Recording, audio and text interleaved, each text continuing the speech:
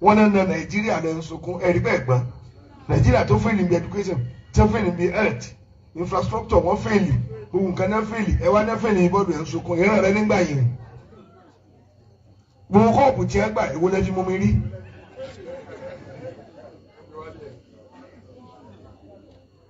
I found in a was your key, including one no more than what do you know? I want it, I know. Kọ́lá tí Nàìjíríà bá gbọ́ bọ́ọ̀lù tí a bá yege èmi wà náà tí ó máa sunkún ẹ yege ń bi eré pa ẹ fẹ́lì níbi gbogbo nǹkan kò sẹ́ni kéde kò sí ń pa gbẹ̀yìn kọsẹ̀ kò lè rí oògùn lọ́sípítà kò sí náà kò sómi wọ́n bóònù ọ̀nà lọ ọdún mẹ́fà wọn ò ní ṣe eruku pàrọ̀ àdúgbò tán. Wọ́n náà Nàìjíríà lẹ́ ń sunkún ẹ̀rí bẹ́ẹ̀ gbọ́n Nàìjíríà tó fẹ́lì níbi education tó fẹ́lì níbi health infrastructure wọ́n fẹ́ẹ̀lì gbogbo nǹkan náà fẹ́ẹ̀lì ẹ wá náà fẹ́ẹ̀lì ìbọ̀dù ẹ̀ ń sunkún ìran rẹ nígbà yìí gbogbo kọ́ọ̀pù tí ẹ gbà èwo lẹ́jú mú mi rí.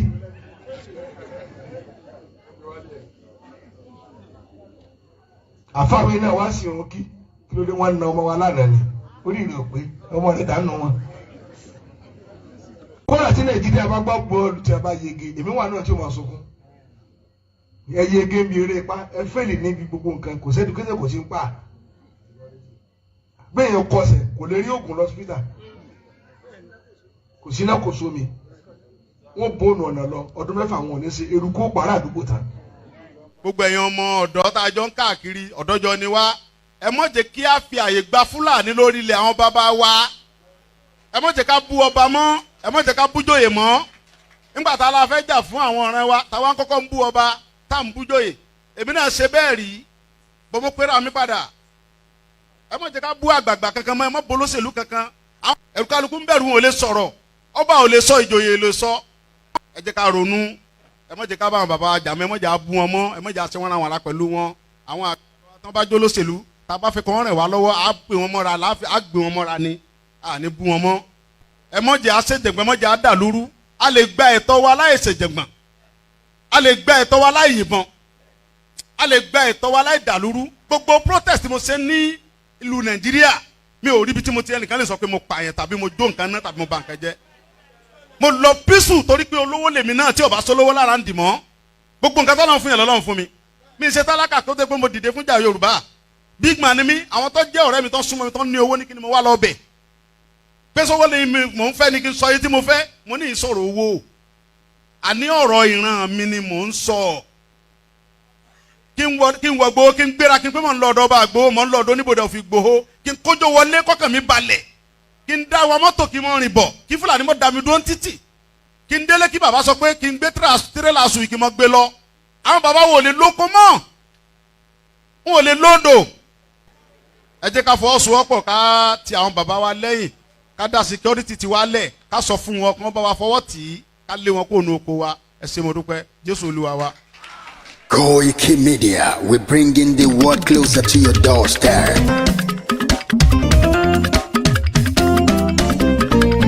KOIKIMEDIA, KOIKIMEDIA, KOIKIMEDIA, we bringing the world closer to your doorstep. KOIKIMEDIA, KOIKIMEDIA, KOIKIMEDIA, we bringing the world closer to your doorstep. Àwọn sálára àgbà yìí dá, àwa ló láṣà àti èdè. Gbígbédè lárugẹ nílẹ̀ Oòduà o, àwa gangan ni bàbá. KOIKIMEDIA, KOIKIMEDIA, KOIKIMEDIA, we bringing the world closer to your doorstep. They never sabi wetin we carry for her, but we dey move closer before dem go sabi. I said they never know wetin we carry for body, but we dey move closer before dem go sabi. Ọ̀kín lọ lọ́jà ẹyẹ ìníhùn ló ló lajú. Ẹyẹ tó dorí kodò bí àdán ọgbẹ́jẹ lẹ́nu. Ká ṣiṣẹ́ fún ilẹ̀ bàbá wa. ká ṣiṣẹ́ fún ìlú bàbá wa ká jùmọ̀ sowọ́pọ̀ ká lè gbódúdú àga Odùduwà kò bá lè gbé wa ọmọ Odùduwà ṣègìrì ẹ dìde fún ẹ̀tọ́ adúláwọ̀ ká lè jọ jùmọ̀ gbé délẹ̀ ìlérí ká wálé gba ògo ilẹ̀ wa ká ṣiṣẹ́ ká lè jọ gbàdé ká lè gbàdé adé adúláwọ̀ àwa ní mọ̀lẹ̀ tí yóò tàn káàkiri. ọmọ Odùduwà ni wá.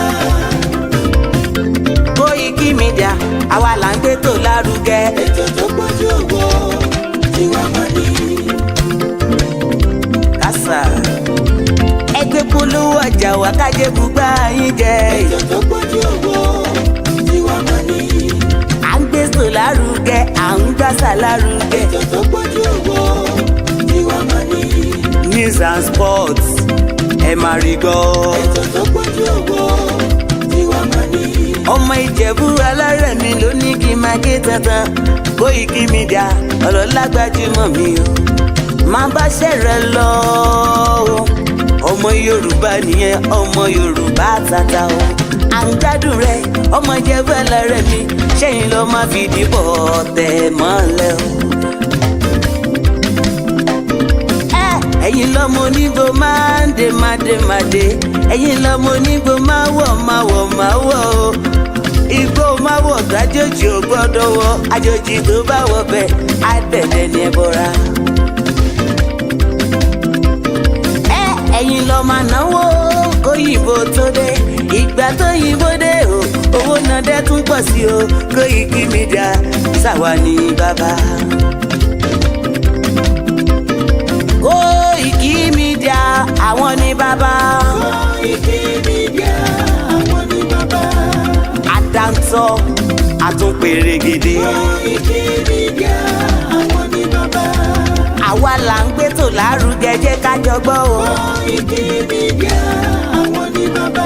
àtúnjà fẹ́tọ̀ ilẹ̀ wa fẹ́tọ̀ ilẹ̀ Yorùbá. Koiki Media àwọn ní bàbá. ọmọ Oòduà ni wá o tọkàntọkàn. Koiki Media àwọn ní bàbá.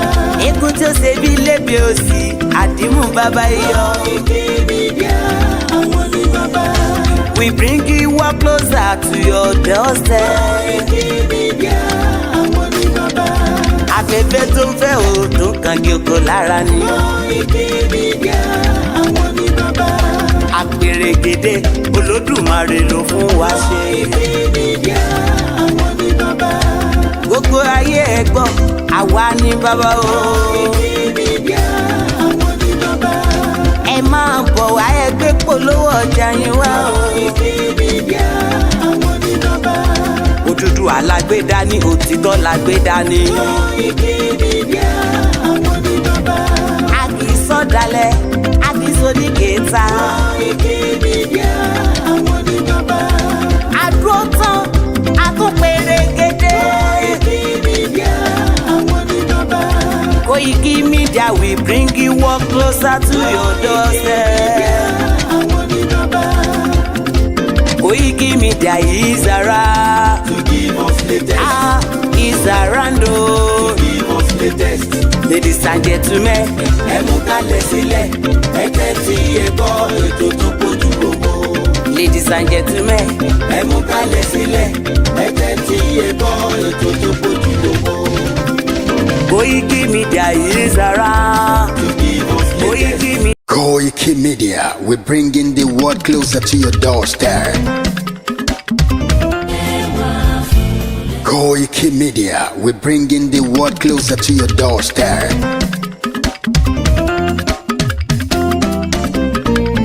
Koiki Media.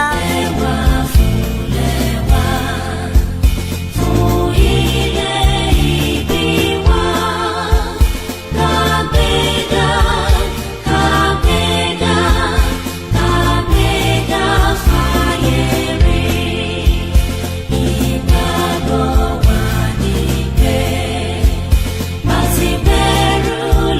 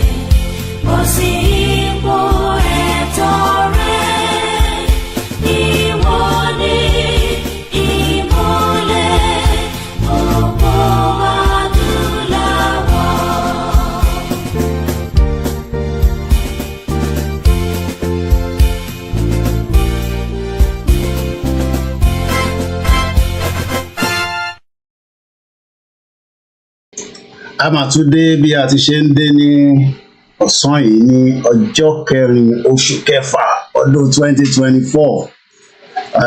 Aago kan ó kọjá ìṣẹ́jú 5. In another 1 hour wa máa fẹ́ kí zoo ní ilẹ̀ Yorùbá. Mo kí wa pé assalamu alaikum wa rahmatulahi wa barakatuh. Mo kí gbogbo yín olólùfẹ́ wa tí ẹ jẹ́ ẹlẹ́sìn ìsìláàmù. Màmá sọ pé ọmọ tó jẹ́ mùsùlùmí ó lẹ́tọ̀ọ́ láti kàwé, ó lẹ́tọ̀ọ́ láti ní proper education. Àmọ́ níbi tílẹ̀ Yorùbá dé ní wákàtí ọ̀pọ̀lọpọ̀ ọmọ mùsùlùmí láti Kwara lọ sí Kogi títí dé ìlú Ondo títí dé ìlú Èkìtì, Ọ̀ṣun àti Lagos àti Ọ̀yọ́. A rí pé kò sí proper education fáwọn ọmọ wa látara pé kò sí investment. Mo kẹ́yìn Kristẹni, ọba Elédùmarè a máa sọ pé what God cannot do does not exist. Ẹ túbọ̀ máa fi àdúrà láti lè jẹ́ kíran Yorùbá lè bọ́.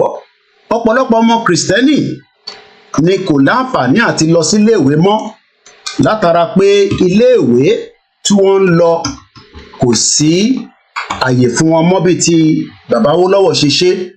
Àwọn ọmọ iléèwé náà lè rí níbi tí wọ́n tẹsẹ̀ bọ́nú rọ̀fọ̀rọ̀fọ̀, nínú ibi tí wọ́n tẹsẹ̀ bọ́nú pọ̀tọ̀pọ̀tọ̀. Bẹ́ẹ̀ ni wọ́n ka national anthem. Tá bá release audio tó ń bẹ lábẹ́ kínní old àbí new àbí fake, torí àtẹ̀mọ́ni tó jẹ́ fake tó jẹ́ new mọ́. Ẹ rí pé ìdí tí a ṣe ń sọ pé Kristẹni tí kò darapọ̀ mọ́ ìrìn àjò Yorùbá nation, àwọn ọmọ wa tí wọ́n wá jẹ́ Kristẹni àtàwọn ìran tó ń bọ̀, ǹjẹ́ àwọn Fúlàní máa fún wa láyè kí wọ́n lè kàwé ṣá? Mo lọ bẹ́ẹ̀ mo kí gbogbo àwọn oníṣẹ̀ṣe pé gbogbo àwọn ọmọ wa náà lè kọ́ kàwé. Kódà ó yẹ ká ti máa gbé ìṣẹ̀ṣe sínú tó ń pè ní digital world, níbi tí a ti máa fi ọ̀pọ̀lọpọ̀ bí nǹkan ṣe ń lọ nípa Ifá nínú laptop àti iPad. Gbogbo kinní náà ó involve pé ká ní proper education, and I welcome you all as you're entering and settling into the program. It is a very bright, beautiful day. As usual, the month of June will be a successful month as we continue our campaign and our quest for the right of the Yoruba people to self-determination. Mo wá lọ bẹ́ẹ̀ mo kí all the leaders of the movement, láti bàbá tí ó ń wo future pé future tí Awólọ́wọ̀ fi sílẹ̀, àwọn tí wọ́n náà wọ́n ṣe the same future, wọ́n jẹ́ káwọn ọmọ lọ síléèwé mọ́. Education has been destroyed and many lives have been lost as well.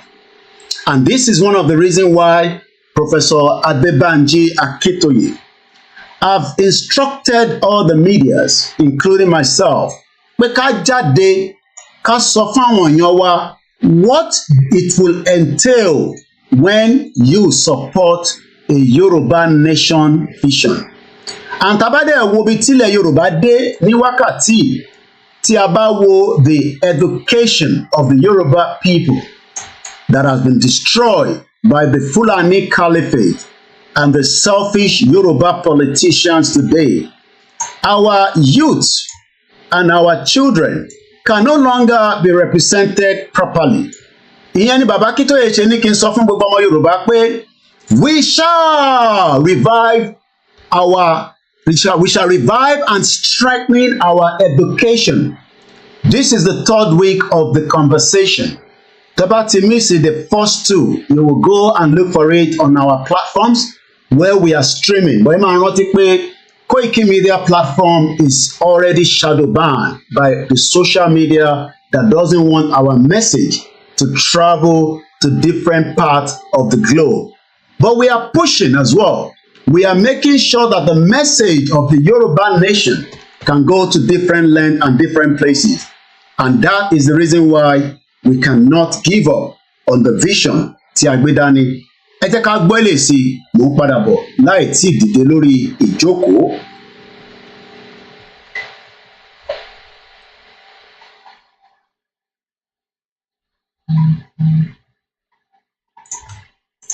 wọ́n ní Nàìjíríà ló sunkún ẹgbẹ̀gbọ́n Nàìjíríà tó fẹ́ ní education tó fẹ́ ní health infrastructure wọ́n fẹ́ ní ohun kan náà fẹ́ ní ẹwà náà fẹ́. Bọ́ọ̀dù ẹ̀ ń sunkún ìran rẹ nígbà yìí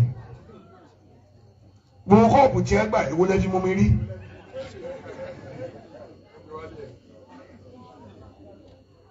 Àfáàwé náà wá sí irun kí ló dé wọ́n na ọmọ wa lánàá ni orí ìrìn òpé ọmọ rẹ̀ dànù wọn. Kọ́lá tí Nàìjíríà bá gbọ́ bọ́ọ̀lù tí a bá yege èmi wà náà tí ó máa sunkún. Ẹ yege mi eré pa ẹ fẹ́lì níbi gbogbo nǹkan kò sẹ́dù kéde kò sí ń pa. Bẹ́ẹ̀ yẹn kọsẹ̀ kò lè rí oògùn lọ́sípítà. Kò sí náà kò sómi. Wọ́n bóònù ọ̀nà lọ ọdún mẹ́fà wọn ò ní ṣe eruku pàrọ̀ àdúgbò tán. Mo kí bàbá wa ìmáàmù Ọ̀fà tí wọ́n jẹ́ ká yé wa pé wọ́n á bóònù ọ̀nà lọ ọdún mẹ́fà wọn ò ní ṣe ọ̀nà. Mo máa ń jẹ́ kó yé gbogbo ọmọ Yorùbá ní ẹlẹ́sìn mẹ́tẹ̀ẹ̀ta tí à ń ṣe ní ilẹ̀ Yorùbá pé ẹ̀sìn kò bà Yorùbá Nation Movement jẹ́. You have the right to support the current government tí ó jẹ́ government tí ó ti bayé jẹ́ to destroy the educational system of Yoruba land.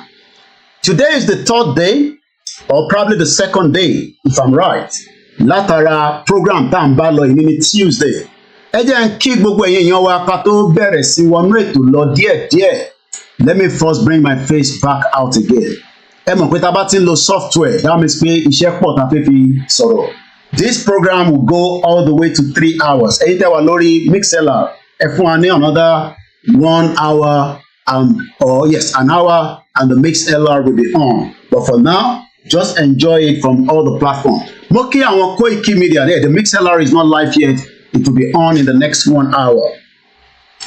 Mo kí gbogbo ẹ̀yin KOIKIMEDIA team that are working back to back, making sure that we can deliver the task ahead when it comes to our message of hope.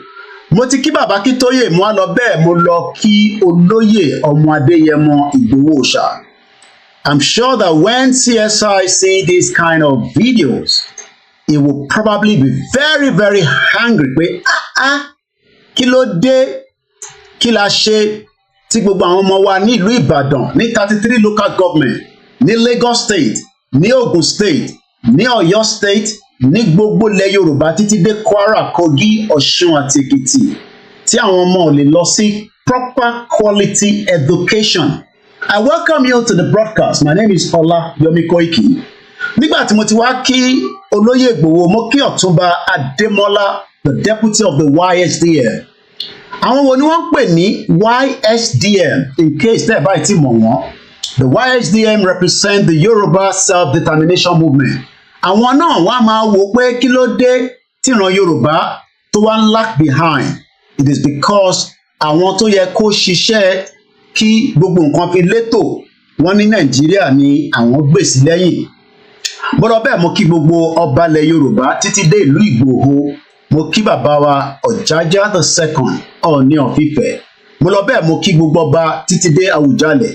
Mo kí gbogbo ọba títí dé Aláké.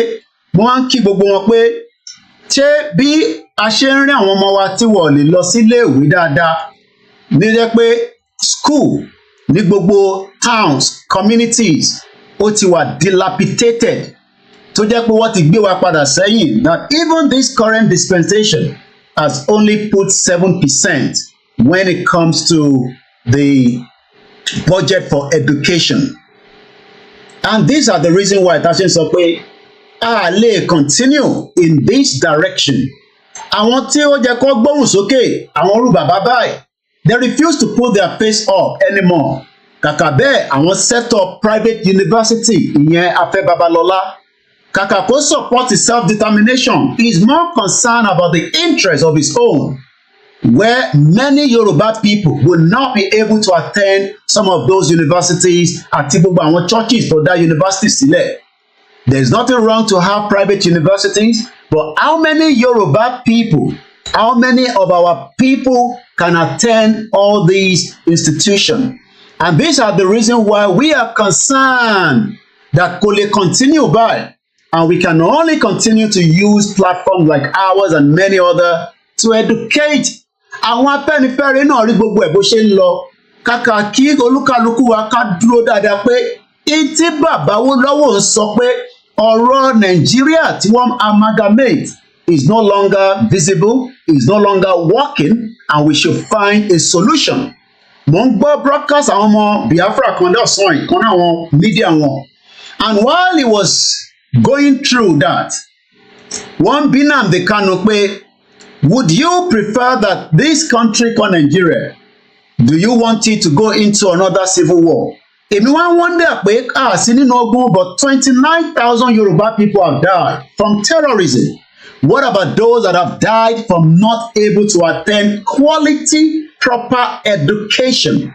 Because if you are not educated, it will become an obstacle to the society, to the community, to the environment, and to the global world itself.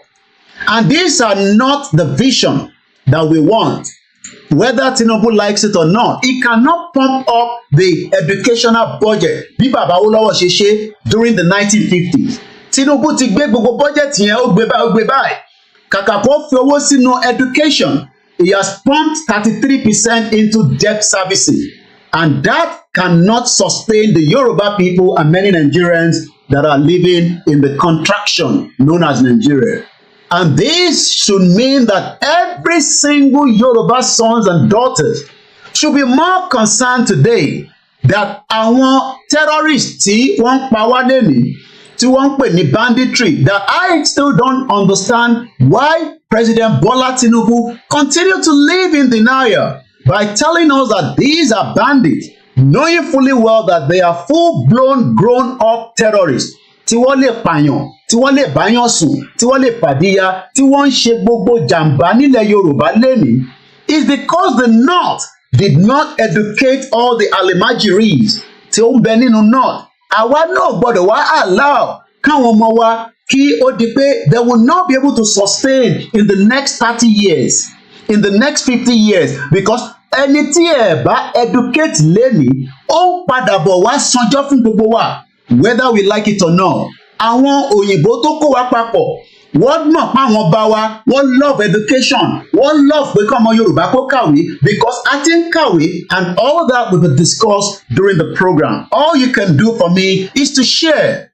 As I am concerned about the Yoruba people that are not well educated, I am also concerned about the other rest of Nigerians that have also mean that the education level have been destroyed by the military and by the current democracy. Táwọn kan bá ń sọ pé Tinubu should not be point for the destruction of Nigeria, we will tell you that Tinubu is part of the destruction of Nigeria because he brought in Buhari as an APC member. Òun gangan ló fund Buhari after they chase out Jonathan, saying that Jonathan could not sustain the bring back our girls after Barack Obama and play all their magic. And these are all the reasons that we the Yorubas are now saying enough is enough. We would prefer to have what is known as self-determination. We would prefer to have our own independent Yoruba and make sure that up to 50% of the budget of the Yoruba people will be invest in education. But the Yoruba people of today does not want that, and that for me makes me a little bit concerned. I welcome you all. Àwọn tẹ́ ẹ̀ ń wò lẹ́yìn yìí, these are full-blown terrorists. They are not up to 30 years old. They can already know how to handle AK-47. And the question is, if we do not push to exit Nigeria, Nigeria will consume every one of us. It depends on how and when. We saw how the Yoruba people were trying to get food, a big power during the COVID, when all the politicians stocked the food somewhere and the Yoruba people busted it. Mo kí wa pé good afternoon, welcome. As you're settling in, make sure you share the program. That is the only thing you can do for me. Just share the program. I have not asked you to give me money now. I would ask you before the end of the program. But for now, share the program and let us enjoy this afternoon discussion. I have started early so that we can have ample of time. For those of you that are on the Mixlr, bear with us. Within the next less than 54 minutes, by 2 o'clock, it will be up and running. Bàbá mi Boye Mayugbe sọ pé Lagos Ibadan Express Road has taken more than 20 years and it is still not yet completed. What kind of life is that? Wọ́n ní good afternoon, ọmọ àfìdípọ̀ tẹ̀mọ́lẹ̀, it will be well with you. Mo kí bàbá mi ẹ ṣé gan ni. Mo kí gbogbo ẹ̀yin olólùfẹ́ wa láti Triple DRS. My brother that I did not know that he was giving me so much support until he says, èmi náà ni mò ń jẹ́ Ayuba. Mo kí gbogbo ẹ̀yin tẹ́ ń bẹ ní south east part of the United Kingdom called England. Mo kí ẹ̀yin tẹ́ wà ní Bristol, Hull. Mo kí ẹ̀yin tẹ́ wà ní Leicester. Mo kí yín ní Manchester. Mo kí yín ní Scotland. Mo kí yín ní Wales. Mo kí yín ní gbogbo every part of the United Kingdom. And I welcome you to this program. I am just one out of many people that believe that self-determination is the solution to the current dispensation of what is known as Nigeria. Mo wá lọ bẹ́ẹ̀ mo kí ẹ̀yin tẹ́ ń bẹ ní Austria, ní Belgium, mo kí ẹ Tony Aegis, mo ní ẹ pé very soon I will be taking the tour, very soon. But for now, we have a lot of tasks to do. Mo lọ bẹ́ẹ̀ mo kí ẹ̀yin tẹ́ ń bẹ ní United Arab Emirates, where President Bola Tinubu lied that the visa or work permit has been resolved.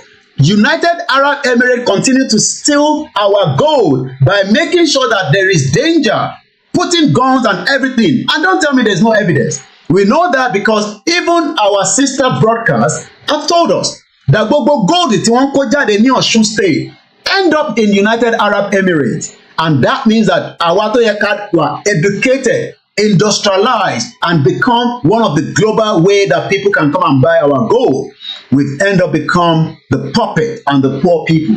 Monobe Mokiyami Grace Robert. If you are new to this platform, you are probably have been angry before that Tinubu that we want to stop has become the president. Well, what has been it now after 1 year?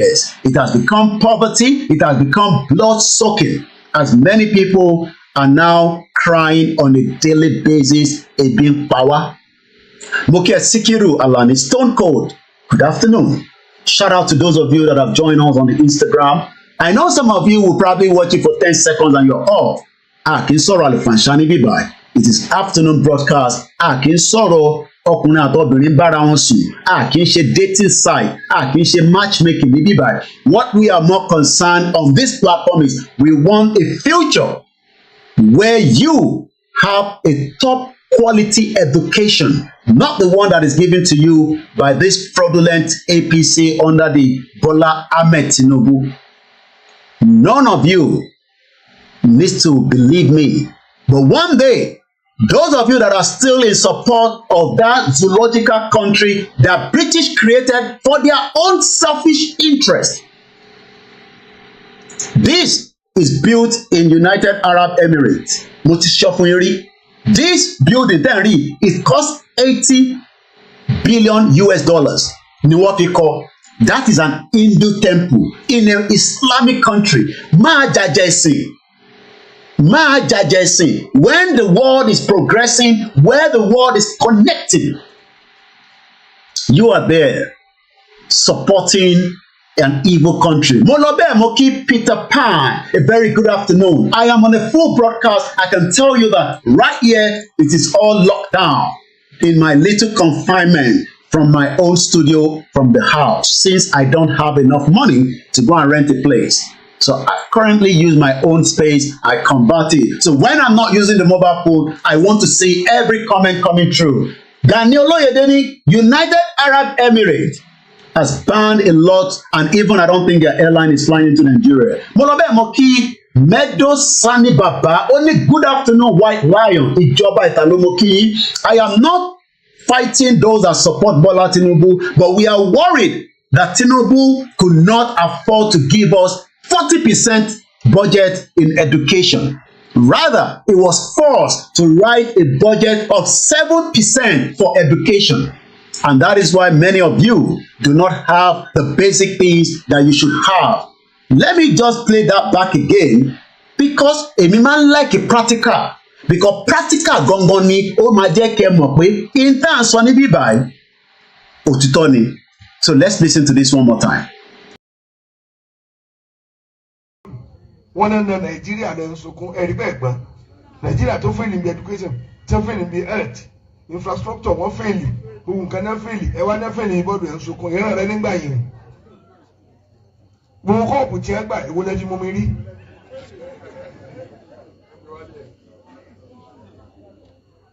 àfáàwé náà wá sí òun kí ló dé wọn na ọmọ wa lánàá ni orí rẹ ò pé ọmọ rẹ dànù wọn.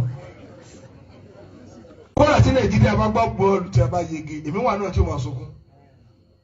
ẹ yege ń bi eré pa ẹ fẹ́lì níbi gbogbo nǹkan kò sẹ́ni kéde kò sí ń pa. bẹ́ẹ̀ yẹn kọsẹ̀ kò lè rí oògùn lọ́sípítà kò sí náà kò sómi. These are my children tablets, not tablet, iPad. These two, then will allow me. These are iPad. That is the vision that Baba Akintoye wants for Yoruba children.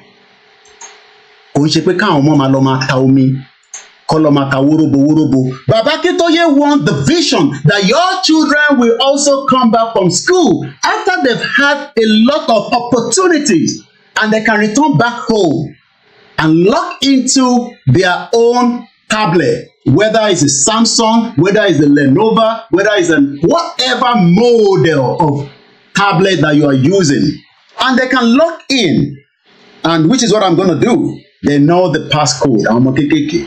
So let me just log in now. And as soon as I logged in, I don't have to show you the screen. Right there, they have different things written here in terms of their tablets, in terms of their games.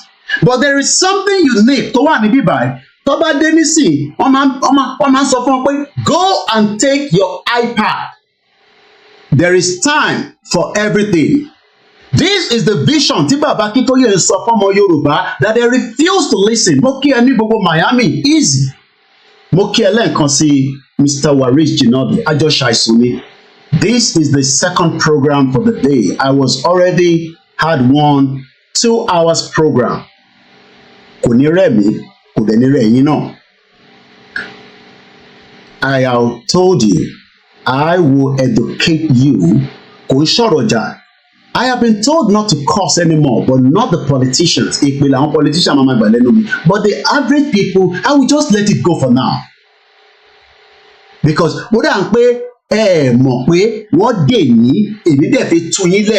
not from the Christian side, not from the Islamic side, from the self-determination side, from the humanity side. Kí ló dé táwọn ọmọ tèmi ní access lé táwọn ọmọ tiẹ̀ náà tó bá ti bímọ agbára Elédùmarè wàá tún bí. This is the kind, so right there, as I scroll around it, and I hope I know where it is hidden, because I'm told you on Beka Mobitowa.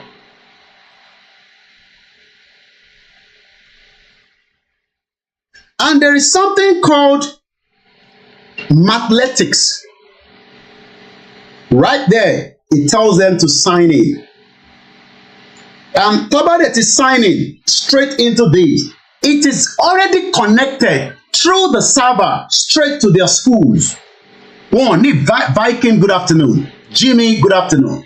When the Emirates will start flying into Nigeria in October, they play. Tinubu sọ jù bẹ́ẹ̀ lọ pé wọ́n ti gbówó dé. Many of you do not understand what we are talking about. Àníṣe táwọn ọmọ bá dé láti iléèwé, wọ́n máa log in sínú tó ń pè ní mathletics, and the moment they log in here ó ti mọ̀ pé wọ́n ti sign in, ó lè lock date, time, seconds, wọ́n á bá bẹ̀rẹ̀ sí ṣiṣẹ́, á wá máa fún wọn ní different activities. This is the future that we want. But àwọn olóṣèlú mọ̀ pé gbogbo kinní tá à ń sọ yìí ilẹ̀ Yorùbá ní owó yẹn láti lè fọ́ndẹ̀, but kí ló dé tí wọ́n fọ́ndẹ̀? Ìbéèrè tó yẹ ká béèrè lọ́wọ́ ara wa nìyẹn. Why have they refused to fund it? Why is it that the education is not funded? What is our offense? Talashe. What is our crime? And Baba Akintoye at 89 decided that the only option so that we can have a quality education òun ni pé let's leave Nigeria alone. That does not mean that we would not love our neighbors. That does not mean that we would not work with our neighbors that we've lived together for 64 years, in 63 years, in a painful way. Because in the 63 years, bigotry, whatever you can name, kò sífẹ̀ẹ́. Igbo ni o, wọ́n ti fẹ́ gbalẹ̀, àwọn ṣe drugs, àwọn ṣe Yoruba ni o, Hausa ni o, you know. Débi pé tó bá fẹ́ gbá tournament in a football match, tí wọ́n fẹ́ kó àwọn tó máa gbá bọ́ọ̀lù, wọ́n máa lọ ń ṣoògùn pé kémẹ́ká lè wọlé kí Rashidi má débẹ̀, ẹsẹ̀ lòmí àwọn gbẹ̀ngbẹ̀ báyìí. Pé kí ló dé? Because they want to get into the national team. And since tí gbogbo wa pọ̀, England is smart, àwọn dá dúró. Scotland is smart, àwọn dá dúró. Wales and the rest of the Northern Ireland. But lọ́dọ̀ tiwa, wọ́n kó gbogbo àpapọ̀. And what I say to many of you, come and study here. You are investing in the university in this country. I could not afford it. I pull out. After tó sọ fún mi pé I have to pay international fee. Tó fún mi ní price yẹn, mo sọ fún wọn pé no, kó bá mi hang it. When I'm ready, I will come back and complete my degree. That was how I stopped my first university right in this country. Because I couldn't afford it. So, ẹ̀yin tẹ́ wá wà nílé tẹ́ property tẹ́ fi ń wá to start with. But that is because you are not spending the whole money in one go. I mean, ní owó láti fi ṣe the full package. So what everybody does is you pay the half package of the university. Gbogbo alamọ bó ṣe ń lọ. Tẹ́ bá ti wá sanwó díẹ̀ with the expectation pé tẹ́ bá dé UK, ẹ lọ máa ṣiṣẹ́, ẹ lè raise owó tó kù, ẹ wá realize pé it doesn't work because the UK system automatically locked you to 16 hours only. O máa sanwó lé. I am not discouraging you. Please don't misquote me. If you can make it down and survive it. But for me, I didn't come here to come and study. Mo jápa ni. Ẹ̀yin lẹ fẹ́ wá kàwé, èmi jápa from the beginning. But ẹ̀yin tẹ́ wá fẹ́ fi wá kàwé yẹn, you will understand that by the time you start multiplying your other expenses with a 16 hours job, you will struggle. Because èmi gangan struggle pẹ̀lú pé mo wà nínú system tí mo dẹ̀ ní ìyá ní bíbá tí mo dẹ̀ lẹ́gbọ̀n nínú ìlú yìí and all other network. Not that AI lè gba lóònù ká fi ṣe. I couldn't afford it. Èmi ò ní láti máa lọ lo ẹlòmíì as my example. Èmi gangan ló ṣẹlẹ̀ sí. I could not afford the international fee, and I'm talking about almost some 10-15 years ago.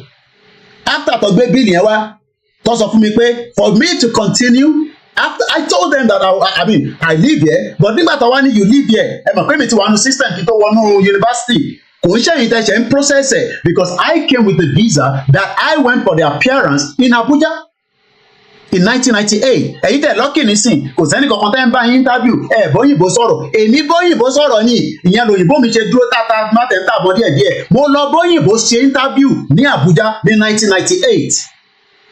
And I never told them I was coming to study. Because I went there for a different reason, but I got the visa. But on my arrival, after I've settled down, I can't even remember exactly when I went through. I did my foundation. As a foundation, you don't need anything than you just pay a certain amount for a foundation course. But nígbà tó di pé mo parí foundation tí mo wá lọ́wọ́ year 1, ibẹ̀ ni wàhálà ti bẹ̀rẹ̀. Because you are coming from the foundation, who is who? Ẹ̀yin ò ní ṣe foundation because you are coming from Nigeria. You will have to go straight to start either as a master or you start as a first year student. Ìkànnì méjèèjì ni.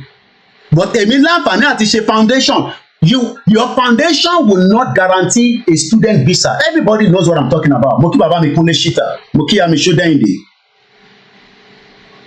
Mo kàn ṣàlàyé fún yín because we are discussing about education, and please you can also call it the number ló wà lókè yẹn.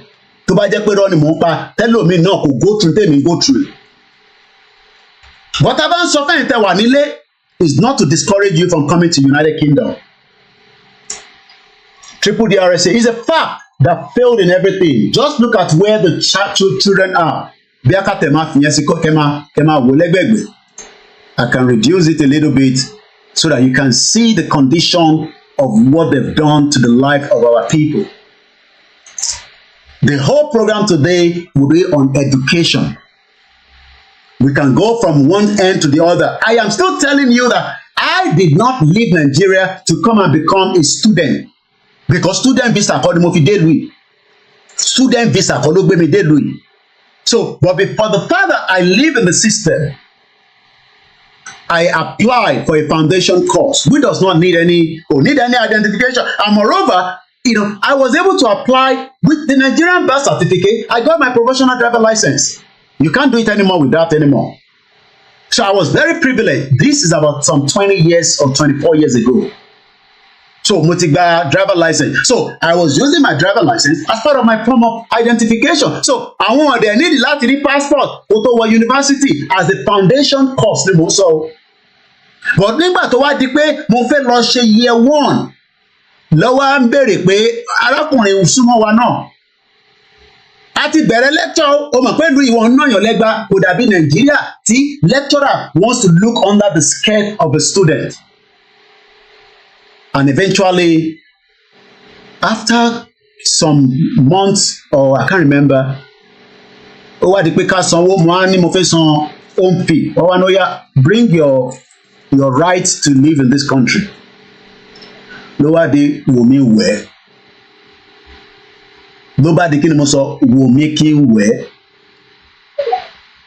Right to live in the country òun làwọn wá fi ń ṣe ẹlẹ́lẹ́yà táwọn Fúlàní àtàwọn ẹ̀yà míì. I am not talking about those that we are living together, that we have been living together before the amalgamation and after the amalgamation. So tí bá ń sọ fún àwọn ẹ̀yà míì, don't point me to Igbo people.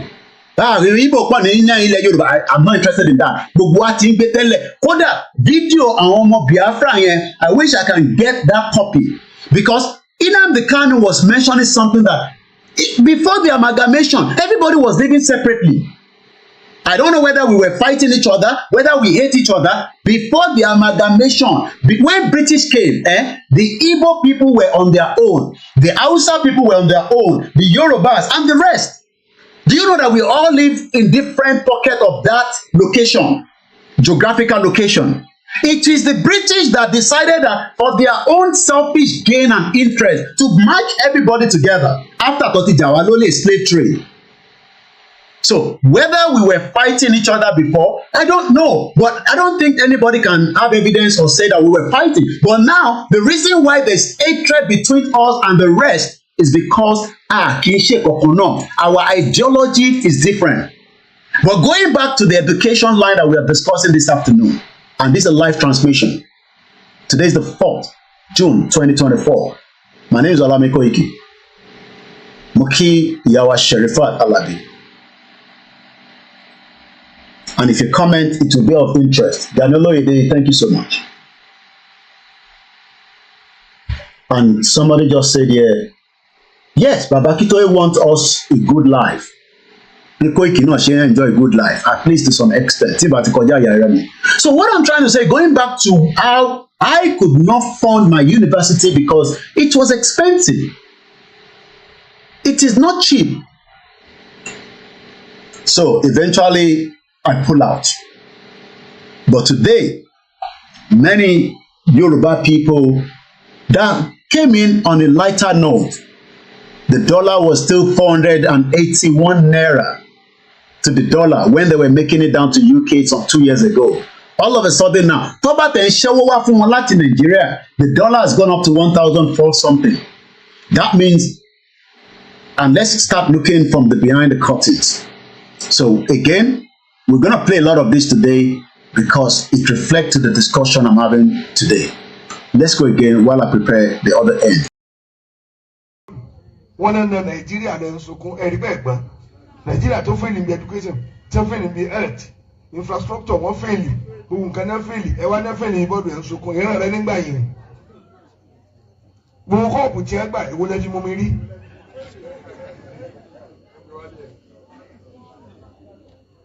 A family now was you, okay? You don't want no more. What do you know? No more than no one. kọ́lá tí Nàìjíríà bá gbá bọ́ọ̀lù tí a bá yege èmi wà náà tí ó máa sunkún ẹ yege mi eré pa ẹ fẹ́lì níbi gbogbo nǹkan kò sẹ́dù kéde kò sí ń pa gbẹ̀yìn kọsẹ̀ kò lè rí oògùn lọ́sípítà kò sí náà kò sómi wọ́n bóònù ọ̀nà lọ ọdún mẹ́fà wọn ò ní ṣe eruku pàrọ̀ àdúgbò tán. wọ́n náà na Nàìjíríà lẹ́ ń sunkún ẹ̀rí bẹ́ẹ̀ gbọ́n Nàìjíríà tó fẹ́lì níbi education tó fẹ́lì níbi health infrastructure wọ́n fẹ́lì gbogbo nǹkan náà fẹ́lì ẹ wá náà fẹ́lì ní bọ́ọ̀dù ẹ̀ ń sunkún ìran rẹ nígbà yìí gbogbo kọ́ọ̀pù tí ẹ gbà èwo lẹ́jú mọ́ mi rí.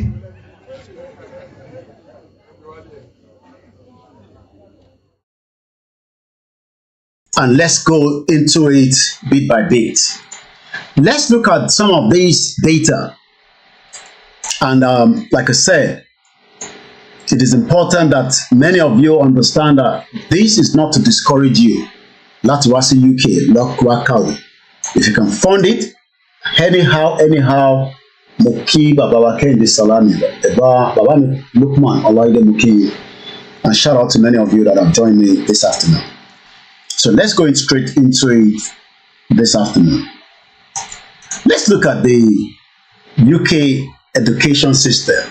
International undergraduate tuition fee varies from almost £11,400 to £38,000. The average cost is estimated to be around £22,000 per year. And multiply it, let's say naira. As long as you can afford £22,000 a year, but if you are hoping that you will come to UK and you will earn £22,000 per year while at the university, you are joking, because I will tell you that you are only allowed 16 hours as student. 16 hours student, international student. International student. That is what you're allowed to do when you're living here. 16 hours. 16 hours. Oh, Nishi, 40 hours. It has been locked in. Let's open this.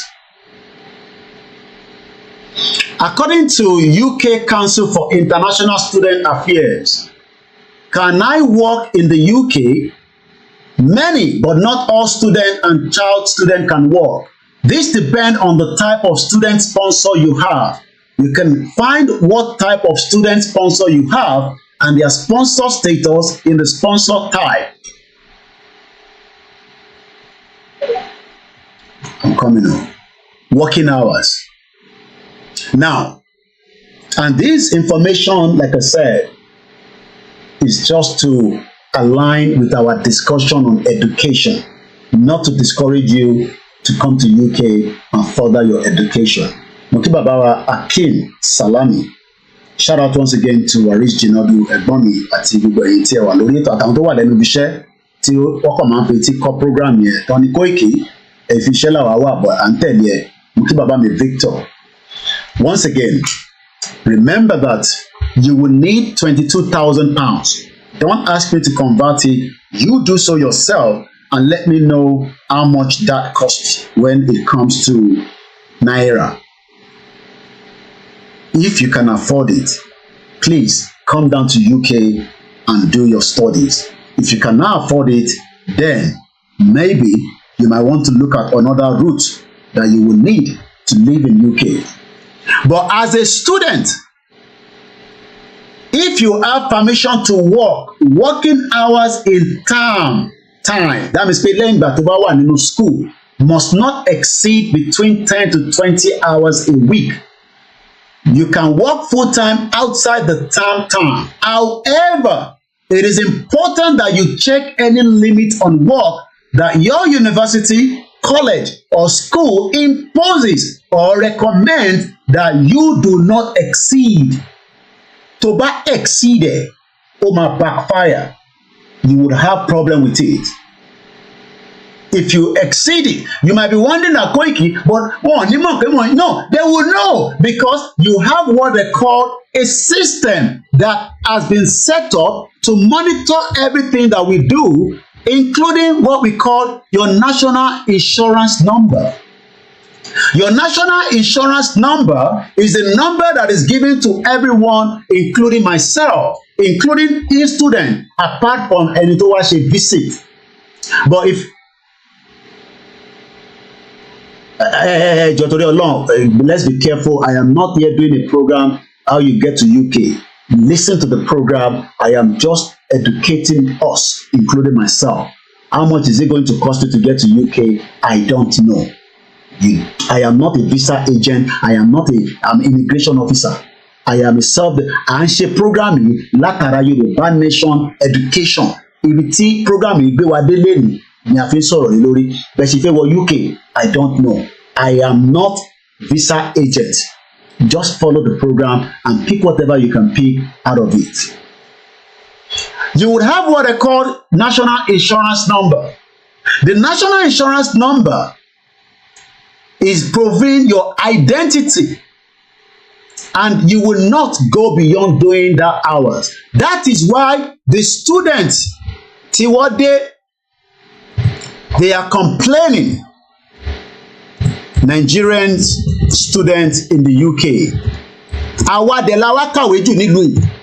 If our own university is top notch, mo kí ẹ Dennis, Larry Lamina, good afternoon. Nigeria has a growing market for university recruitment in recent years with over 44,000 students that are registered at the UK institution between 2021 and 2022. There is nothing wrong to come and further your education, but o gbọ́dọ̀ ní 22,000 pounds tó fẹ́ máa ná in 1 year. Kò tí ì sanwó ilé, kò tí ì sanwó other bills and expenses. Then tó bá máa ṣe course tó jẹ́ pé kò lè jẹ́ ọdún méjì, gbogbo course tẹ́ fẹ́ wá ṣe ọdún mẹ́ta ni. Mo kí ẹ̀gbọ́n mi dáadáa Yẹmí Fátókí, mo kí ìyá tó bí mi lọ́mọ. That means that you will need 66,000 pounds by the time to máa fi wá kàwé yẹn tán. If you're lucky, no, it's okay. And don't be a question. I just have to make it clear because I don't want people to think that I'm doing this program because I want somebody to reach out to me and say, Koiki ti ń ṣe visa. I am not a visa agent. Àwọn ọmọ tó ń bá mi ṣiṣẹ́ bẹ́ẹ̀ bá kówó fún wọn, ẹ̀sán wọn mọ́gàn nìyẹn, wọ́n gbọ́ mi. I say it all the time. Now, kí ló dé tá à ń fún mẹ́lẹ̀ jáde ni pé bàbá Akintoye jẹ́ kó yé wa pé until we all go back to the reality table, which I have done the 7 minutes ní video yẹn. Some of you have heard the audio, while some of you will probably watch the video, which is already uploaded as well. This is some of the job I am doing quietly behind the scene. And like I said, ẹ support wa. There's a lot that we can do from here, and there's a lot that we want to do from back home. Lórí ọ̀rọ̀ education, we shall revive and strengthen our educational system. Baba Akintoye ló sọ. So what we're going to watch now, while I mute my mic, is what we called the education sector. Ẹ ní láti rójú tèmi for now. So let's watch the video. It's 7 minutes, then I'll come back and we'll take it from there. Once again, we need to understand that Nigeria is not for us. It might be for some people, but it's not for the majority of Nigerians. And these are more reasons why everybody should start saying the truth and nothing but the truth.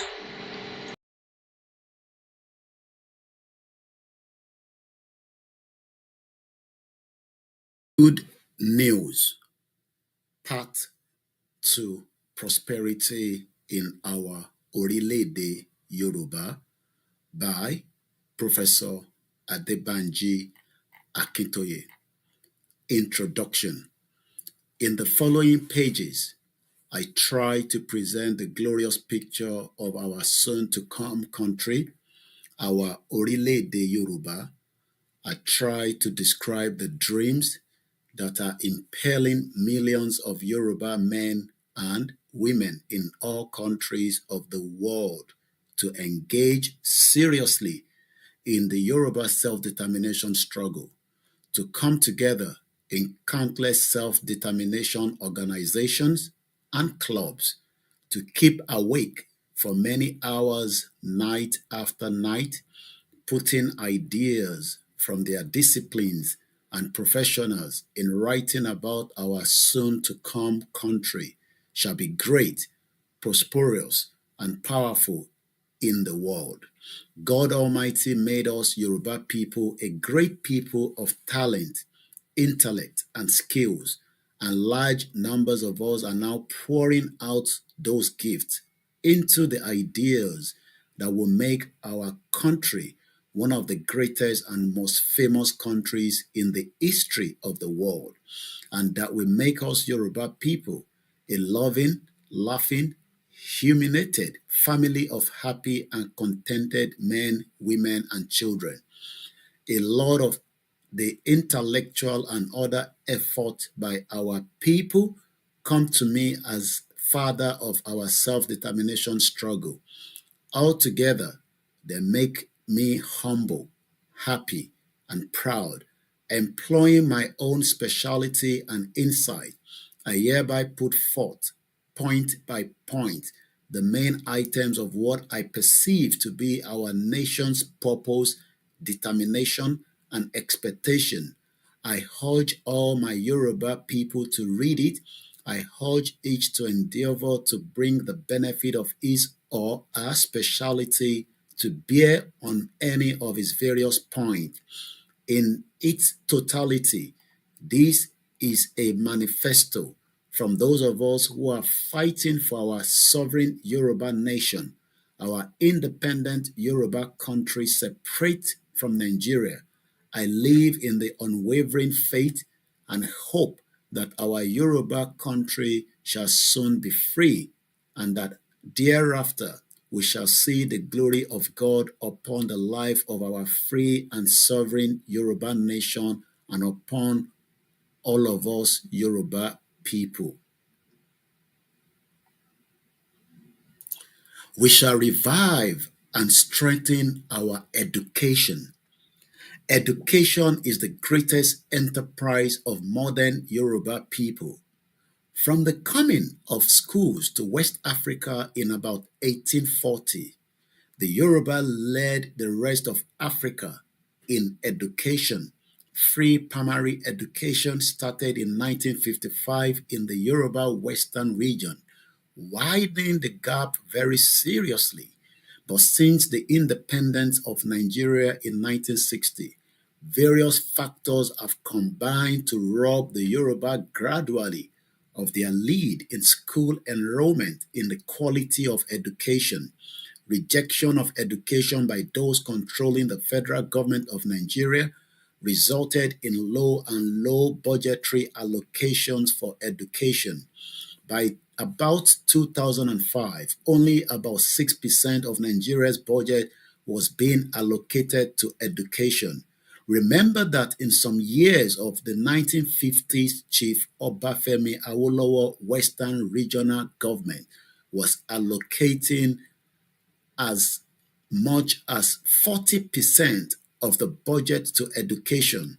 Remember too that UNESCO suggests that 26% allocation will be about the good average for education in any country. In most states of Yoruba Southwest, teacher salaries were not being regularly paid. Morale was seriously lost among teachers. Schools were no longer receiving adequate teaching materials. School buildings deteriorated. By about 2010, the massive unemployment among Yoruba graduates of schools, colleges, and universities was discouraging Yoruba parents about education. By that date, many schools of the Yoruba Southwest were no longer performing as well as schools in some other part of Nigeria in the public examinations. Schools enrollment was starting to fall. Altogether, we Yoruba people have lost our leadership position in education in Nigeria. In our ORILEEDE Yoruba, we will have excellent opportunities to take back our strength in education. In general, we will make the right budgetary allocations for education.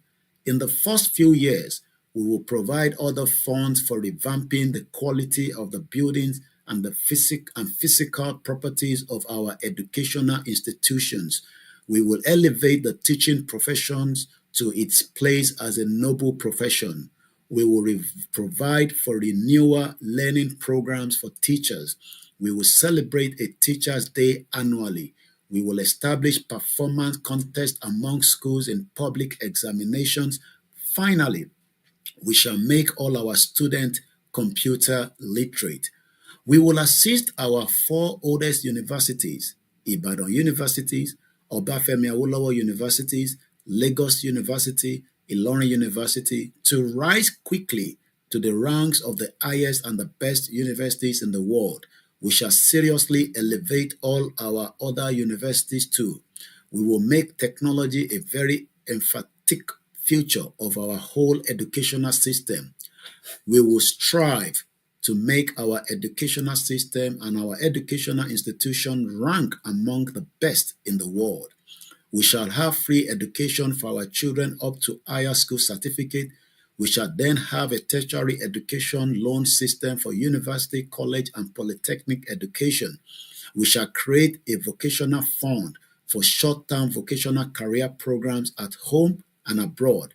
Finally, we shall recreate a fund which our father, Awolowo, established in 1950s, a fund from which our talented university students, if sent by their universities or invited by international organizations to which they belong, will be able to participate abroad in holiday student programs, conferences, and other events. Well, that is just one out of so many things that Professor Adebanji Akintoye wants us to continue to use to enlighten ourselves. Gbogbo yín náà lẹ ti gbọ́ in tí mo kà yẹn ní under 7 minutes. But in tí gbogbo wa gbọ́dọ̀ understand ni pé there is a danger if we do nothing, especially when it comes to the education of Yoruba people. Our educational sector has been destroyed completely. It is no longer what it used to be. It has taken us backwards. Eshegoni, Egbomi Triple DRS have been able to combat that you will need about 40 million naira in today's exchange. Láti wá kàwé. Is that the old 22,000 pounds or is that the 66,000 pounds? Ẹ bá mi confirm here, please. Because per year, you need 22,200 minus accommodation, feeding, and others. But for now, you need 40 million naira. Kó tó lè sọ pé ìwọ náà fi wá kàwé ní UK. If you have 40 million naira that you can play with, there is nothing wrong in that. For say, gbogbo wa la ní 40 million. These are many reasons why we are concerned. Tá bá wo Nigerian students that came to UK to study, it's because the quality of education in Yoruba land today is no longer a very good one. And even if it's good, there are other reasons why people are running out of Nigeria, because the education system has gone the other way around. So many people have decided that they will take advantage of coming out of Nigeria to further their education, even though ẹlòmíì ti ṣe first degree, but they are not concerned. They want to come back and do the same other first degree because it gives them the opportunity and the benefit to leave Nigeria with their family. But you are no longer coming to UK with your family because that window has been closed, at least for the first degree holder. I think if you're a PhD or if you're on scholarship, you will still be able to. But tó bá kàn jẹ́ pé wọ́n tó yẹ pé first degree lásán ló fi wá ṣe, you will not be able to do so anymore. Now, ìbéèrè tó yẹ kí gbogbo máa béèrè wa ni pé, for how long are we going to continue like this? Remember, like I said, that some few days back, Nigeria takes up case of the Teesside University students that have been ordered to leave the UK. Kí ló fà á? The High Commissioner is to meet leaders at the university after currency crash in their home country means that students couldn't pay for the tuition fee. Whoa, Yowo school summer. It's not their fault. It's because the exchange rate to Akintoye has been tripled, and that is now creating a lot of problems for many of the Nigerian students that are living in the United Kingdom. We still have top-notch university like Obafemi Awolowo, Ilorin, and University of Ibadan. But the quality has dropped drastically. The quality is not what it used to be anymore.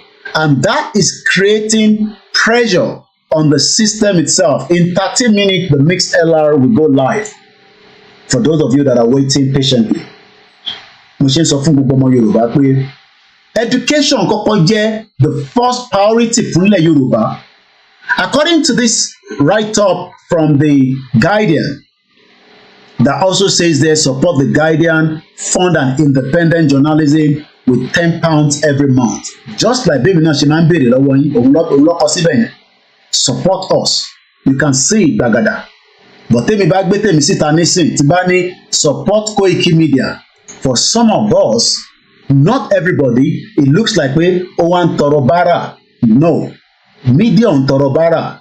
Media need the public láti fund ẹ̀ kó lè wà independent so that kò ní wà bá kò ní fi síbí kan, especially with the system like Nigeria, because the system tí Nigeria ń lò lọ́wọ́lọ́wọ́ lẹ́nu, right, that system is completely shambles, and this reason why we are saying every donation that you are giving us, we are very pleased and we appreciate it, and we don't take it for granted regardless of whatever it is.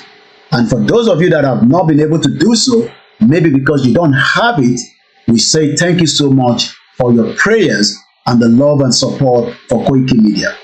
So tẹ́bá wo Guardian nísìn náà, the same thing tẹ́mi náà ń béèrè, làwọn náà ń béèrè pé ẹ ràn wá lọ́wọ́, ẹ support wa. Give us £4 every month, and you can get exclusive newsletter from supporters that are sent every week from the Guardian newsroom. Give us £10, unlimited access to the Guardian's app.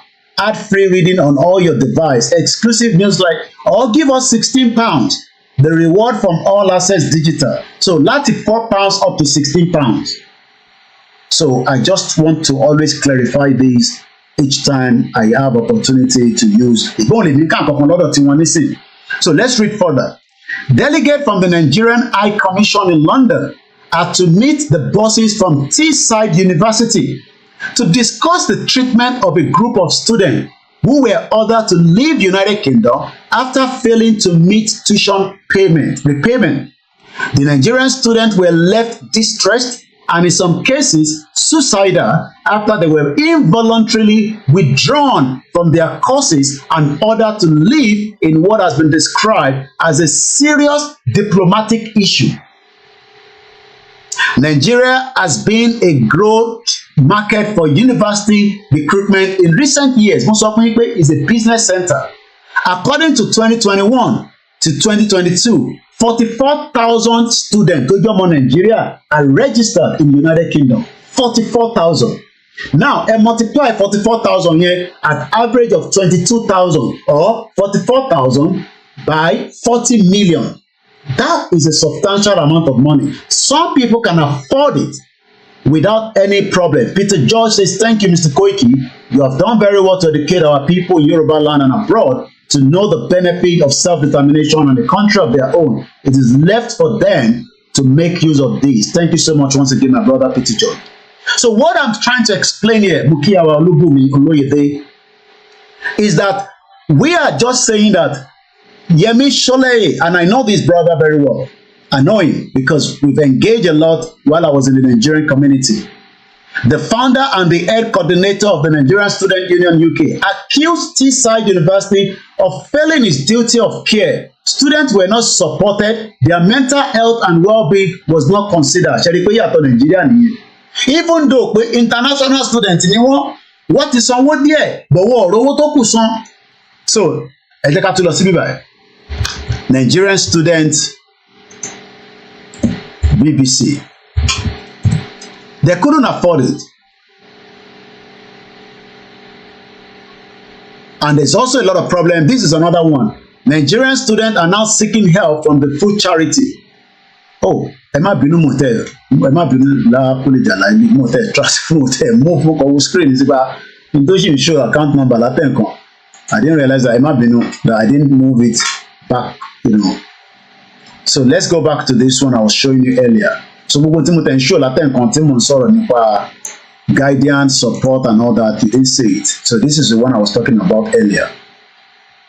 And that's why it's good to have multiple screens. Even though I was very focused on my own screen, I wasn't looking at the other screen in front of me.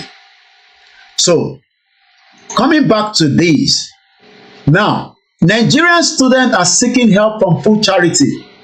Kí ló dé tó ń gbóúnjẹ lọ́wọ́ food charity? The Nigerian students hit by financial crisis, ogun àìrówó, because o lè fund the education pẹ̀lú owó tó fi ń ṣiṣẹ́ nílùú yìí. It is only 16 hours. Mo ti ṣàlàyé lẹ́ẹ̀kan 16 hours is all or maximum 20 hours. There is no way you will be able to sustain that. But the fact that many Nigerians hope that wàá fìyẹn fi leverage láti ti fi kúrò ní Nigeria. But when you get there, it's another different thing entirely. Like I said, this program is not to discourage you from coming to the UK. It is just reflections to what we are treating, known as the Yoruba nation revive and strengthening our own educational system. Every minute, 1 minute, I'll be back again on my seat.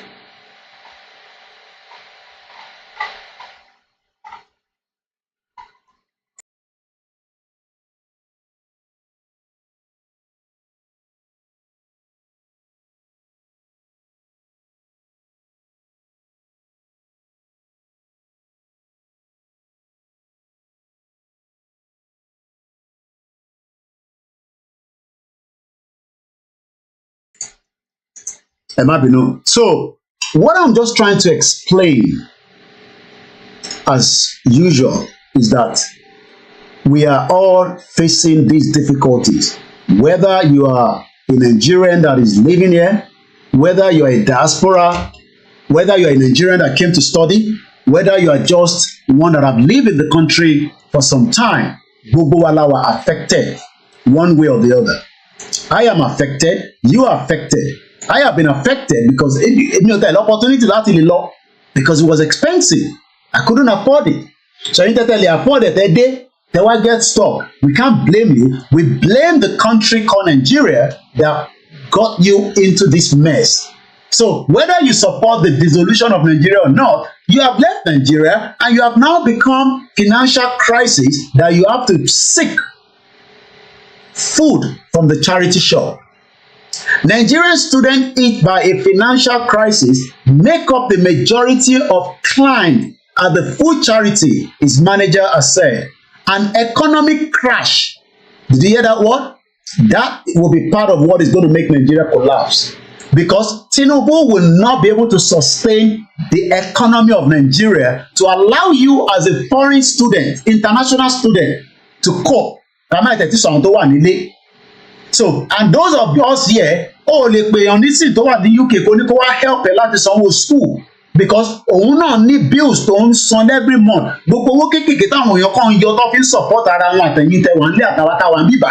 It's just part of the little that is left. Very, very little. Tó bá tẹ̀ ní surplus, ṣé gbogbo ẹ̀ náà ló máa ná síta? And this is why we are saying that the diaspora is now about 70% going through what we call mental problem. Because pressure ẹ̀yin tẹ́ wà nílé ó ti ń affect àwa tá wà nílùú òyìnbó. So ẹ̀yin tẹ́ dẹ̀ ń dé láti wá kàwé. So I mean I got a call some few weeks back. Wọ́n ní Mr. Koiki tẹ́ bá ráhùn tó lè yá wa lówó, bá ráhùn tó lè support wa ká fi sanwó school torí a fẹ́ ṣe renewal pẹ̀lú home office. Ẹ̀yin lẹ rí ọ̀nà kẹ́ tó kúrò Nàìjíríà pẹ́ fẹ́ wá kàwé. But I'm sure pé bóyá wọ́n ṣàlàyé gbogbo ilé fún yín. Like I said, it's entirely up to everybody that wants to come here, but you must understand that it is not all that rosy. According to economic crash in Nigeria, has now left international students from Nigeria, Nigerians struggling to afford tuition fees, with some at the Teesside University. Níbo ló ń pè ní Teesside University? Ara university tó máa ń tà fún yín àwọn agent yín tó máa ń bá yín ṣe student visa ní Nàìjíríà. Ara university tó ń sọ pé ẹ wá kàwé lọ́dọ̀ wa bọ̀ kò mọ̀ pé Nàìjíríà ò kì í ṣe country tó lè sustain, that can survive, that can help you to make sure that when you are coming here to study, you would not have too much problem. Tó bá lọ wo gbogbo university rísì wọ́n máa polówó gbogbo oríṣiríṣi kan fún ẹ, but at the end of the day kò ń ṣe gbogbo èèyàn ni wọ́n ń pè fún. It has to be for only little. Ẹ jẹ́ ká jọ wo fídíò yẹn. So I'm going to mute my mic. So these are some of the intro advert tó máa polówó fún ẹ pé ọmọ university yẹn ó wà okay gan bla bla bla blow blow blow, but at the end of the day it's gonna cost you money.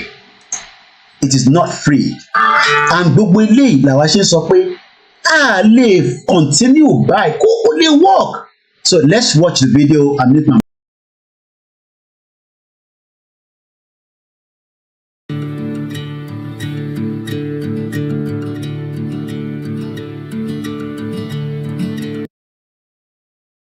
And even do my own voiceover. So what you're watching right now is just part of the University of Teesside University, one of their campuses. Yes, it's very good. It looks very, ìwọ náà lè rí environment kan ní olùwákàwé níbẹ̀. Wọ́n ṣe media, wọ́n ṣe journalism, wọ́n ṣe, 3 modern, everything you can think of. This is the kind of university táwa náà fẹ́ improve lé lórí, especially the 4 major universities, Lagos, Ìbàdàn àti Ọbáfẹ́mi Awólọ́wọ̀ àti Ìlọrin. Àwa náà ní ilẹ̀ to make sure that all those universities are top notch. Tó bá tẹ̀ pé wá kàwé níbi bá jẹ́ pé you are just coming here for a course that to come out under 1 year part exchange. They have a library here. You can see their library. This is what Baba Awólọ́wọ̀ wanted, and this is what Baba Akintoye is now fighting to complete. Not the muddy water táwọn ọmọ ti ń kàwé. Tabade ń sọ gbogbo eléyìí, ó máa ń dàbí ìgbà tó jẹ́ pé some of us are not considering that this is the future. This is what you're looking at. This is the university táwọn ọmọ Nàìjíríà pọ̀ sí tí wọ́n sọ pé kọ́ máa lọ́lé pé wọ́n lè afford their money sí.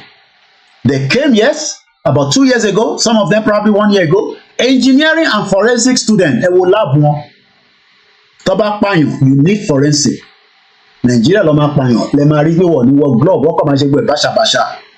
Gbogbo university tẹ́ ń wò yìí, it can be also designed in Yoruba land, but Nigeria nisi is only providing you 7% in educational budget. Accommodation lele.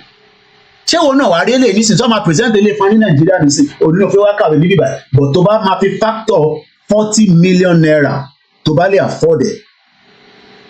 So gym and sport fitness facility kò sẹ́ni tó máa ríru building definitely tó máa ríru a conducive environment tó ní pé kúrò nínú Nàìjíríà kò fi wá kàwé sí.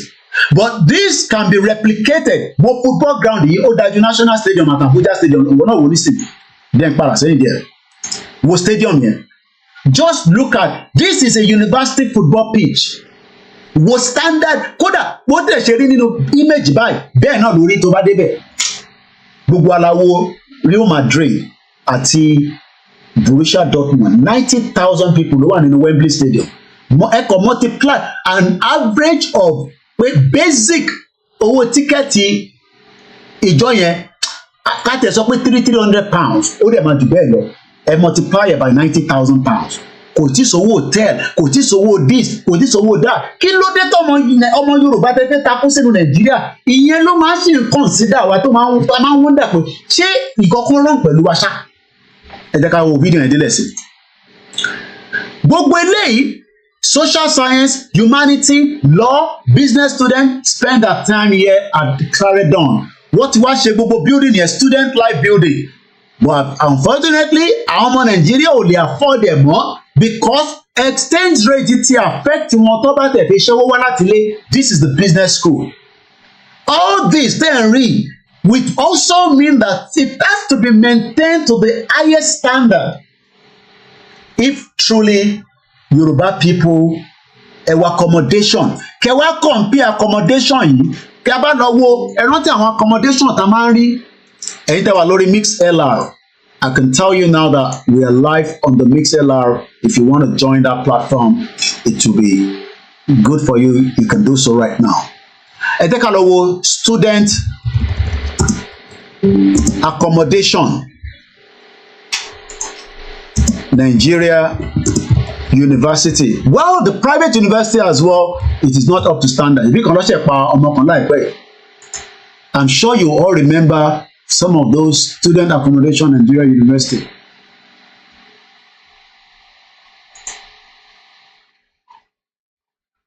I'm not talking about private university. Boom. Pros and cons of staying off the campus, another one.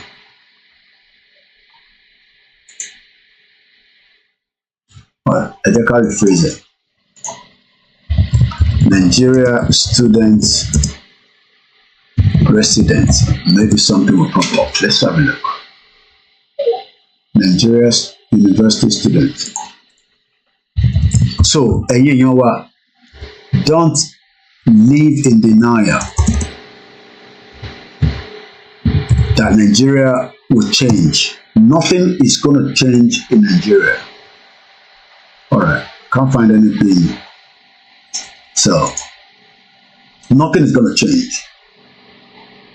I'm sure some of you that have studied I didn't study in the university in Nigeria, but I'm sure a lot of you knows that the lifestyle, the accommodation, they are not up to standard. We've seen those videos before, even if we don't have them to show you today. We've seen the dilapidated, not all of them, but majority of them, especially the federal government in fund. Student hostels. Maybe that will bring something up. Nigeria.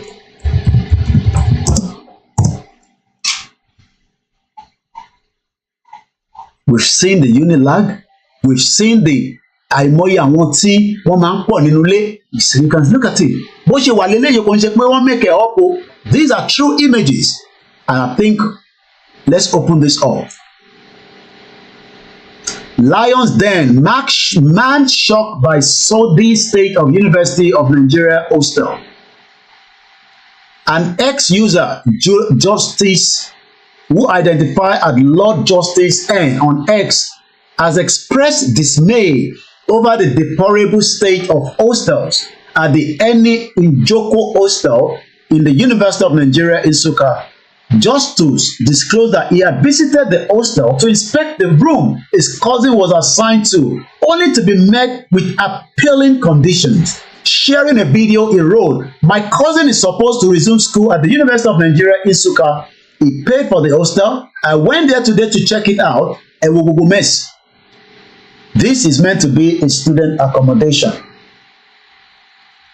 And when we are here saying that Kujekori Bai, some of you are also defending the current state of that contraction called Nigeria. And look at it. Look at it. Ẹ wo gbogbo ẹ̀. Kódà ilé ikú gan gbọ́dọ̀ rí báyìí. But at the end of the day, some of us want to come and study abroad in this very beautiful environment, but it will cost you a lot of money. If you have it, that is fine. But how many people really afford it? Láti ilé, gbogbo ilé làwa ṣe ń pariwo pé ìrìn àjò Yorùbá nation ọ̀nà àbáyọ ni pé kólúkálukú kó máa lọ. Èyí tá a ṣe ti tó. So let's come back again. We are not knocking the Nigerian students that are here struggling. It is not your fault. But are you still one of those students to support in Nigeria? Are you one of those Nigerian students that Japa got here, saw the system here, and you are still supporting that? Oh no, Nigeria not that bad. Stop calling God to such, because although the Nigeria that university to one you are telling lies. Muki Baba, my brother, my Sharif Alabi. But what are we going to do? How do we act? Things is terrible. Well, you will have to wait for instructions. The acting of what we do and what not to do is all to do with our leaders. So you know what? as I say all the time, there is still room for every Yoruba to support the self-determination campaign so that we can easily pull out of Nigeria. Let's watch this and I come back again in just about a few minutes. That's all. But there seems to be some confusion in Yoruba land. I see that maybe perhaps the generality of the people do not feel as passionate about self-determination. And secondly, there is all kinds of positions. Afenifere is talking about restructuring. You are talking about self-determination. You don't know this. You don't know the nature of the Yoruba society. You don't. Most of the young people, and they are the majority in Yoruba land, want the self-determination of their Yoruba nation. That's the truth of the matter. That's what is keeping the movement going. And they are also doing so in the diaspora. Yoruba young men and women all over the world want their own country, separate from Nigeria. You cannot deny that. No matter how much you want to pander to the government, you cannot deny that. But that's the truth. But anyway, the important thing, however, and I'm surprised that you are not talking about that, is that the Yoruba people who are fighting for self-determination are telling the world and telling themselves that they will do it only peacefully. We are Yoruba. We know our status in the world. We know our status in the black world. We do not want to destroy the peace of Nigeria, and we do not want to bring difficulty into the lives of any other group in Nigeria. But we want to get out of Nigeria. That's it. Well, Prof, you were a strong member. And you're not talking about that. You are asking me questions. You are asking me questions as if what Onitiri did has the support of the majority of Yoruba people who want self-determination. It is not true. Well, Prof, she has a small minority of a section that is ready to do illegalities. A year ago, they went and attacked a radio station in Ibadan, and so on. Now this year, they are attacking the entire government of Ibadan, and so on. No, but we have never sent anybody to go and do that, and we do not support it or encourage it. Prof, and we think it is criminal. Prof, and so if they get punished for their criminality, we have no objection to that. Prof, you are a strong member. You cannot, because of them, generalize opposition to self-determination. You cannot. Well, Prof, you are a strong member of the Unity Party of Nigeria, also a very strong member of Afenifere. Afenifere is talking about restructuring. You are now talking about self-determination. What is the difference, in these two ideological positions? Our fathers in Afenifere are doing the right thing, talking about restructuring, so that we can go back and live our own life the way we used to live it prosperously. They're doing the right thing. There is nothing wrong with that. But we, another group of people, larger in number than they, are now saying, no, self-determination is the answer, not restructuring. Why? Because when you restructure, you are still in Nigeria.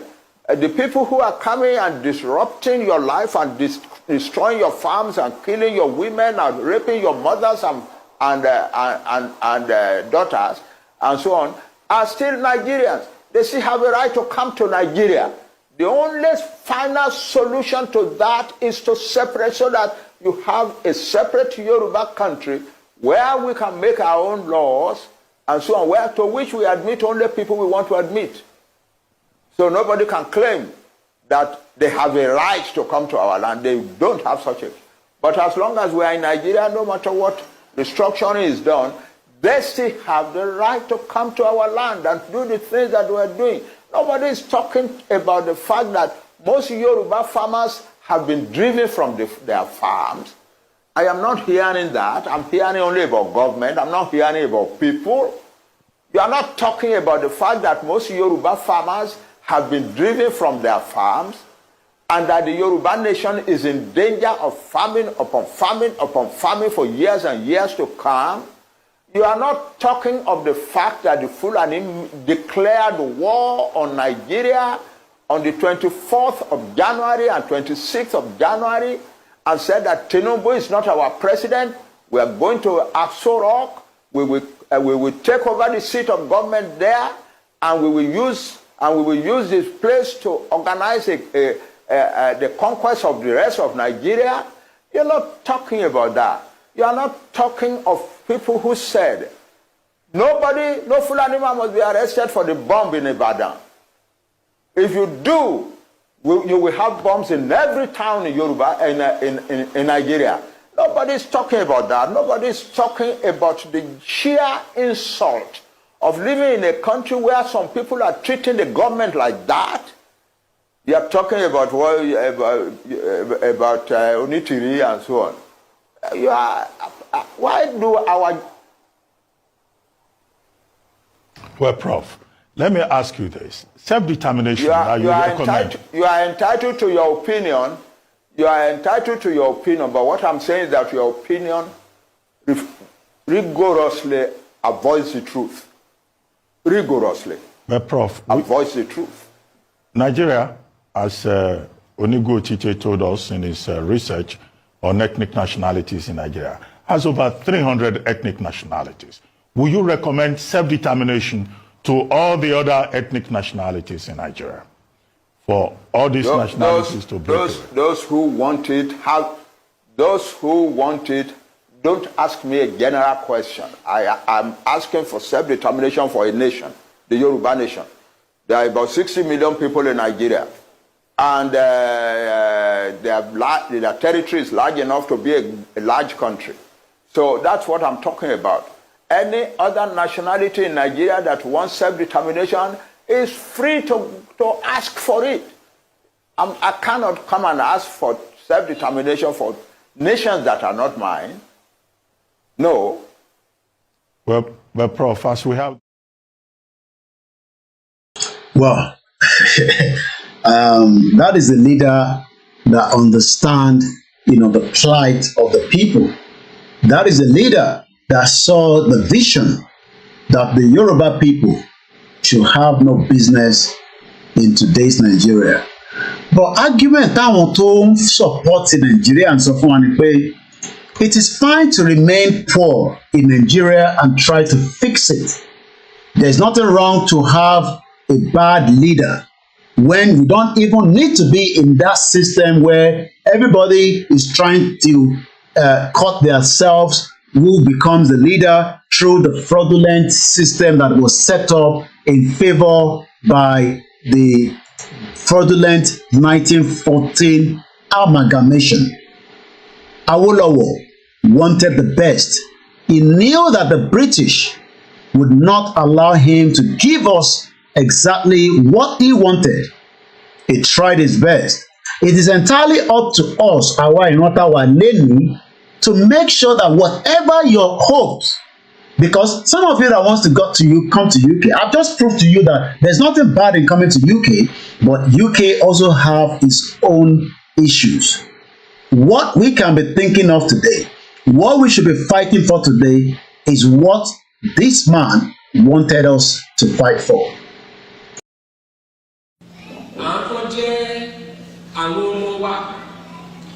Tí wọ́n ní iṣẹ́ dáadáa lọ́wọ́ tó jẹ́ pé inú wa sì dùn wípé Ọlọ́run bùkún ọ̀pọ̀lọpọ̀ wọn ti bá ọkàn wọn dá májẹ̀mú wípé ní agbára Ọlọ́run by 2000 AD òmìnira máa dé fúnlẹ̀ káàrọ̀ òmìnira.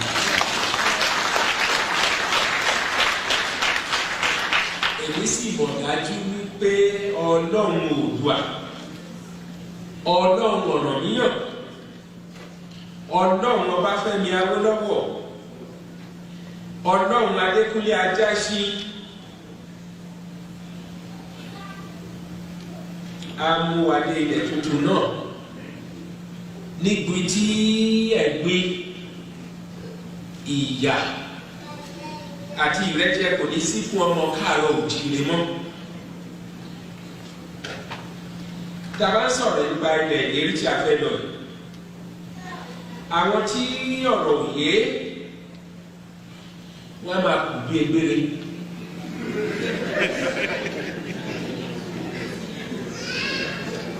Lójú àwọn egbére tí mò ń wí, ó dàbí ẹni pé ohun ẹ̀yẹ ni kí ènìyàn máa wà nínú ẹ̀gbin, nínú ìyà, nínú ìrẹ́jẹ.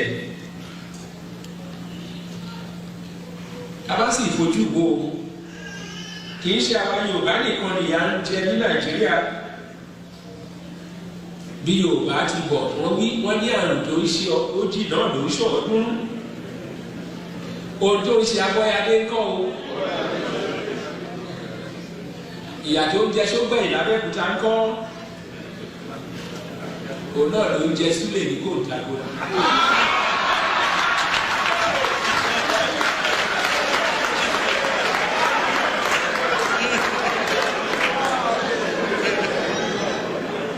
Èmi tó bá ń pa bàbá Búwà ní Adó-Èkìtì kọ́ tí ó yàtọ̀ sí èyí tó ń pa Ìkejìkù ní Abakaliki.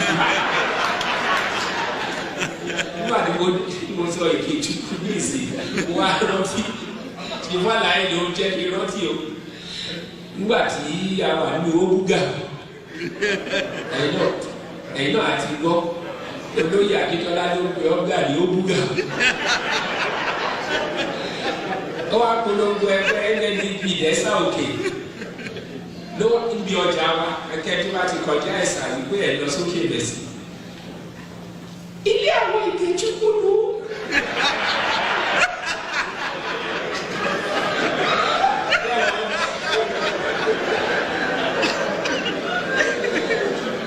Ìjẹ́bọ̀ àwọn aláìṣe action group àti NCNC àwa ni ọ̀gá àgbà yẹn ló bá kúkú mú ìgè àti ìtúkú ló bá pa á lọ.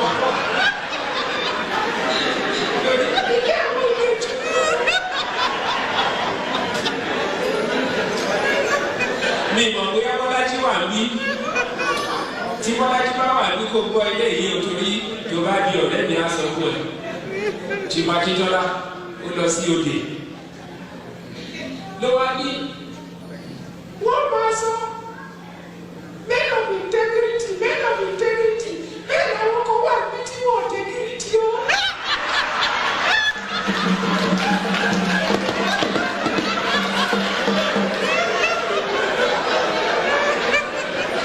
Wọ́n á ṣí ṣe òfin gbọ́.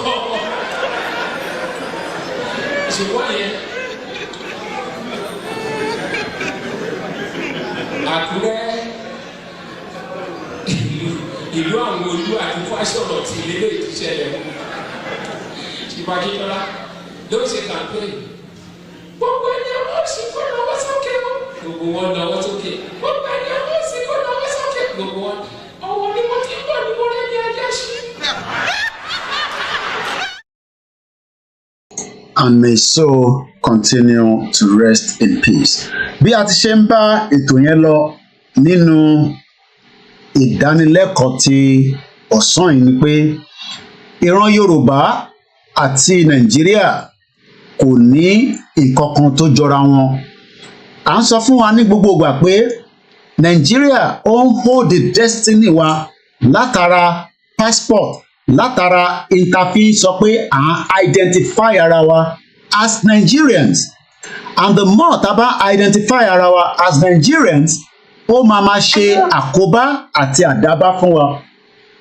Whether you are rich, whether you are educated up to PhD, you will all be affected. The next video, we talked about it in the morning, but we couldn't show it. We just played the soundtrack.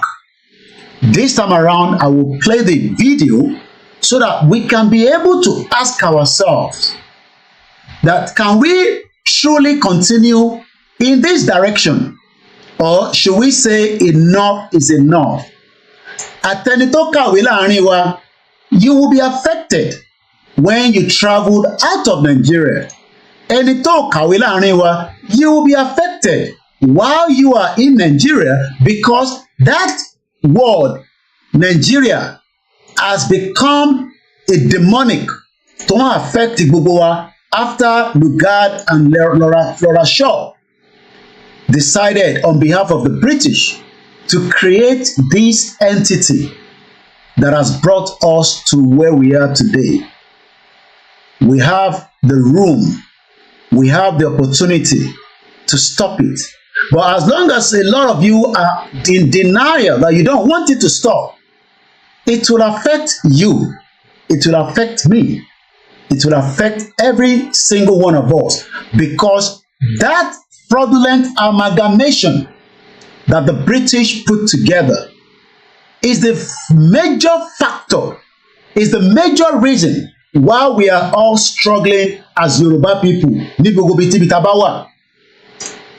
Once again, thank you so much, Peter Pan. I think they eliminated this our Baba because of this message. How I wish this Baba, that is the late Uncle Bola Ige, is around now. The Alale of Yoruba land, Agbesun fún Baba yìí. May his soul continue to rest in peace. Mokiyami Olushola Fatuashe. Like I said, gbogbo wa pátápátá, we have been badly affected. Mokiyawa Idris Abimbola Olami Arowolo Mokiyi. We have been badly affected. Mokiyente ṣe darapọ̀ mọ́ wa lórí Mixlr. Let's watch the next video and you will see the pain ní ara bàbá yìí pé kí la ẹ̀ṣẹ̀ wo gan la ṣe to warrant this very sad situation tó fi di pé ẹni tó lówó tó lè afford láti travel àtẹni tó lówó, everybody has been put in the same bracket because nobody knows who you are. Because the longer tó bá ṣì ń lo Nigerian passport, like many of us that are still using the Nigerian passport, because some of us don't have the British and American passport, and you tell me you're lucky to have it. But the majority of us that still travel with the Nigerian passport, this is what we go through. I have experienced it multiple times, even before Yoruba Nation. The moment you travel with a Nigerian passport, you will likely to go through a lot. Mokiyawa Mofoluwake Ekabosoretuno. This means that ẹni tó lówó àtẹni tó lówó, you will be affected by the word or the name coined by Lugard. Because what we are all saying is that we will continue to represent Lugard as long as you want Nigeria to be kept. So for many Nigerians that wants to hold on to Nigeria, but you want us to throw away the history of the 13,000 years plus of the Yoruba people and work with the Nigeria that has only been created, that is not even up to some of our great-grandfathers. Àwọn bàbá wa kọ̀ọ̀kan dàgbà ju Nigeria lọ torí Ọlọ́run fún wọn lẹ́mìí gúngùn. Some of them spend up to 120 years. Why then ta ṣe ń force ara wa in Nigeria? Oh, Koiki, don't worry about that. Gbogbo ìgbà yẹn ti lọ. No, kò tí lọ. The British, the all other part of the world still want to hold on to their own perspective. And I might be able to show us the video Timothy tọ́jú bọ̀ láti joy. But ẹ jẹ́ ká gbọ́ the next video tí mo fẹ́ play. Ẹ jẹ́ ká jọ wo video tí mo fẹ́ fi wọ̀n wáyìí. Ara àgbà wáyìí, he traveled to a man on a pilgrimage, and on their way they had a stopover níbi tán pè ní Cairo. But ẹ mọ̀ tó ṣẹlẹ̀ sí wọn, ẹ má yẹ kí n sọ fún yín, ẹ jẹ́ ká jọ gbọ́. Mo kí bàbá mi Sun Odu, a jọ wà lórí ètò ní nídàájí. Wọ́n kúkú ti wá di mẹ́mbà wa pé Koiki bàbá ṣì ń fún ẹ ní $3, $2. I know some of you is like, why should we support him? Kí ló dé tá a gbọ́dọ̀ support Koiki? Iṣẹ́ wo ló ń ṣe tẹ́nìkan ò ṣe rí? I understand. But the fact that some of you appreciate what we are doing, it is what keeps us going, whether through the financial support or through the ẹlòmíà pọ̀ ìyá jagun kò send audio lásán sí mi láàárọ̀ ó jẹ́ kó rí mi kó wú kò ń ṣe pé wọ́n fún mi lówó bọ̀ wọ́n fi àdúrà ránṣẹ́ sí mi because àwọn kan àdúrà tẹ́ ń gbà ní pé kó lè mú ohun yìí lọ kóhun yẹn lè máa ta síta ohun yẹn dẹ̀ máa gbọ́dọ̀ jáde torí òun ni lifeline wa pẹ̀lú àwọn tó kù. Èmi sọ fún yín pé èmi ò níbi kankan tèmi lọ. I have served the British for 20 years. Mo ti serve wọn ní gbogbo ọ̀nà. Mo ò tí ì ṣe 5 years kí lẹ ń bínú sí Koiki fún. Kí ni mo ṣe? Ṣé òun nìkan ni? Mo sọ pé mi nìkan. And I've told you that I am not the best. But níwọ̀n ọba tẹ́lẹ̀dùmarè fún èmi ní kékeré orí màá gbìyànjú. Tí mo tún mọ kọ̀ǹpútà lò tí mo dẹ̀ lè sọ̀rọ̀ Yorùbá mi lè má sound dáadáa but òyìnbó yẹn màá máa jù mọ́ láàrin and I know what to say. Mo mọ bí tí mo lè sọ̀rọ̀ dé tọ́lọ́pàá lè wọnú ilé láàárọ̀ ẹ̀ àbí lọ́sàn-án. Mo mọ̀ òfin ìlú yìí náà but lórí self determination àtàgbé dání it's a right ẹ̀tọ́ ní kò ń ṣe àní kò ń ṣe pé à ń bínú síyàn kankan mo ní àbá ní kankan jà kí ni ṣé mo sọ pé mo bá yàn jà ni.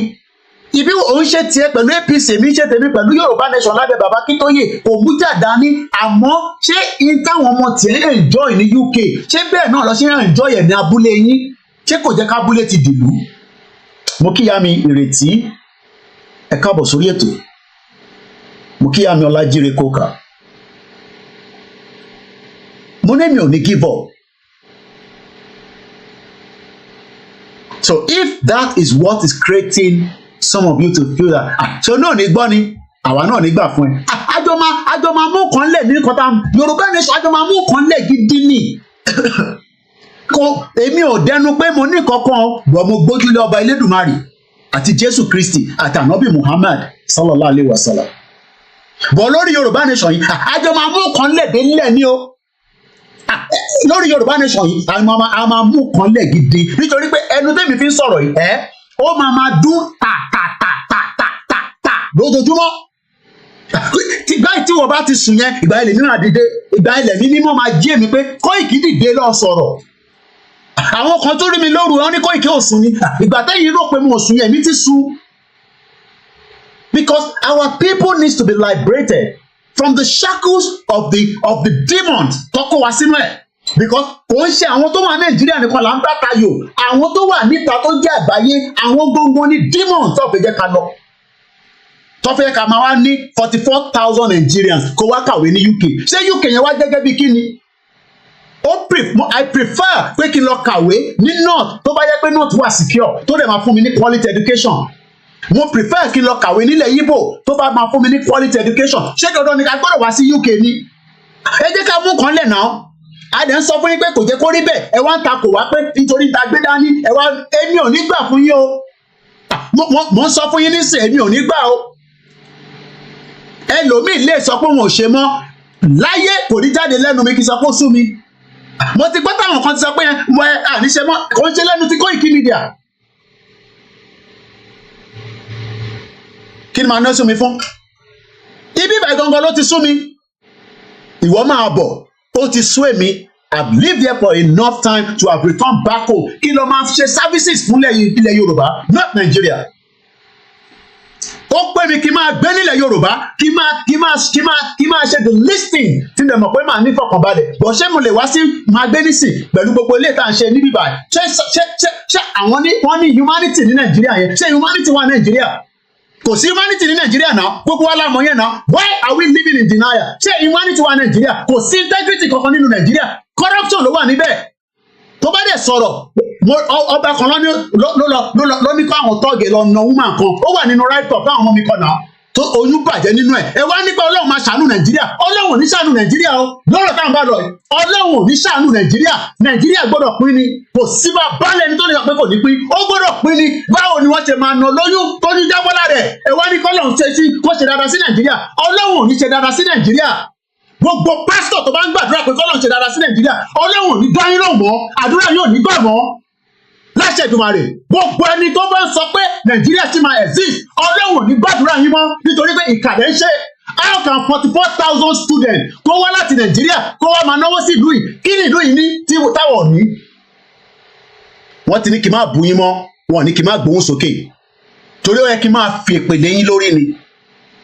Evil people, evil ní gbogbo yín ìkàrí yín ìwọ gbádùn nílùú òyìnbó oníkàwọn kan máa gbàdúrà sí Jésù Kristi you are evil nìyẹn ìkàrí yẹn Ọlọ́run máa dájọ́ fún gbogbo wa gbogbo apátápátá lọ́lọ́ máa dájọ́ fún tó bá jẹ́ pé àwa là ń ṣe bí ni pé kí ìran Yorùbá kó dúró àbẹ́yìn là ń ṣe bí ni Ọlọ́run ṣe dájọ́ fún gbogbo wa gbogbo apátá lọ́lọ́ máa ti dájọ́ fún ó kù díẹ̀ mo ní ó kù díẹ̀ ẹ jẹ́ kí bàbá Akíntóyè máa tó lọ ó kù díẹ̀ ni mo sọ fún yín ó kù díẹ̀ ni mo sọ fún yín ó kù díẹ̀ ni mo sọ fún gbogbo yín Ọlọ́run àbá alọ́rẹ̀ Ìgbòho alọ́rẹ̀ ẹ̀mí ẹ̀ alọ́rẹ̀ ẹ̀mí gbogbo wa ẹlẹ́dẹ̀ àpariwo àdọ́yọ̀ àdébi tá à ń lọ lágbára Jésù Kristi mo sọ fún yín èmi ò ń ṣe gbogbo àwọn mídíà tó kú o mo ń bọ̀ nílé ni mo sọ fún yín Ifá ò tí confam babaláwo ò tí confam Jésù ò tí confam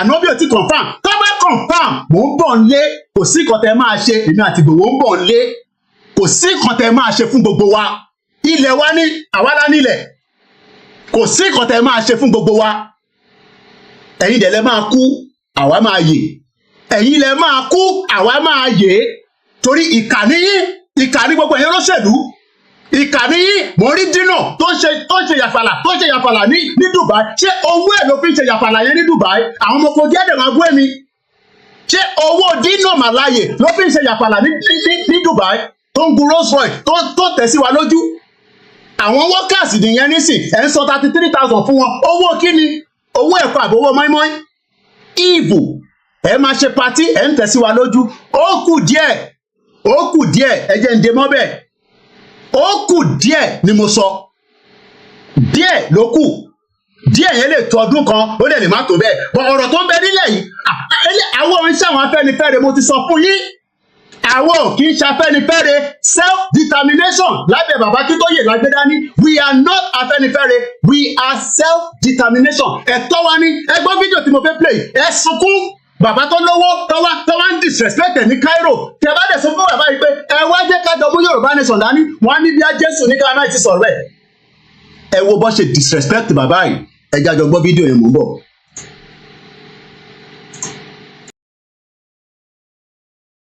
If you are a traveler who carries a Nigerian passport, or if you have someone close to you who travels with a Nigerian passport, I had a very traumatic experience at Cairo International Airport recently on April 30, 2024, and I need to share this with you. I'm Reverend Dr. Israel Christlery, the senior pastor of Shepherd Baptist Church, Obanikoro, Lagos, Nigeria, the CEO of Oasis of Faith Intercontinental Limited, that is a private Christian pilgrimage company, and the president of Christian Tourism Practitioners Association of Nigeria. I left Lagos for Amman through Egypt Airlines with a group of 28 pilgrims, and we had a stopover for 4 hours in Cairo before we boarded the second leg from Cairo to Amman. I took all my pilgrims to our connecting gate, H2, around 9 p.m. And having said to 26 of them there,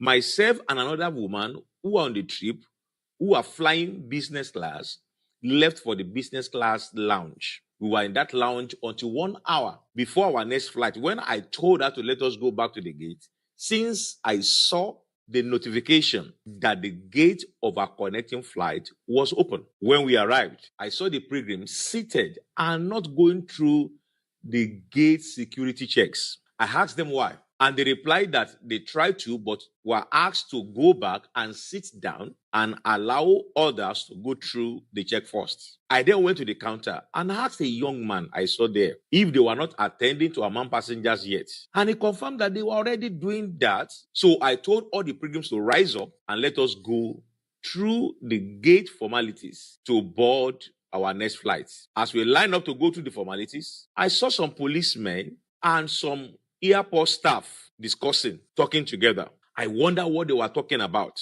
And Initially, I thought it was about our documentation or visas that they wanted to confirm.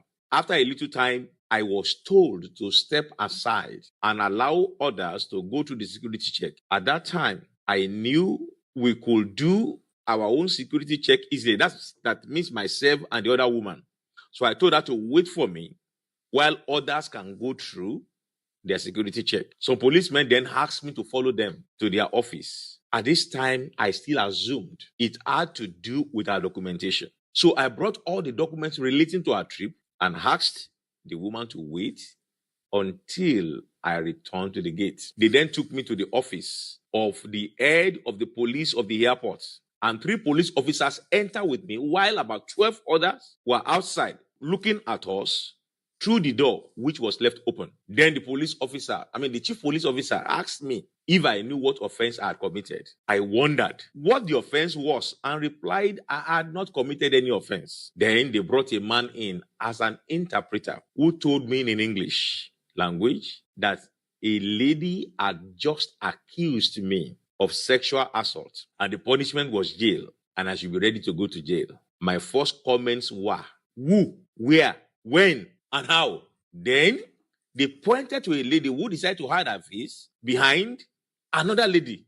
When I tried to look at her direction, I told the interpreter I had never seen the lady talk less of talking with her. The police chief then said, in our country, we believe the word of any woman as true. And that means with or without evidence, you are guilty. He then said there was a video evidence. When I heard that there was a video evidence, I was relieved and I requested for the video evidence. The letter said there was no need for video evidence because it will make me miss my flight unless I agreed to their offered solution. I made it clear that if they had any video evidence, they would not find me there. For I had been at the business class lounge for 3 hours and I had an alibi among my pilgrims who was there with me in the lounge till we left for the gate. Then they said there was a witness. And immediately, a young man came forward who stated that he was a witness to the assault.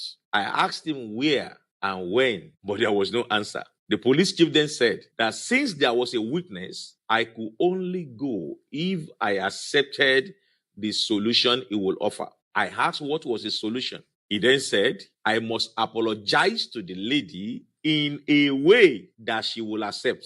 I then asked, how do I apologize for what I had not done? He insisted that if I did not apologize, I shall be charged to court. I then tried to look in the direction of the lady, who was still hiding her face behind another lady, and said, lady, I have never met you. I have no idea of what you are talking about, but possibly someone else has attacked you and you mistook me for the person. Nevertheless, sorry to you if you're offended. Anyway, but let it be known that I have no idea of what you are saying. The police chief then turned to a man who was said to be her boss if my apology was accepted, and he said it was okay. The police chief then said I should follow him to another office and leave my hand luggage behind. I objected to that idea by saying I cannot leave my bag behind because the rule of every airport is that passengers must always be with their luggage. I cannot leave my luggage behind. And at this time, I began to discern that they were up to something. They were trying to look for every means to set me up. When we got to the other office, I was asked to wait outside. When the police chief and other officers entered, at this time, I told myself that if these people succeeded, there was no way to free myself. I was totally isolated from my pilgrims, who were supposed to be boarding the next flight. And I could not understand their conversation, which they were making in Arabic. I then picked up my phone, pressed the record button, and kept the phone back in my pocket. At least that will be my only evidence in the future. After a while, I was invited into the office and I was asked to come and sign a document they had prepared in Arabic. I refused to sign because I told them I did not know what they had written. That would be stupid of me as an educated person. That would be stupid of him as an educated person. Sherry ọ̀rọ̀ Nàìjíríà yìí, it will have big impact on the lives of èmi, ẹ̀yin.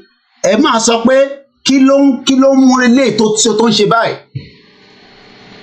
Ṣẹ̀gbọ́n tí bàbá yìí sọ. Ẹ máa sọ pé ọ̀rọ̀ Yorùbá nation náà ló mú ẹ nígbà yà báyìí.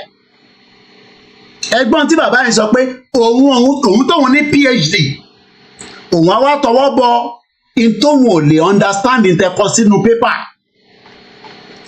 Kò ń ṣe pé bàbá yìí kò lówó lọ́wọ́, owó ẹ̀ nísìnyí ó tún wá ń fún ní problem nígbà tó dé Cairo látara pé wọ́n níyàn kan fẹ̀sùn kàn kò fẹ̀sùn kàn. Mo kí ìyàwó Adiat Ọ̀dẹ́wálé ní gbogbo ìlú Àjà, ẹ káàbọ̀ sórí ètò wa ìyàwó Àjọkẹ́ Tómísìn. Mo kí gbogbo èèyàn wa. You can see the pain. Ẹ rò pé mi nìkan ni mò ń ní pain, bàbá yìí ní pain ju èmi lọ nísìn látara pé ó travel, wọ́n wá fi ẹ̀sùn kàn, wọ́n wá ní kó tọwọ́ bọ̀wé after he has apologized. When we are here tá à ń sọ̀rọ̀, it's good that pé bàbá yìí ló ṣe fídíò fún rẹ̀, kò sẹ́ni kankan tó kúkú lọ bá pé kí ló ṣẹlẹ̀. He wanted me and you láti lè ní experience. I don't hope and I don't think that he would ever travel that airline anymore because that airline is no longer worth traveling with. Don't pè ní Egypt Air.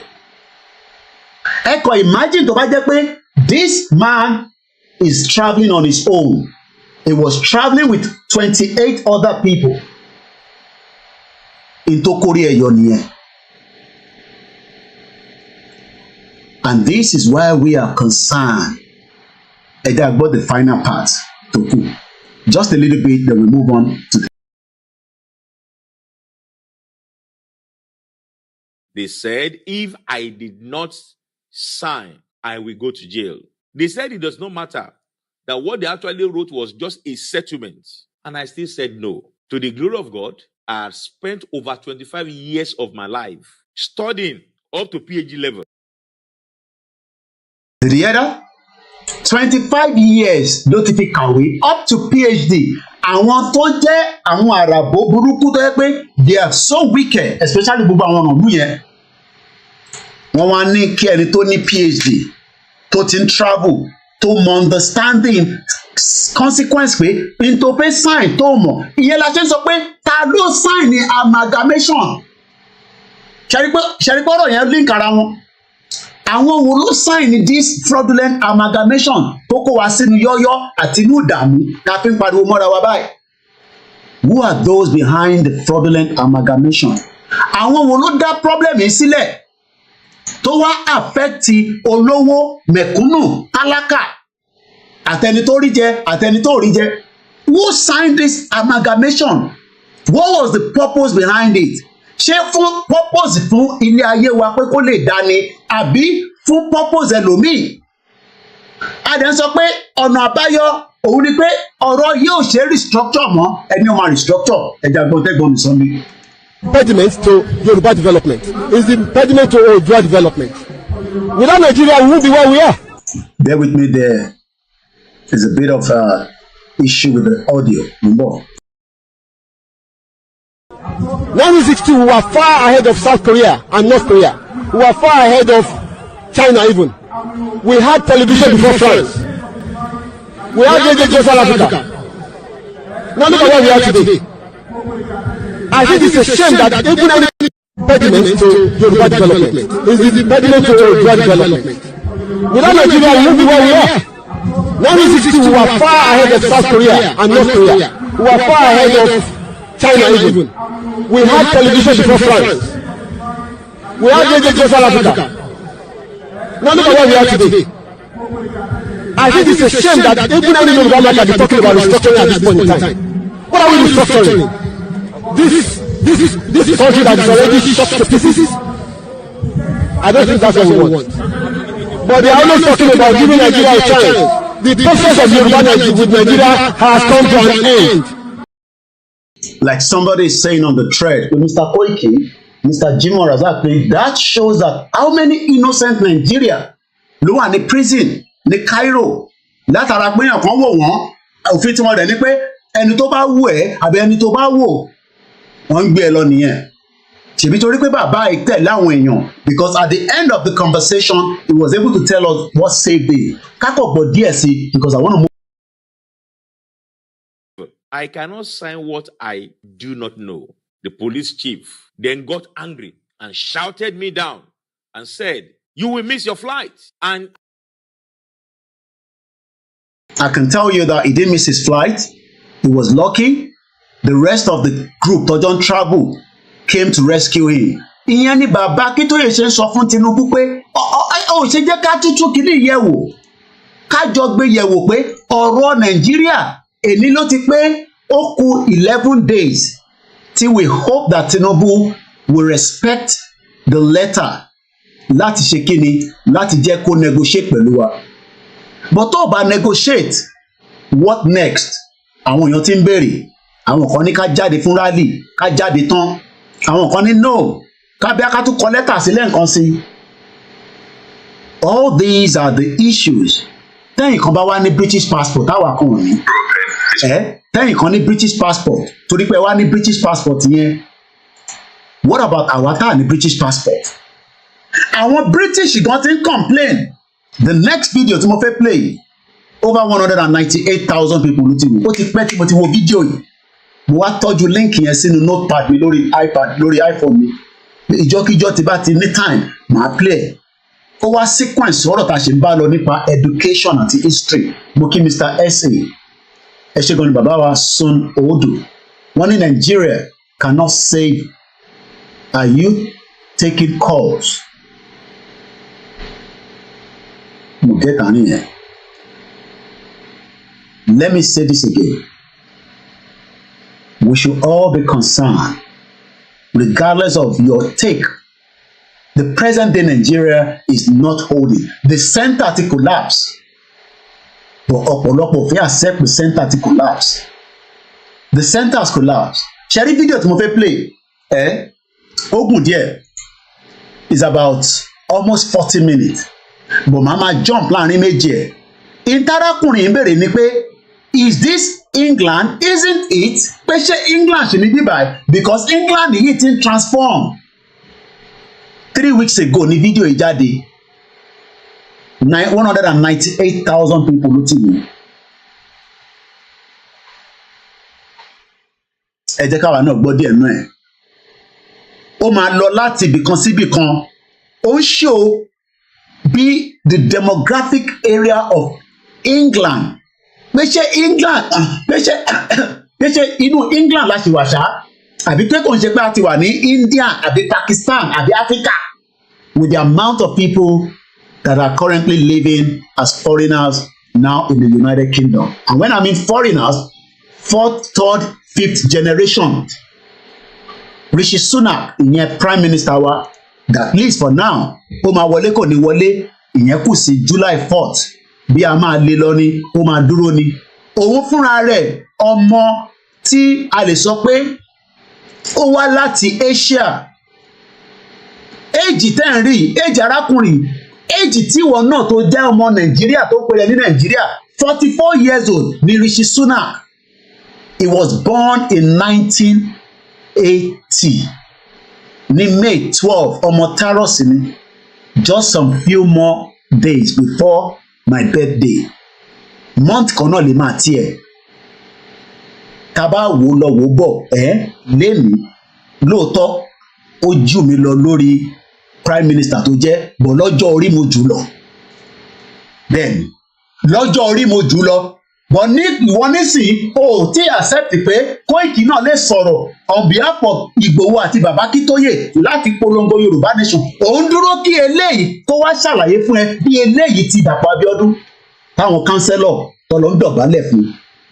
Ṣérú ayé bẹ́ẹ̀ lẹ́fẹ́ ká máa tẹ̀lé irú life yẹn lẹ́fẹ́ ká máa gbé. Rishi Sunak tí mò ń pè lórúkọ yìí nísìn mo jù lọ lọ́jọ́ orí bọ̀ ní position as a prime minister tó di gbogbo UK mú ó jù mí lọ. Ó gbọ́ mi yé ìwọ náà how old are you? Tàbá wá sọ pé a fẹ́ gba Yorùbá nation mo kí bàbá mi Adéníyì Adéjùbírè ẹlòmíà máa bẹ̀rẹ̀ pé ta ló máa jẹ prime minister ṣé ìwọ ò lè jẹ́ ni? mo kí àwa Adéníkẹ́ Ìdòwú, mo kí àwa Adéjọkẹ́ Jíbódù, grandma Awóníyẹ ṣẹ́gun ní kábọ̀. Ẹlòmíà tún máa béèrè pé Koiki ta ló máa ṣe prime minister wa àbí president abádébi tá a lọ àti pé ṣé a lè gbà yín gbọ́ ṣá. But eléyà á máa dictate fún Nàìjíríà nísìnyí ó dẹ̀ lè gbà gbọ́. Ta ló sọ fún ẹ pé gbogbo ohun tí Rishi Sunak kì í ṣe ló favour gbogbo àwọn táwa níbí báyìí?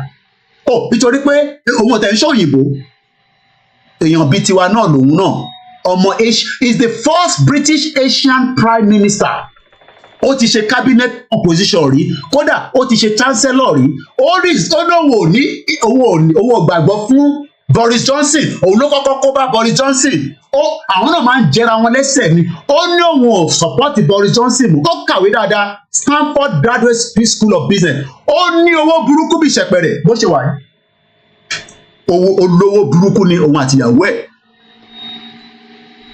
Bọ̀ lẹ́ni nísìn ọmọ Yorùbá tó jẹ́ 44 years old, ọmọ Yorùbá tó bí ní 1980, ó sì tún sọ pé Nàìjíríà máa dáa.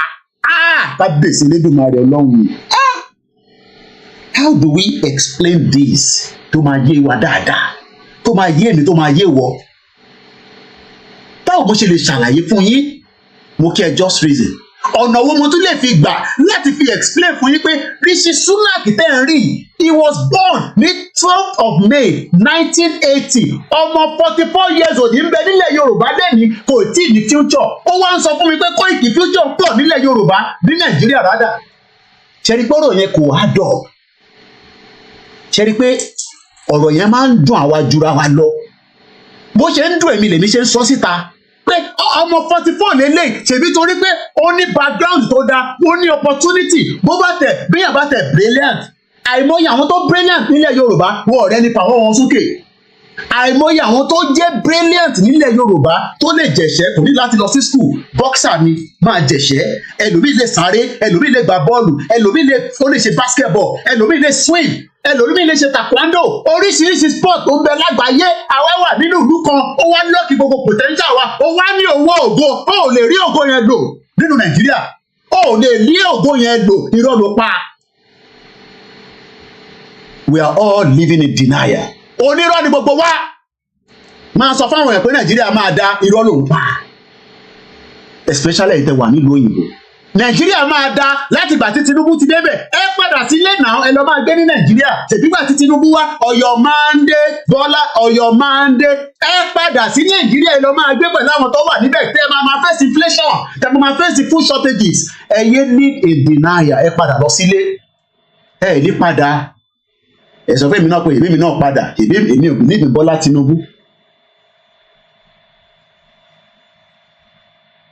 Ok, màá share speech bàbá yẹn. Wọ́n ní kí n share. Ẹ̀yin ọmọ Yorùbá, á bára wa jà. Àgbọ́yé kò yé wa ni. Koiki bí wọn náà ṣe ń sọ yẹn, wàá máa farabalẹ̀ ní. Bó ṣe ń sọ yẹn ni kò ti yé wa. Ó ti wá ń yé wa nísìnyí pé kò ń ṣe pé òun bá Bọ́lá Tinubu jà, kò ń ṣe pé òun nífẹ̀ẹ́. Àmọ́ kò yé wa ni. Ṣé rò pé Bọ́lá Tinubu ní kankan láti offer ni? He has nothing to offer. Bọ́lá Ahmed Tinubu ò ní anything láti offer. Irọ́ ló ń bẹ níbẹ̀. Kò sí iota of truth. Because Bọ́lá Tinubu represent government ni. Kò represent Yorùbá. Òun náà dẹ̀ ti sọ. Ó náà wọ́n represent Yorùbá. So ẹ jẹ́ ká lọ gbọ́ ilé tí à ń bá lọ. Mo kí gbogbo ọmọ Yorùbá ní gbogbo ibikíbi tí ẹ ti ń gbọ́ wa. A ti sọ̀rọ̀ nípa student. Ó kù wákàtí kan tètò yìí máa fi tán. Mo kí gbogbo àpapọ̀ ìjókòó. Ẹ káàbọ̀ sórí ètò ìyá tó bí mi lọ́mọ. Mo kí yín pé ẹ kúrọ̀lẹ́ máa yọjú sí. John ní Nigeria 44 years old cannot take good care of his family. Nigeria is gone. Sọ pé ó ti lọ. Mo kí àmì Munisola Rahman. Wọ́n ní White Lion. Ọlọ́run á wà pẹ̀lú yín. Ẹ kú akitiyan ìbùkún fún orílẹ̀-èdè Yorùbá. Bẹ́ẹ̀ ni. Ẹ jẹ́ ká lọ gbọ́ fídíò tí mo fi play. Mo ti fún yín ní background ẹ̀. Ìtarakùn òyìnbó yìí, òyìnbó ni ó British kò ń ṣe àwọn òyìnbó Eastern European o, torí ẹlòmíì ò dá wọn mọ̀, ẹlòmíì máa ń mix Lebanese bí òyìnbó, ìyẹn làwọn ará Egypt yẹn máa ń kára wọn kún bí ìgbà tó yẹ kó òyìnbó ni wọ́n ń ṣe òyìnbó Africa ni wọ́n. Mo kí Mr. Fọlábí, Mark Okula ẹ káàbọ̀. Má máa rò pé àwọn ará Cairo, àwọn ará Egypt, wọ́n ń ṣe òyìnbó, bò wọ́n máa ń kara wọn kún òyìnbó. Wọ́n ń ṣe òyìnbó Áfíríkà ni wọ́n. Ìyẹn ló ṣe dín pẹ̀lú bàbá yẹn. Bàbá yẹn ní òun kàwé for up to 25 years títí dé PhD. Ẹni tó ń bá sọ̀rọ̀ ní Cairo airport yẹn ó lè má ní standard 6. Arákùnrin tẹ́ fẹ́ gbọ́ program ẹ̀ yìí, òyìnbó yẹn lè pọ̀ fẹ́yìn kankan, mo máa ṣàlàyé ẹ̀ fún yín níwọ̀nba tí mo lè ṣe. Ó ń béèrè pé ṣé England la ti wà yìí? England yìí máa ti ń yàtọ̀. Ìyẹn la ṣe ń pariwo pé ilẹ̀ Yorùbá ó ń change lójoojúmọ́. Bó bá dàdúgbò mi wàá máa béèrè pé àwọn ló tún gbé ní bíbá, kò sọ ọmọ Yorùbá níbẹ̀. Gbogbo ọmọ Yorùbá nísìn kò lè gbé láàrin ìlú mọ́ àti tún wọnú igbó lọ. Inú igbó ọ̀hún gan nísìn kò sí fọkànbalẹ̀. Ẹja gbọ́n tarákùnrin sọ, ẹja mẹ́tì máìkì ló mọ́lẹ̀. It's unrecognizable from the country that we live in today. And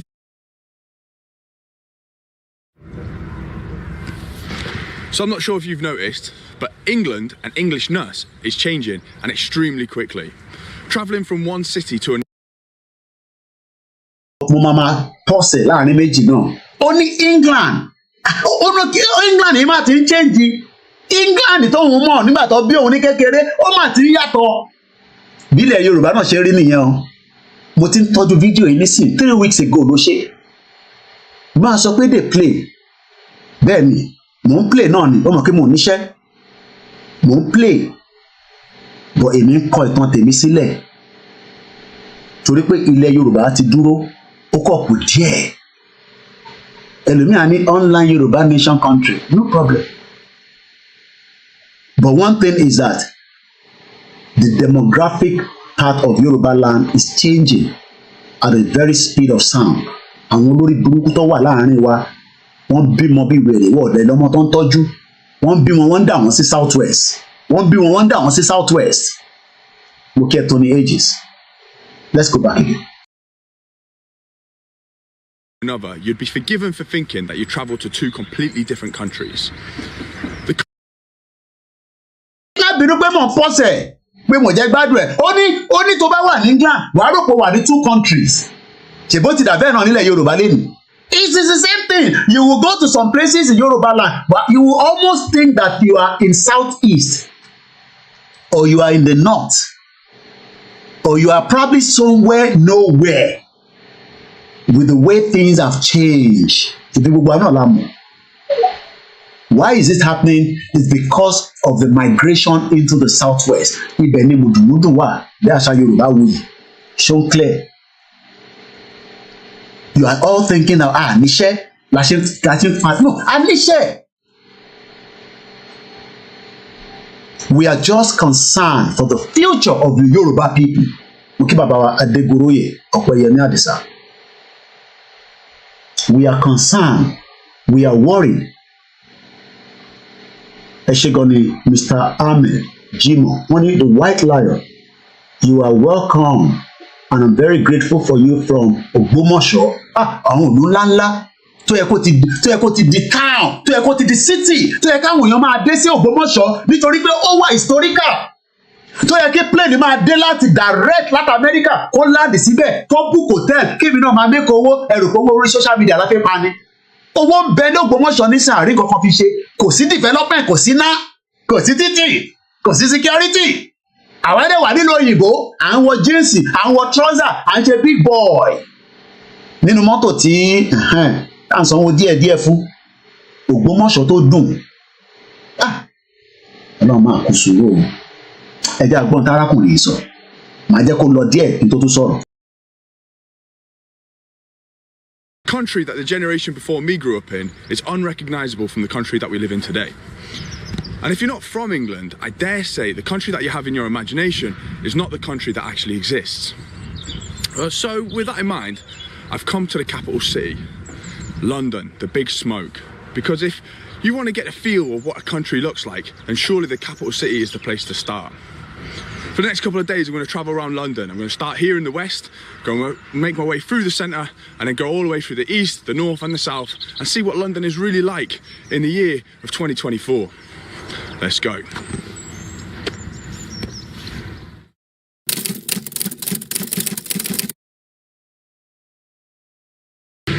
Building your online business?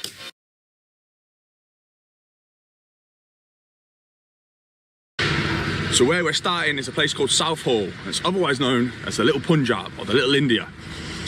It's St. George's Day today, but I wouldn't expect to see any St. George's crosses flying here.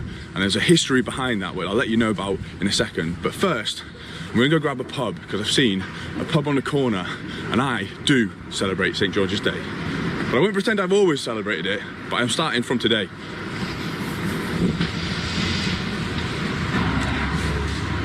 How you doing, mate? All right. I'll have a pint of Foster's, please.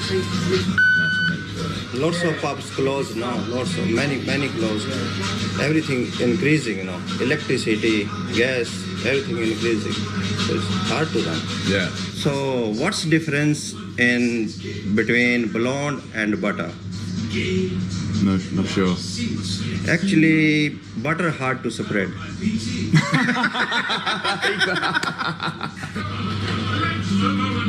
You can see the growth rate of India now, around 8, and all Europe is dying. Did you hear that? The growth rate of India is 8, while all Europe is dying. Ìjẹ́ wàá ronú pé nígbà wo ni growth ilẹ̀ Yorùbá máa dìde with all the shenanigans. Fídíò yìí nígbà tí mo wò délẹ̀ tán mo sunkún síta bọ̀ mo kàn wò pé we have to get out of it. Ṣé tá a bá mọ̀ tẹ́lẹ̀ for the fact pé a mọ̀ tẹ́lẹ̀ yẹn there's nothing wrong. Oh yeah, kò sí wọn tó wrong nígbà lè blame ara fún yẹn because wọ́n jẹ́ ká mọ̀ ní. Gbogbo 30-20 years ago àwa náà kàn hustle ní àmọ́ but ìtò wa darí sí ni pé technology wa gbé gbogbo wa sójú kan àwa mọ̀ àwọn kan tó wá ń criticize wa pé nítorí pé kinní kan lápèsè ìtura ọ̀rọ̀ yìí máa lágbára díẹ̀ o. Ẹ mọ̀ pé something tí yàn mọ̀ tẹ́lẹ̀ because èèyàn mélòó lọ history mélòó náà lámù àwọn bí wá sínú Nàìjíríà olúkàlùkù kan wọ́n sùn ìgbà tó yẹ àwọn tó mọ̀ ń pa olúkàlùkù wá wà kọ̀ gbọ́ Mr. Tunde ó ti travel ó ti travel kẹ̀ Mr. David ó ti rìnrìn àjò yẹn wá ń pẹ́ ìyá ni ó ti padà wálé ni àṣẹ àmọ̀ pé àwọn ìyá tó padà wálé yẹn ìwé ló ń wáwọ̀ tètè ríwèé ni ẹlòmíì fẹ́ wálé kò ríwèé ni bìkọ́ tó bá ti bí ẹ síbi tí ó yẹ kó ti gbàwé yẹn láti kékeré ó yàtọ̀ sáwọn tó bí tó gbé padà àwọn kan wọ́n bí wọn gbé wọn padà lọ Nàìjíríà wọ́n níwèé but ìwọ tó ò ní ìwé tó wá sí ìlú òyìnbó ó máa ń pẹ́ kò ń ṣe tó ń yà ìtọ́ fi tètè padà wálé nìyẹn ẹjẹ́ a máa gbọ́rọ̀ yìí lọ díẹ̀ fún bọ̀. Why do you think Europe's dying? It's interesting you say it's dying. It's dying. Actually, they got human right with it. That's the problem. Actually, human right is not problem. The thinking is good. But problem is, some people use human right as a weapon, and all Europe is suffering with this. All Europe is shown big heart to all people all over the world, but now they suffer. People taking advantage. Yeah, they're taking advantage.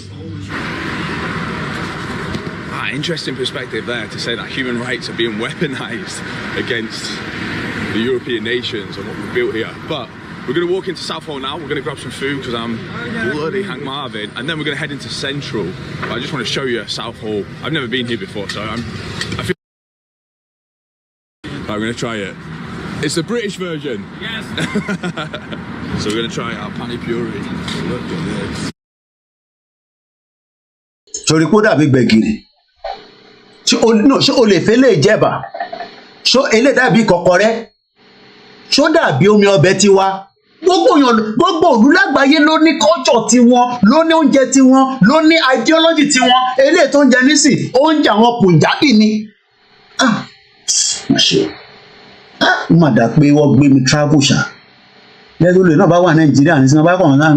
Yẹ shut up. Ó dà pé mo travel out of Nigeria. Because lè wà Nàìjíríà náà kọ́ yín ọjọ́ ọmọ lówó kan because lójú àwọn kan nísìn jágbàjàgbà là ń sọ. Do you understand? ṣé oúnjẹ tó ń jẹ yìí nísìn ṣó dàbí ìgbèrò àwọn ẹ máa sọ oúnjẹ Yorùbá fún mi ṣó jẹ oúnjẹ Yorùbá ṣé o lè wá sí pátì mi nísìn kí n sábẹ́lẹ̀ fún ẹ kó má bí ní pé Koiki ṣé o ní máa padà bọ̀ ń lé báyìí can you serve this food kò jẹ́ kí n sọ fún ẹ pé nígbà tó wá ṣèkómọ àbò wá sí ayẹyẹ mi o mo wá lọ sóúnjẹ Punjabi mo wá gbèyàn sórí tébù ṣé ìwà jẹ́jẹ́ bí oúnjẹ ìyá mi Olúwatósìn ṣé lè dàbí ẹ̀fọ́ rírò ṣó dàbí túwó gan tó jẹ́ táwọn ti north ṣó dàbí kọ́kọ́rẹ́ ṣó dàbí oúnjẹ àwọn Ìgbò ṣéyàn lè lọ sílẹ̀ Ìgbò nísìkò sábẹ́ lè kọ́ má bí ẹ pé kí ló ń ṣẹlẹ̀ ṣé rí pé gbogbo táwọn sọ nílé pé olúkálukú ló ní àwọn bẹ̀yẹn nísìnyí àwọn tó jẹ́ Punjabi ló ń gbé ládùúgbò yìí ṣó dàbí láfún ṣó dàbí ráìsì tamara lábẹ́kúta tó máa pọ́n sínú ewé ṣó dàbí kókóró ṣó lè gbélé jẹ fún yàn gan sẹ kò sí bó ṣe lè òun ti jẹ́rìí torí òun ti travel lọ sọ́nà ọbẹ̀ yẹn àwọn náà máa ń travel káàkiri especially ìnà blogger lòun náà ìyẹn mo ṣe sọ pé mo lè máa ṣe content tó ní kankan ṣe pẹ̀lú Yorùbá nation ká dẹ̀ máa pa owó wọlé fún mi níwọ̀nba but for the fact that a dúró lórí bíbá ibi tí Elédùmarè tó ní ká ṣì wà nìyẹn so you can see why we are concerned we are worried kò ń ṣe fún torí Tinubu nítorí ìran gbogbo wa ni mo ń bọ̀ mo ti dé.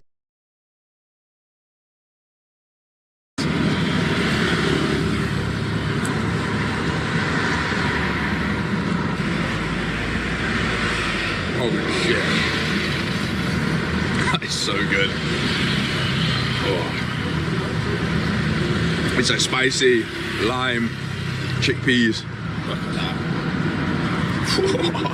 I love it. Right, that was absolutely delicious. I feel well fed now. And to be honest, there's not really much to show you. It's just like another high street, all different types of shops and places from typically South Asian heritage. It definitely doesn't feel like England. I'm doing it all right. Does it feel like England? It definitely doesn't feel like England, but not in a negative sense. I made a video in Birmingham recently and people were calling me a racist or whatever else because I'm saying it doesn't feel like England. And yeah, I do feel like a little bit of a criticism because, well, it is England, but at the same time, it's not up for people who come to this country to give up their own culture. Why should they? Why should I leave my culture? Torí mo wá gbé ní UK. What's going on, man? Everything all right? Yes, you can integrate, but you cannot leave your culture. Ẹ wá expect pé àwọn ọmọ Ìgbò tó fẹ́ wá gbé nílẹ̀ Yorùbá wá ju culture wọn nù torí pé wọ́n fẹ́ wá gbé nílẹ̀ Yorùbá. No, bó ṣe ń ṣe lọ́dọ̀ tiwọn ló ṣe máa ṣe lọ́dọ̀ tiwa. Ó dẹ̀ máa ní àwa lára bí àwọn Fúlàní ṣe ń ṣe lọ́dọ̀ tiwọn tó ń fi tó ń ṣe bí animals. Ṣé o gbọ́ nǹkan tó ń sọ? Oh my God. We are just about 32 minutes. Kétò ìkó parí. Agbára Ọlọ́run. Ṣé ń fẹ́ mi bá lọ? Mo kàn mọ̀ máa ṣe àyàngbé fún ẹ̀ torí òyìnbó tó ń sọ yẹn ìgbà tèmi náà kọ́kọ́ dé kò mú gbogbo tó ń sọ fún mi ní ẹ̀pọ̀ mo kàn ń sọ pé yes àti tó yẹ kí n sọ pé no. Á máa dàbí kan fi mú sọ̀rọ̀ ni kò ní gbọ́n tó ń sọ dáadáa. Ìgbà tèmi tẹ̀ tó wá lọ dé ọwọ́ àwọn Jamaica mo lọ dé sí lọ́wọ́ àwọn bíi patois àwọn òyìnbó àwọn yẹn ó tún yàtọ̀. Mo ní ọmọ orí tó ń sọ yèmí ògbọ́n tó ń sọ ó jẹ́ gbọ́n tèmi sọ àwọn ọ̀gbọ́ proper English bí àwa patois làwọn máa ń sọ. Ìjà yẹn wọ̀ rẹpẹtẹ láàrin ìmọ̀ àti ìdájọ́ wa ń jọ́ náà lọ. Because n tó ń sọ kò yé mi ó dẹ̀ fà méjì papọ̀ kájọ máa ṣiṣẹ́. Ní tó ń sọ èmi kò yé mi ní tí wọ́n náà sọ kò yéra wa ó yá push pull. Bọ́ǹbù clap ní wọn náà bọ́ǹbù clap nǹkan tó bá jẹ́ kò ní da fún ìyá ìtiwọ́n náà a máa ń búra wa ni. Nígbà tá a gbọ́n kọ̀ọ̀kan lájọ́ bára wa sọ. Ẹ̀gbọ́n tó sọ mẹ́rin. So you expect because people have left Asian to come and live here, they will leave their culture. Ẹja máa bá lọ níbọ̀. I'm personally a nationalist. Let's say a nationalist. Ṣẹ̀gbọ́n tó sọ bẹ́ẹ̀ yẹn, ta ló gbọ́n tó sọ níbẹ̀ yẹn bá mi kọ́mẹ̀ntì náà àwọn èèyàn kọ́mẹ̀ntì àwọn ẹ̀jẹ̀ kan máa lọ. kí ló sọ níbẹ̀ yẹn kí n tó pause kí ló sọ ẹ bá mi kọ sínú comment section mo fẹ́ mọ̀ kí n tó define ẹ̀ kí ló sọ lẹ́ẹ̀kan tẹ bá ń fi ẹ̀mí bá lọ òṣìṣẹ́ ìtẹ́wà lẹ́nu iṣẹ́ o kí ló sọ níbẹ̀ yẹn nísìn kí ló sọ èdè wo ló pè jáde. má ṣe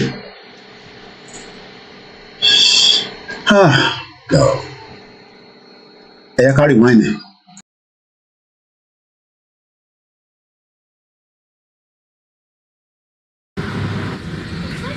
Definitely doesn't feel like England. I'm doing it all right. Does it feel like England? It definitely doesn't feel like England, but not in a negative sense. I made a video in Birmingham recently and people were calling me a racist or whatever else because I'm saying it doesn't feel like England. And yeah, I do feel like a little bit of a criticism because, well, it is England, but at the same time, it's not up for people who come to this country to give up their own culture. Why should they? I am personally a nationalist. Only I am a nationalist. We are proud nationalists. How can I mean by that? Ọmọ Nàìjíríà ní ẹjọ́ kó bó ṣe ń ṣe lọ ṣé torí o ti dóńdó òyìnbó bla bla bla blo blo blo. Bàbá mi sùn òdù wọ́n ní yes. Ó ní I am a proud nationalist. Ọgbọ́n mi ràn wá gbọ́ láwọn ọba àtàwọn náà wà lórí ètò. Wọ́n ní Koiki mi náà gbọ́n tó sọ o. I am a proud nationalist. Ṣé rí fídíò yìí fídíò yìí tó ń ṣe yìí máa fẹ́ kẹ́ lọ tún wò létà. Ẹ mọ̀ pé mi kàn kọ́ tẹ̀ mo ń try láti ṣe àlàyé lé lórí ni. Tọ́pìkì tó béèrè ni pé ṣé England ṣì ní bíbá iṣá àbí ó ti yàtọ̀ torí ó dàbí ìlú méjì kódà ó fẹ́ dàbí ìlú mẹ́fà. There's nothing wrong in living with different people but ẹ gbọ́dọ̀ respect ẹ̀yin tẹ́jọ́ mọ nílùú.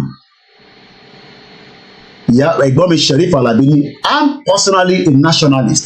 Tó bá sọ bẹ́ẹ̀ ní sọ you are in Nigeria. You are in Nigeria. You are in Nigeria. Stop shouting. Ẹ jẹ́ máa bá lọ díẹ̀ ó kù díẹ̀. Let's say a nationalist, a patriot. I don't know what the word is to say someone who loves their own country. So I am actually jealous and envious of the people who come here and maintain their own culture. I speak to people of the Caribbean community who actually say that their culture is disappearing, their British Caribbean culture is disappearing. And it shouldn't be an issue for a white person to be able to say, or a white British person to be able to say, look, our culture is disappearing, but it's also our culture is disappearing. Ṣé culture wa ti disappear báyìí? Aṣọ òyìnbó ọ̀pẹ̀rẹ̀ abẹ́rẹ́ stop speaking in English, stop speaking in vernacular, stop speaking in vernacular. Àṣé fraud ni. Àṣé pé òyìnbó tá à ń sọ ní school yẹn fraud ni because Chinese ò ní ever sọ òyìnbó. Ṣé rí purpose ti education tí bàbá Akintoye ń sọ bọ̀? Ṣé rí purpose yẹn? Ṣé ìgbádùn bọ̀bọ̀ yìí? Èèyàn mélòó ló ń gbádùn ọ̀rọ̀ tó ń sọ yìí? Ọ̀rọ̀ tó deep gidi ni. Tó deep tó affect àwa lọ́wọ́lọ́wọ́ nílẹ̀ Yorùbá nísìn. Ọ̀rọ̀ tó rọra mú bọ̀ yìí ó sì máa débi ẹ mọ̀ pé ìjọ tó ń ṣe St. George's Day ló ṣe fídíò yìí ó sì dé Central London o. Ọ̀rọ̀ tó deep tó yẹ kó wà nígbà àyà wa ká má fi ṣeré rárá. Whether olóbi Tinubu kọ́kọ́ sọ pé I am a proud nationalist ọmọ Yorùbá ni mí before Nigeria. Òun lòyìnbó ṣe ń sọ yẹn fún wa. Just reason ni imagine how ignorance makes our people to misconstrue showing the love of your Yoruba culture to be reflected in your governance as being tribalistic or discriminating against our culture. Ìyá mi Mofolúkẹ́ sọ pé I am a nationalist. Akeem Olúwadámiláre sọ pé I am a nationalist.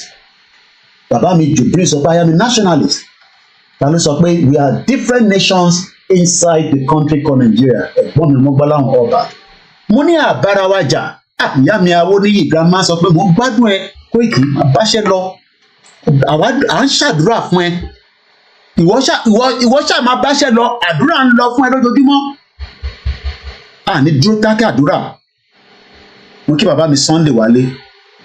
mo kí gbogbo ẹ̀yin tí ẹ wà lẹ́nu iṣẹ́ pátápátá ẹ fẹ́ pè wọlé ẹ pè wọlé ẹ má sọ pé ẹ lè pè mo ní kọ́ọ̀lù wà open 9 wà open ẹ bá fẹ́ pè wọlé ká pè kátẹ̀ dárayá lórí ọ̀rọ̀ tí bàbá yìí sọ yìí òyìnbó tó ń sọ yìí bí a máa bẹ́ẹ̀ lò bí a ṣèbẹ́ ni Tuesday àbí kó lè má jẹ́ lọ́la bí a níjọ Thursday lágbára Ọlọ́run àtúplay fídíò yìí àtúnfiṣe analysis níbi tá a bá gbọ́ dé náà láti máa bẹ̀rẹ̀ ẹ pè wọlé +44 74 044 05917 ẹ bá wa dá ṣètò yẹn ta ni proud nationalist kí ló dé tá a wà proud nípa ìran wa kí nìkan tó dé ta fi wà selfish nípa pé ká sọ pé we are ẹ̀yẹ bí àwọn representative wa ó yẹ kó wà proud Akérédolú tried his best ó ní kó máa kọ Yorùbá anthem òun ló yẹ kó máa kọ ní gbogbo House of Assembly kó tó kọ national anthem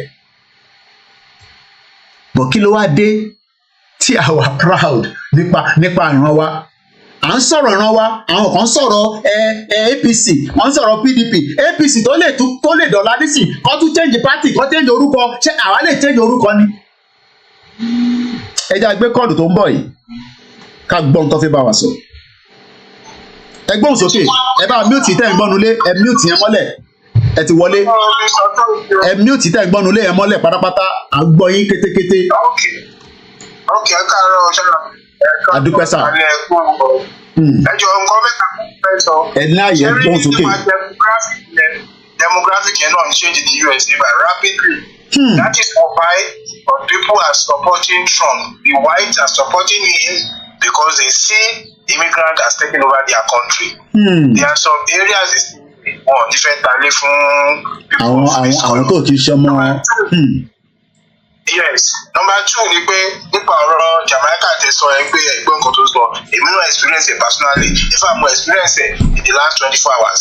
Their accent English but their accent doesn't bọ́ńbọ́n kúrọ̀ títẹ̀ sọ yẹn bí wọ́n kí ọkọ̀ máa ń bóyá àbúrò ẹ̀ bàjẹ́ tó lè jẹ́ sí wọn mọ́. Bẹ́ẹ̀ni èdè burúkú ni bẹ́ẹ̀ni látú àlọ́ máa ń sọ. Daily at work when they are talking I just use initiative of the work we are doing. Láti fi get nǹkan tó ń sọ. Báyọ̀ sọ̀rọ̀ nílé. Our people have seen abnormality as normal and I believe I'm at home and they see it the same way. They know what is going on but they feel we're killing preciously. It's like you are resigning yourself to fate. The government has suppressed all manners of information. Mo send the video kan sí ẹnìkan wọ́n jí àwọn jí obìnrin yẹn gbé orin ládùúgbò bóyá 3-4 days ago wọ́n jí obìnrin yẹn gbé àtọmọ ẹ̀wọ̀n wọ́n jà náà ìdílé wọn 4 days after mo send it sí àwọn òbí. mo rí yes mo èmi náà wọ́n send it sí mi náà. Kí wọ́n lè mọ nǹkan tó ń lọ but my wife delete it say I'm scaring the children ìgbésẹ̀ sọ àwọn ọmọ ọdẹ sọ àwọn money I'm not scaring you I want you to know reality. Money when you have a normal situation money good news is harmless. Bóyá agree pẹ̀lú mi. But a criminal news like this one is harmful if you are not aware. Bẹ́ẹ̀ni. Mo ní travelling tẹ́sán yẹn nípa ètò lọ́kàrí kankan kí wọ́n lè jẹ́ túnṣe rẹ̀ ni mo ti make a lot of hard decisions. Number 1 Lamẹ́ríkà ibi tí mo wà yìí Lamẹ́ríkà tí mo wà yìí I been travelling tó bá sí àríkì tó pa I travel by direct flight for my friend for 4 times of going to Nigeria I like direct flight. New York, Lagos, New York. I'm watching me read direct flight. I made up my mind. I will never make a stop over in any African country. But I don't trust them.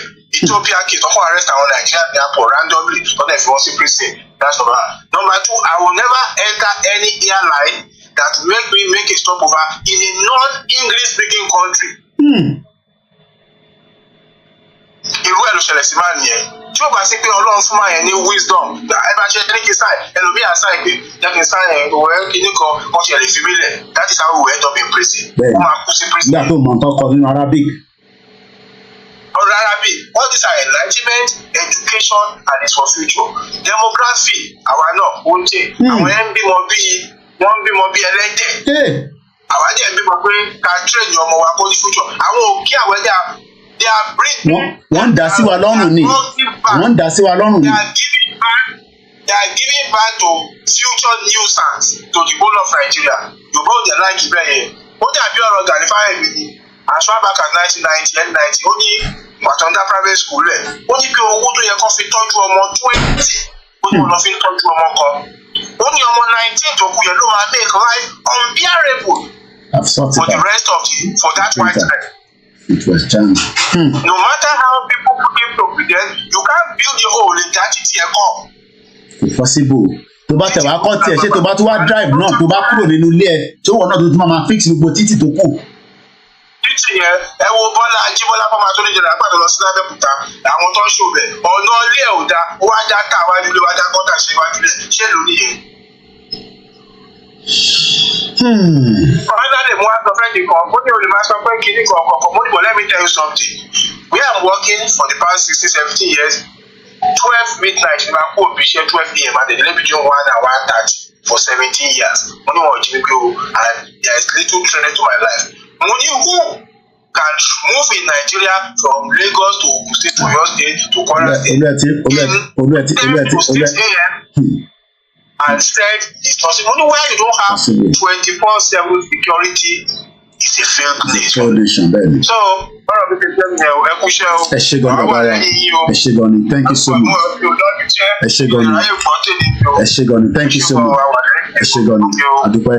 Mo kí gbogbo wa lẹ́ẹ̀kan sí ẹ ṣé gan-an thank you so much. Mo kí brother wa tó pè tán bẹ́ẹ̀ ni mo kí gbogbo ẹ̀yin èèyàn wa wíwá ìyá mi Kẹ́mi Bello mo kí yín mo kí gbogbo ẹ̀yin tẹ́ jẹ́ silent listeners ẹ̀yin tẹ́ wà lẹ́nu iṣẹ́ ẹ jẹ́ ká tún gbọ́ bàbá wa Imam Ọ̀fà kọ́ lọ́ba Elédùmarè kó bá wọn pẹ̀lú bàbá yẹn.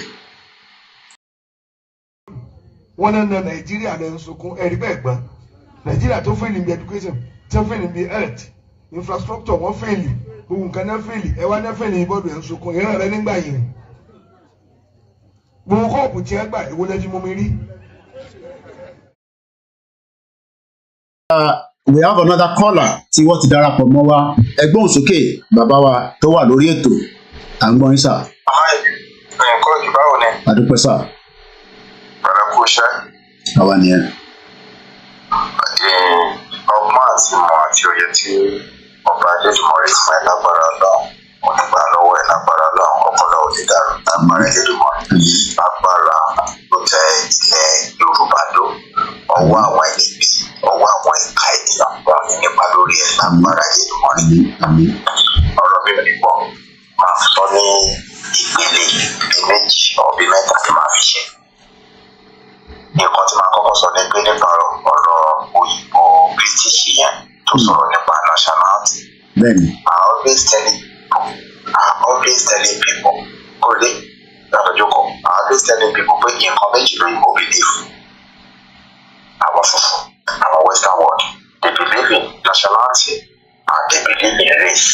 They cannot believe ẹ lórí. Láti tèrè tó fi easier fún wọn láti gbìmọ̀ pọ̀ tí wọ́n fi pàdé ní Berlin conference 1884 British French Belgium àwọn Portuguese kìíní tó ti decide pé ẹ wá a máa lọ sí Africa a máa dúbẹ̀ nípa a máa gbòde wa ẹ jẹ́ ká pín àwọn ìlú yìí ká gbé wọn léra wa lọ́wọ́ ká ṣe wọ́n bó ṣe wà according to my history according to research tí mo ṣe tẹ́lẹ̀ wọ́n máa ń jà nílẹ̀ Áfíríkà ni wọ́n jà sí nǹkan àwọn ìdí àbí nítorí àti wọ́n pera wọn jọ pé ẹ jẹ́ ká jókòó àwọn pípọ̀ ní nǹkan rọ ẹ jẹ́ ká tó gbogbo kìíní wọn léra wa lọ́wọ́ òun làwọn British tó fi mú àyè tiwọn tó fi mú Nàìjíríà tó fi mú àwọn ìlú kan ní West Africa àwọn French náà ó dà pé 12 country náà ni wọ́n mú ní Africa country wọ́n ṣe pé léra wọn lọ́wọ́ ní ìlú wọ́n believe nationality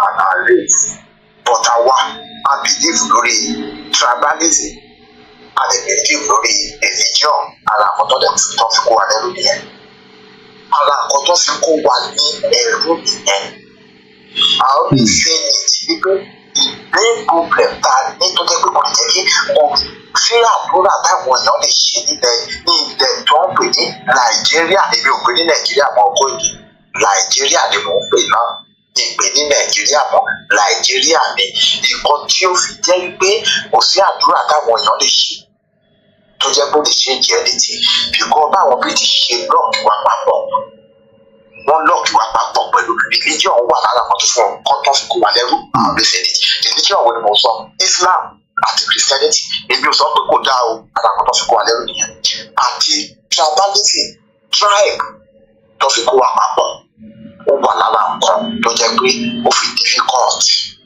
tó jẹ́ pé kò sí nǹkan tó jẹ́ pé ó lè jẹ́ kí Nàìjíríà lè ṣiṣẹ́ kò possible. Tinubu Bọ́lá Tinubu is a disaster tó jẹ́ pé ó di calamity ní bó ṣe wà yẹn disaster ló jẹ́ and ẹni ọmọ Yorùbá tó bá bìí pé Bọ́lá Tinubu ó máa bá wọn gba Yorùbá nation ó máa bá wọn ṣe regional system they are living in ìdájà wọn kò tó ra wọn jẹ Bọ́lá Tinubu ó lè sọ pé ibi tí Buhari parí ẹ̀ sí lòun ti máa bẹ̀rẹ̀ Bọ́lá Tinubu àfikún tí ẹ̀ dẹ̀ máa wọ́ sí ìlú àdìgbò ó máa wọ́ sùn láti rí yẹn ṣọ̀dà náà ẹ̀ ti bẹ̀ yẹn máa ní Nàìjíríà tó jẹ́ wípé ó lọ bóyá ní stop over ní Cairo tó ṣe gbogbo ẹ̀ èmi ti máa ń sọ fún àwọn èèyàn pé àwọn Arab people àwọn kan wọ́n kórìíra dúdú ju àwọn ìgboro aláwọ̀ funfun lọ gbogbo ẹni mo ti sọ ṣùgbọ́n sọ pé àwọn ìbò lè àwọn aláwọ̀ àwọn àràbò wọ́n kórìíra àwọn dúdú ju àwọn aláwọ̀ funfun lọ ṣòrí slave ó dà pé àwọn èèyàn mọ̀ pé àwọn àlàfo náà wọ́n kó àwọn Áfíríkà lẹ́rú ó dà pé àwọn náà wọ́n sọ pé wọ́n kọ́ bẹ̀rẹ̀ kan kó tó di pé àwọn aláwọ̀ fún àwọn ìyókù àwọn sọ orí kọ́ńtínẹ́ǹtì wa and through East Africa káwọn lọ́lọ́kọ́ gbọ́ ẹ̀kọ́ ṣe lọ ṣe research East Africa àwọn Kenya Tanzania Uganda gbogbo bẹ̀yẹn náà fi lọ millions of people náà kó lẹ́rú àfẹ́fẹ́ àwọn tó ń kó lẹ́rú through àwọn East Africa nígbà yẹn lọ́hùn wọ́n ní àtòbìnrin àkọ́kùnrin tó ń kó kúrò tó ń go through transatlantic wọ́n ní àwọn ọkùnrin wọn máa ń castrate wọn ni so that wọn lè bá àwọn obìnrin yẹn sùn wọn láti máa produce wọ́n castrate wọn ni àwọn ọkùnrin tó ń kú lẹ́nu through East Africa ìkọ́ta alákọ̀ọ́ta wà láti ṣe fáwọn. máa yẹn ló sọ pé òun lọ sí pilgrimage ṣé pilgrimage ló sọ pé òun lọ tàbí kí nìkan ara àkọ́tà sọ náà tó bá jẹ́ Ọlọ́run fún wa ní gbogbo nǹkan lọ́nà ló fi kẹ́ wa tó bá jẹ́ pa nílẹ̀ Yorùbá ti wá kí ló fẹ́ máa lọ sí lọ sọ́kùn lọ sí Jerusalem kí ló máa jẹ pilgrimage gbogbo tourist center tàbí nílẹ̀ Yorùbá lásán ṣe kékeré ṣé ní ìlàfẹ́ sọ ní nínú ìlú state láfẹ́ sọ ní níbo láfẹ́ sọ nílẹ̀ Yorùbá àwọn ibì kan wà nílẹ̀ wọn kò ní ikọ̀ gbèsè tó jẹ́ omi funfun omi gbogbo àtọ̀ mo ti débẹ̀ yẹn rí mo ti débi tá a sọ yìí rí ṣé Ìlọrin yìí la fẹ́ sọ lóòótọ́ state ni ṣé kí lorúkọ ẹ̀ Òkè Màríà ní Àkókò la fẹ́ sọ níbi tí kí lorúkọ ẹ̀ Ọmọlúkà ti wá gbogbo nǹkan lọ́nà fi ṣe kẹ́ wá ọ̀rọ̀ ọmọ Yorùbá wá rí bí ọmọ lẹ́nu tó jẹ ọmọ aláṣọ tó ń wọ àkísà nǹkan tó fi lọ fojú bá nìyẹn rí tó bá jẹ́ pé ilẹ̀ Yorùbá ló fẹ́ lọ ó fẹ́ wá láti di Èkó ó fẹ́ kó àwọn kan lọ sí lórúkọ Èkìtì níbẹ̀ yẹn ta ló fẹ́ máa harassment ni wọ́n sì yẹn náà bàbá náà harassment ta ló fẹ́ máa fún wa protest ẹ̀kọ́ tó máa ṣe sí. àwọn afọ́ọ̀dù ni wọ́n máa sọ owó tó gbogbo iyebíye wọ́n sọ pé wọ́n lọ sí Mẹ́kà wọ́n lọ sí Mẹ́kà ìwọ̀n wọ́n lè lọ sọ̀rọ̀ wọ́n máa twist wọn nígbà tí people tó jẹ́ pé àwọn àràbò tó jẹ́ pé they see black as a less human being. báwo àwọn ṣe rí dúdú nìyẹn wọ́n ṣe rí dúdú nìyẹn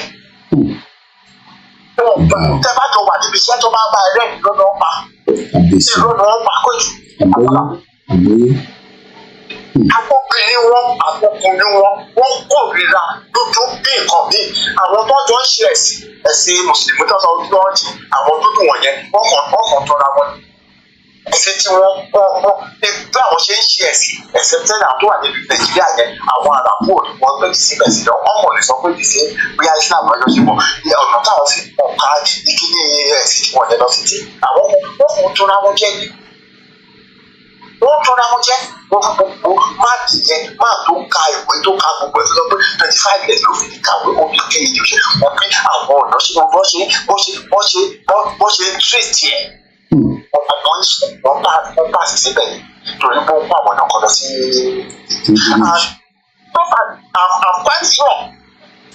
Irú àwọn èèyàn tó jẹ́ pé ìgbà táwọn èèyàn bá ń sọ̀rọ̀ Yorùbá nation máa sọ pé kílẹ̀ sọ́kọ́ it might be one of them. Kí sọ fún ẹ? Irú àwọn èèyàn bẹ́ẹ̀ yẹn. That's the disease tó ẹ pé most of them wọ́n máa jẹ breakfast. Wọ́n máa jẹ breakfast. Bẹ́ẹ̀ ká ṣe máa jẹ breakfast. Wọ́n máa jẹ sọ́kọ́. Wọ́n yóò jẹ́ láwọn ọmọ tó jẹ́ pé tó ń ta gbogbo Yorùbá nation níbẹ̀ yẹn. Èmi ò máa gbé èmi kọ̀ndẹ́mù gbogbo nǹkan tó ń ṣe sí o. Ìṣègbè mi inú mi dùn sí nǹkan tó ń ṣe sí o. Ó sáàdì. Ti sọ fún Koiki, ó sáàdì. Ilé mo dùn sí bó ṣe treat ẹni because Yorùbá bí tèmi ni, dúdú bí tèmi ni. Dúdú ìlú ìmọ̀ àdúgbò àwọn èèyàn tó jẹ́ tó máa sọ pé kí làwọn òògùn ìṣẹ̀ ìfọ́nà pẹ̀lú lọ́rọ̀ Yorùbá tó jẹ́ pé wọ́n lẹ̀ ó lè jẹ́rìí wọn lọ́wọ́. Ó lè jẹ́rìí wọn bẹ́ẹ̀ yẹn. To be honest, ó lè jẹ́rìí wọn ní wọ́n kúrò.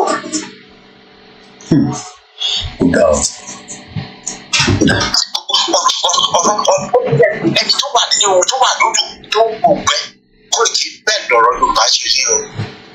Àwa lódò à ń gbòǹgbẹ. Kí ni sọ kí ni torí gbogbo jápa táwọn èèyàn jápa yìí wọ́n systematically wọ́n fẹ́ kí wa kó lórí ilẹ̀ wa ní ọ̀tá wọn ọ̀rọ̀ understand. How many Fúlàní ló ń jápa kó lórí ilẹ̀ wọn? Gbogbo jápa wọ̀nyí wọ́n fẹ́ ká kúrò lórí ilẹ̀ wa wọ́n mọ̀ tó ṣe. Lọ́pàá ní gbogbo ti máa ń gbọ́ ẹgbẹ̀gbẹ̀ tí wọ́n fi ṣiṣẹ́ pàdé àwọn Yorùbá àwọn ọ̀rọ̀ ìbánidọ́jú ti wáyé àwọn Yorùbá àwọn Ìgbò àwọn màmá sọ pé àwọn Haúsá sí àwọn Yorùbá rí wọn náà wọ́n. Gbogbo iṣẹ́ tó yẹ kí àwọn Yorùbá ṣe táwọn ìgbọ̀wọ́ pé bí ìrìn àwọn Haúsá Fúlàní wọ́n máa ń ṣe nà wọ́n. Mo máa ń ṣọ̀rọ̀ àpá àbẹ̀yẹ tí mo ti máa ń ní àròjìnlẹ̀ yẹn nígbà ọ̀kẹ́.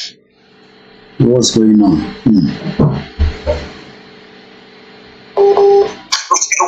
Táwọn tó wá síbi tó máa ṣọ́ọ̀bù àtàwọn minority àwọn Fúlàní tó máa wá síbi tó wọ́n máa ń kàwé ní tó bá tètè kàwé tó tó gbàgbà lọ sílẹ̀.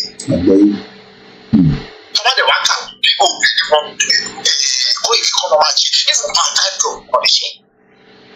Wọ́n sọ̀tọ̀ àwọn ọmọ tó wá kàwé nídìí ní Western world ìbí ìlú wọn every 2 weeks ló ń padà lọ sílé nígbà tó padà wá ó lè lọ lójú òde sí Nàìjíríà á tún padà wá.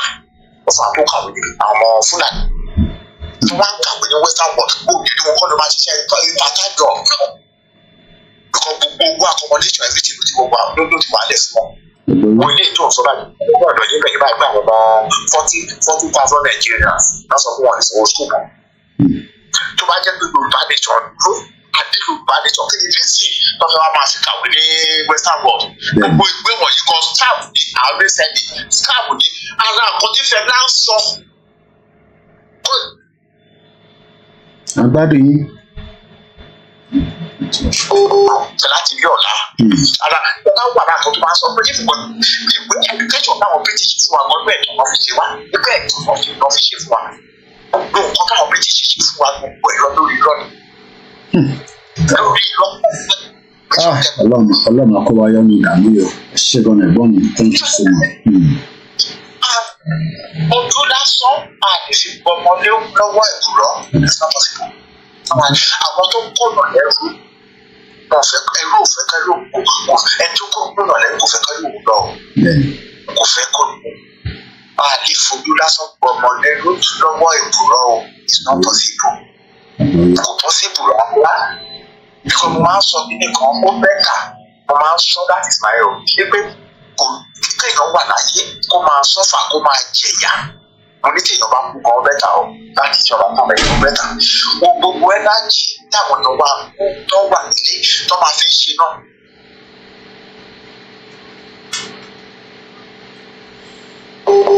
Wọ́n fi yà á jẹun. Wọ́n ní láti tó yẹ kó fi bá wọn jà wọ́n fi bá wọn jà. Àwọn tó ń la plate wọn máa tún máa tọ́jú sí. Ẹ̀dájì tó yẹ kó fi bá àwọn tó yẹ kó put wọn into this mess. Eshegoni Baba, thank you so much for the contribution. We're so grateful. Eshegoni sir, thank you so much. Eshegoni. Mo dúpẹ́ lọ́wọ́ ẹ̀gbọ́n wa tó pè tán.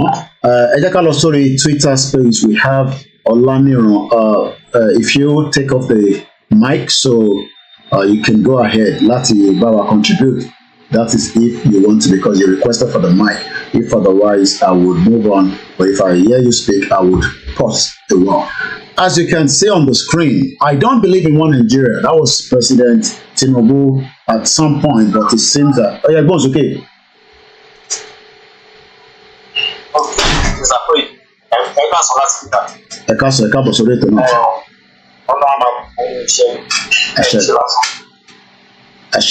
ahead.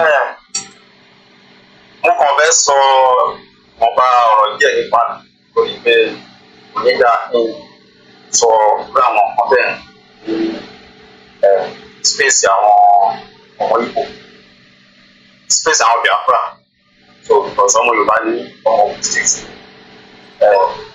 Abẹ́òkúta ní tiwọn so èmi ní study under British educational system. Because ìgbà tí mo try ẹ̀ tí mo dé primary 1, 2, 3 ìgbà tí mo dé primary 4 ní ìtẹ̀lẹ̀ ká A to Z so before tó di pé primary 4 yẹn wọ́n tún wá sọ pé mo pass wọ primary 5 so mo wá bèèrè lọ́wọ́ tíṣà yẹn pé èmi tí mi ò lè kọ́ tí mi ò lè kà báwo lè pass wọ primary 5 because primary 5 mo mọ àwọn ẹ̀gbọ́n mi tó wà níbẹ̀ wọ́n ti mọ ọkọ́ tí mo kà èmi ní ìtẹ̀lẹ̀ ká A to Z. So báwo wá ni oye lọ́rẹ́ tí a sọ pé mo pass so lẹ́tà ṣàmúṣà síta láti kúnlẹ̀ because mo don teach to make sense ní ojúde so mo níta láti find my own educational system by myself so mo lè bẹ̀rẹ̀ ní ṣe lọ́wọ́ join ní wọ́n mi mo bá wọn bẹ̀rẹ̀ mo bá wọn tajà nǹkan tí wọ́n kọ́ understand ní mathematics anybody tó kọ́ ní mathematics wọ́n dédé understand nípa ọjà fún ọgbà fún Yorùbá so mo dẹ̀ understand wípé ojú ti àwọn tí yóò lọ sí university àti ṣe university tó parí university lọ so wọ́n tó wá di pé gbogbo àwọn ọmọ tí mò ń rí ní surrounding o ní everywhere o kò make sense sí so kó tó di pé mo fall into research so ẹ má bínú tí mo wà busy tí mo wà but anytime tí bá ti wà busy máa move to mic yẹn so máa lè continue now. All right. So wà busy báyìí. No problem. Thank you so much. So mo dẹ̀ fall into research so àtúntò bẹ̀rẹ̀ ṣe research mi tẹ̀lé ṣe research nípa government nípa country nípa nípa tí wọ́n kọ́ ṣe research lórí ni báwo ni mo ṣe báwo ni kí àti kí ni wúwà máa ọkàn bẹ́ẹ̀ tó gbé pọ̀ sí technology side tó lọ́bẹ̀ tó bẹ̀rẹ̀ sí ṣe research nípa technology so gbàdúrà bẹ̀rẹ̀ sí ṣe research nípa technology mo rí pé tí bá ṣe research lórí mo ṣe ń ṣe research mo ra equipment fún ara mi owó ṣe tí bá ṣe máa ra equipment àbí ṣe research so láti lè make sure pé mo wà successful lórí any project bá dáwọ́ lé lórí so gbogbo àwọn kan tí mo ń result mi ń get mo máa ń bèèrè lọ́wọ́ àwọn university graduate mo máa rí i pé it's like àwọn ọmọ anything rárá àtọ́ because ẹni ọmọ kan tí ó sọ pé science student ló ń kó dé wà ní 400 level so mo bèèrè lọ́wọ́ ẹ pé àwọn ọ̀gá yín tó kọ yín ṣe sọ pé energy cannot be created or destroyed can only be transformed from one to another so how come tí o bá da epo sínú generator dem wá sọ pé epo yẹn ti tán sóde ẹ̀kọ́ ìkò sí náà mọ́ so ibo ni energy yẹn lọ so kò èmi mọ̀ nǹkan tí mo bèèrè lọ́wọ́ tó wọ́n lè dá mi lò so máa ń fọ̀rọ̀ gùn ṣá because tí bá fẹ́ máa sọ àwọn kí ni máa ń láti post a space ní ìdè nítorí àtàlẹ́ àyálé wà dáadáa láti sọ àwọn fún so mo discover pé èyí náà yìí nǹkan tó ń pè generator ọtí mi discover àti gbọ́dọ̀ tẹ̀lé nǹkan tó ń pè generator wọ́n ṣe generator is just energy pump irọ́ ni wọ́n pa fáwọn èèyàn so generator yẹn the energy sí ó wà ní surrounding already so tó bá fẹ́ kó máa tan iná nínú group ẹ̀ òkàn mẹ́rin láti wá nǹkan bíi kó lè lo copper kó lè lo irin kó lè lo but the most efficient one láti lò òun ní copper so iná yẹn wà ní surrounding already òkàn ní nǹkan tó máa kó jáde fún ẹ láti bóyá o fẹ́ lò nínú globe kó kan náà bóyá o fẹ́ lò nínú fan ó rò fan bóyá o fẹ́ ṣe ògbó láti kó tó bá bóyá o fẹ́ lò lọ́rẹ́ ṣe so and nǹkan tó máa kọ́ ṣe you have to create road fún sódà ibẹ̀ ló máa gbà lọ sínú nǹkan tó fẹ́ lò so láti ṣe ọ̀nà yẹn òun ní kọ́pà so tó bá tàn ó níye tàn tó bá tàn náà mọ́ irin tó tó bá wá irin tó bá fi ń gbá irin yẹn àbẹ́ sì rí iná máa jáde so and research yẹn ò dúró bẹ́ẹ̀ because mo trace ẹ̀ débi pé mo fẹ́ mọ source of that energy so at the end of the day glory be to God mo discover source of that energy mo ti wá pé gbogbo energy surrounding ló wà so ó dìbẹ̀ lórí kó tó bá pé màá nígbà mi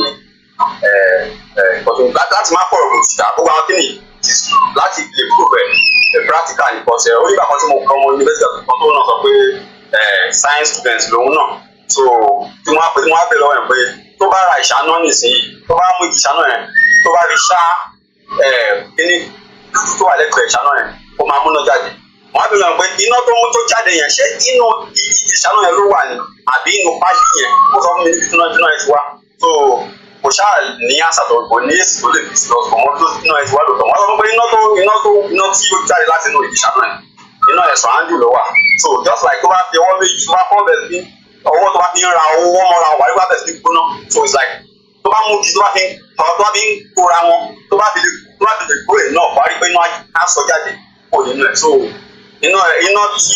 it's the same thing bí àwọn tó máa ń lo òkúta tó máa lo òkúta mo ló dàbí ìgbà táwọn tó máa ń lo òkúta tó máa fòkúta tó máa gbó títí tó bá wá fi pépà léwé sí amúná ẹ̀ jáde. So ẹgbẹ́ lọ́wọ́ àwọn ẹgbẹ́ àwọn ènìyàn pé ṣé inú òkúta yẹn iná wà ní kò ń ṣe inú òkúta iná wà ní sọ̀rọ̀ àǹdí ó dìpẹ́ lórí nǹkan tó bá ṣe wà nípa mi iná ṣe máa jáde tó yẹ dìpẹ́ lórí nǹkan tó fẹ́ lò fún tó wà nípa mi sọ́kẹ̀tì tó wà lórí tó bá kéde sọ́kẹ̀tì yẹn mo ló máa fún ẹ ní ọdún fẹ́ so àti mo rí yẹn mo tún bọ́ sórí òkè wọ́n sọ pé omi tó sọ pé wọ́n ń treat wọn pé wọ́n ń da nǹkan sínú ẹ̀ pé kó máa treat ẹ̀ àdéhùn ìdè mo sì tó wá pé nǹkan tó náà fi ń treat omi yẹn nǹkan tó máa ń kì í sẹ́ wọ́n á pàṣẹ nínú brain ni so that's a lot of secrets tí mo discover so kó tó di pé wọ́n á bọ́ sórí government pé I don't know government báwo ni ìlú wa yìí pọ̀jù àti mo ti kọ́ ọ̀gbọ́n àwọn akéde fún mi pé okay nǹkan tí mo discover yìí gba nǹkan tí mo mọ̀ yìí òun ṣe nǹkan tó yẹn pé mo ní máa lọ sí business máa lọ business máa ṣe business fúnra mi but sígbà tí mo bẹ̀rẹ̀ sí study nípa gbọ́n mi ó rí pé tí èèyàn bá jáde pẹ̀lú nǹkan báyìí tó bá lọ bẹ̀tá ní ó expose gọ́ọ̀mẹ̀ntì wa monitor pé wọ́n á ṣiṣẹ́ fún wa so tó bá mọ̀ pé níyàn ò gbà to the terms and conditions government kọ́ tó máa ṣe ni pé ọmọ àwa gbogbo ọ̀nà máa mú ẹnìyẹn kú lọ́nà so gbà tí mo lè rí kó kékeré kí ni yóò ṣe nǹkan tí máa lọ ṣiṣẹ́ tó ń fẹ́ lọ ó kún company pé wọ́n máa ṣe kí ó kó súnmọ́ gọ́ọ̀mẹ̀ntì kí kábí develop orílẹ̀-èdè tí wọ́n ń gbà ẹ̀ so gbà tí wọ́n bá wà pé kó tó di pé mo lọ ẹjọ́ fún mi ní 1 second. All right. While we are waiting for him to come back. Wọ́n á decide láti study government láti bó ṣe wáyé study government ní bí orílẹ̀-èdè wa báwo ló ṣe jẹ́ báwo ló sọ pé Hausa Igbo Yorùbá papọ̀ wá di orílẹ̀-èdè so mo ìbẹ̀ sí ní ìyẹ̀wò mo rí pé gbogbo àwọn kìíní yẹn irọ́ ni gbogbo ẹ̀ ó tó bẹ̀rẹ̀ sí wáyé sí òkè ọ̀pọ̀lọpọ̀ history ilẹ̀ wa báwo ilẹ̀ wa ti jẹ́ báwo ni Ògùn state ṣe jẹ́ báwo ni Ẹ̀gbá ṣe Ìbàdàn ṣe wà kí ló ṣẹlẹ̀ wọ́n sọ pé wọ́n jagun kan bẹ́ẹ̀ kí ló fa ogun tí wọ́n jà bẹ̀rẹ̀ discover pé wọ́n tó fa ogun tó jà dàrúdàpọ̀ àwọn òyìnbó British àwọn ọ̀rọ̀ wa tó bẹ̀ sí create condition tí wọ́n ń brainwash tó di pé oníkálukú bẹ̀ sí ní bá ara wọn jà tó di pọ́ bẹ̀ sí ní sọ pé wọ́n jagun ogun Ìbàdàn wọn yọ ogun bá ogun Biafra bá ń pè so wọ́n rí pé àwọn òyìnbó yìí àwọn ni wọ́n wá tí wọ́n bẹ̀ sí gba ọ̀bẹ orí pọ̀ táwọn wá so mo lè tó ṣe research lórí pé kí ni nǹkan tí àwọn wá gbọgbọ kí ni nǹkan tó wà ẹ̀ náà so ọ̀dọ̀bọ̀ ìgbà tí mo kàn tó láti kí àwọn ọ̀rọ̀ yìí ni mo tó láti pọ̀ tiẹ̀ short so ìgbà lórí pé ọ̀dọ̀bọ̀ ìgbà tó wà nǹkan tó kọ́kọ́ fẹ́ ni ẹrú wọ́n fẹ́ kí àwọn ìwà ṣẹrú fún ọlọ́dọ̀ wọn náà then later nígbà tí wọ́n discover pé láti máa lo ẹrú yẹn wọ́n ní láti ọ̀sùn bọ́n máa ń tẹ̀lé wọ́n máa force ẹrú àbíṣe wọn lọ́wọ́ máa bẹ̀rẹ̀ nínú àwọn ẹlẹ́gbàá ṣe pa àwọn kìnìyàn so wọ́n rí i pé àwọn ẹrú ò ní sinmi àwọn náà ò ní sinmi wọ́n tó wá di pé kan nínú àwọn ìpè yẹn wọ́n wá discover bí brain ti máa ń ṣiṣẹ́ so gbàtọ́ discover brain ti máa ń ṣiṣẹ́ gbogbo àwọn kan tí mò ń get nínú research mo ti rí gbà tí wọ́n discover brain ṣiṣẹ́ pé o ní láti force èèyàn force ara ẹ̀ o ní láti brainwash ẹ̀ just to brainwash the soul and the soul yẹn happen to body addition without pé wọ́n ń nàyàn àbí something so mo discover mi discover fún ara mi pé nítorí ẹ̀ ni wọ́n ṣe dá government system sílẹ̀ governing system so kó tó di pé wọ́n ṣe pé wọ́n kó gbogbo wọn papọ̀ kó wá fi ẹ̀kan sí lórí pé òun ni president tó máa jẹ́ president wọn kan bẹ́ẹ̀ so that àwọn táwọn bá wà nílùú tí wọn náà wọ́n máa control president máa control àwọn tó wà níbà so and tools tí wọ́n ní láti ṣe gba àwọn kíni orí television rédíò gba àwọn kan bí o ṣe àbẹ̀wò ṣe wà nísìnyí so mo lè discover gbogbo àwọn kíni yẹn so àlẹ́ náà bí ẹ̀ máa wọ́n tó bá ti rí bẹ́ẹ̀ kan ṣe ǹjẹ́ wọ́n sọ pé Nàìjíríà gbòmìnira ní 1960 ǹjẹ́ lóòótọ́ ni òmìnira tó gbà láti mo tó yẹ wọn náà mo rí pé púpọ̀ ní tí ọ̀tọ́ jẹ́ pé ọkọ̀ òmìnira the same thing the brain system program tí wọ́n ṣe òun náà ni wọ́n fi brainwash sọ pé wọ́n gba òmìnira so àlẹ́ náà bí dé wọ́n mú àti ọba wa àti ìjòyè àti àwọn ẹrú tó wà nínú ọkọ̀ wọn pọ̀ wọ́n dẹ̀ fi government system wọ́n dẹ̀ fi mú everybody lẹ́rú sínú ìbẹ̀yẹn so wọ́n dẹ̀ ti sọ pé brian kò sí kankan tí wọ́n lè sọ lè fi kọ́ nínú ẹrú so and secondly nǹkan tí wọ́n tún wá àbí nǹkan tí mo tún wà ní kọ́wà pé lẹ́yìn ìgbà yẹn mo tún wá ní kọ́wà ní pé mo rí pé lẹ́yìn ìgbà tí wọ́n ti succeed máa lọ àtọ́ ti succeed nínú government system yìí pé láti máa brainwash àwọn ẹ̀kọ́ lè máa ṣiṣẹ́ fún wọn free and fair ó lè máa sí jáde àwọn kan bẹ́ẹ̀ ni pé wọ́n ṣá máa ṣiṣẹ́ fún wọn ṣá wọ́n wá rí pé nǹkan tí wọ́n wá ń wá ní ìsọ́ọ̀bì bẹ̀rẹ̀ sí ní tí wọ́n bẹ̀rẹ̀ sí ní darúgbó òlu tó di pé gbogbo bẹ̀rẹ̀ sí ní dàrú papọ̀ mọ́ra wọn kí ó gbẹ òun lórí ni pé wọ́n fẹ́ gbogbo àwọn nǹkan tó wà lẹ́nu because normally ìgbà tí mo ṣe research pé ok kọ́pà nísìnyí tó bá fẹ́ ṣe anything tó bá jọmọ́ electricity bóyá bíi àwọn even though fóònù anything mọ́tò tó bá ti o gbọ́dọ̀ need kọ́pà o gbọ́dọ̀ lo kọ́pà wà nínú so mo àgbẹ̀ ibo ni wọ́n ti get kọ́pà yẹn mo rí pé inú ilẹ̀ amọ̀ ìkòkò amọ̀ kòkò yẹn kí n tó fi mọ ìkòkò iyẹ̀pẹ̀ yẹn ibẹ̀ ni wọ́n ti extract kọ́pà jáde so ìgbà tí mo tún àwọn mo travel lọ sí ibì kan ní ọ̀dọ̀ wa Ifọ̀ ìgbà tí mo lọ síbẹ̀ mo rí pé àwọn ti pẹ́ gidi ìgbà tí mo sì fún wa kékeré oúnjẹ lọ sí pé àti ń kó àmọ̀ yẹn tó máa parọ́ káwọn èèyàn fáwọn ìṣọ̀nà so ó jẹ́ pé wọ́n ṣe ọ̀nà kankan irọ́ ni wọ́n pa wọ́n kó àmọ̀ yẹn ó dẹ̀ lọ́wọ́ extract kọ́pà nínú ẹ̀ so ní ìsìn kọ́pà yẹn àtàwọn aluminium ọ̀kọ́ bẹ́ẹ̀ ó wà ní gbogbo everywhere so nǹkan tí wọ́n máa ṣe nìsín pé wọ́n fẹ́ frustrate everybody lè sàdánù kúrò ilẹ̀ àti wọ́n dẹ̀ lọ àwọn Fúlàní adé wọn pàdánù so adédọ̀dídè àwọn alẹ́mọ̀ọ́rá yìí máa kó gbogbo àwọn nǹkan àwọn mineral resources tí wọ́n fẹ́ fún yìí so tó bá dàbí lọ ṣe research nípa ẹ̀ just àwọn nǹkan tí mò ń sọ so àní ìsinyìí nǹkan tó wá ṣẹlẹ̀ báyìí nínú pé wọ́n fẹ́ yẹ kí ìlú ìkóró ráyè so that tí òwe bá ń gbà ọ̀dọ́ àpọ̀ yìí ò ní rí tiwọn rò so tẹ́yìn ò bá ti rí tiwọn rò àwọn máa ṣiṣẹ́ tiwọn lọ so gbogbo nǹkan tí wọ́n ń ṣe nìyẹn but pèmí ẹ̀ ti decide pé since o ti rí bẹ́ẹ̀ èmi ò lè lọ sí anywhere tó yìí understand the thing nípa technology ó bẹ́tà máa dúró nínú ìlú wa tá a bá ní freedom mo lè wá jáde wáyé pé freedom òótọ́ àti ìdúró ní ẹni tó òun la ní tí ẹni tó jẹ́ ọ̀gá ẹni tó máa control tó máa jẹ́ bẹ́ẹ̀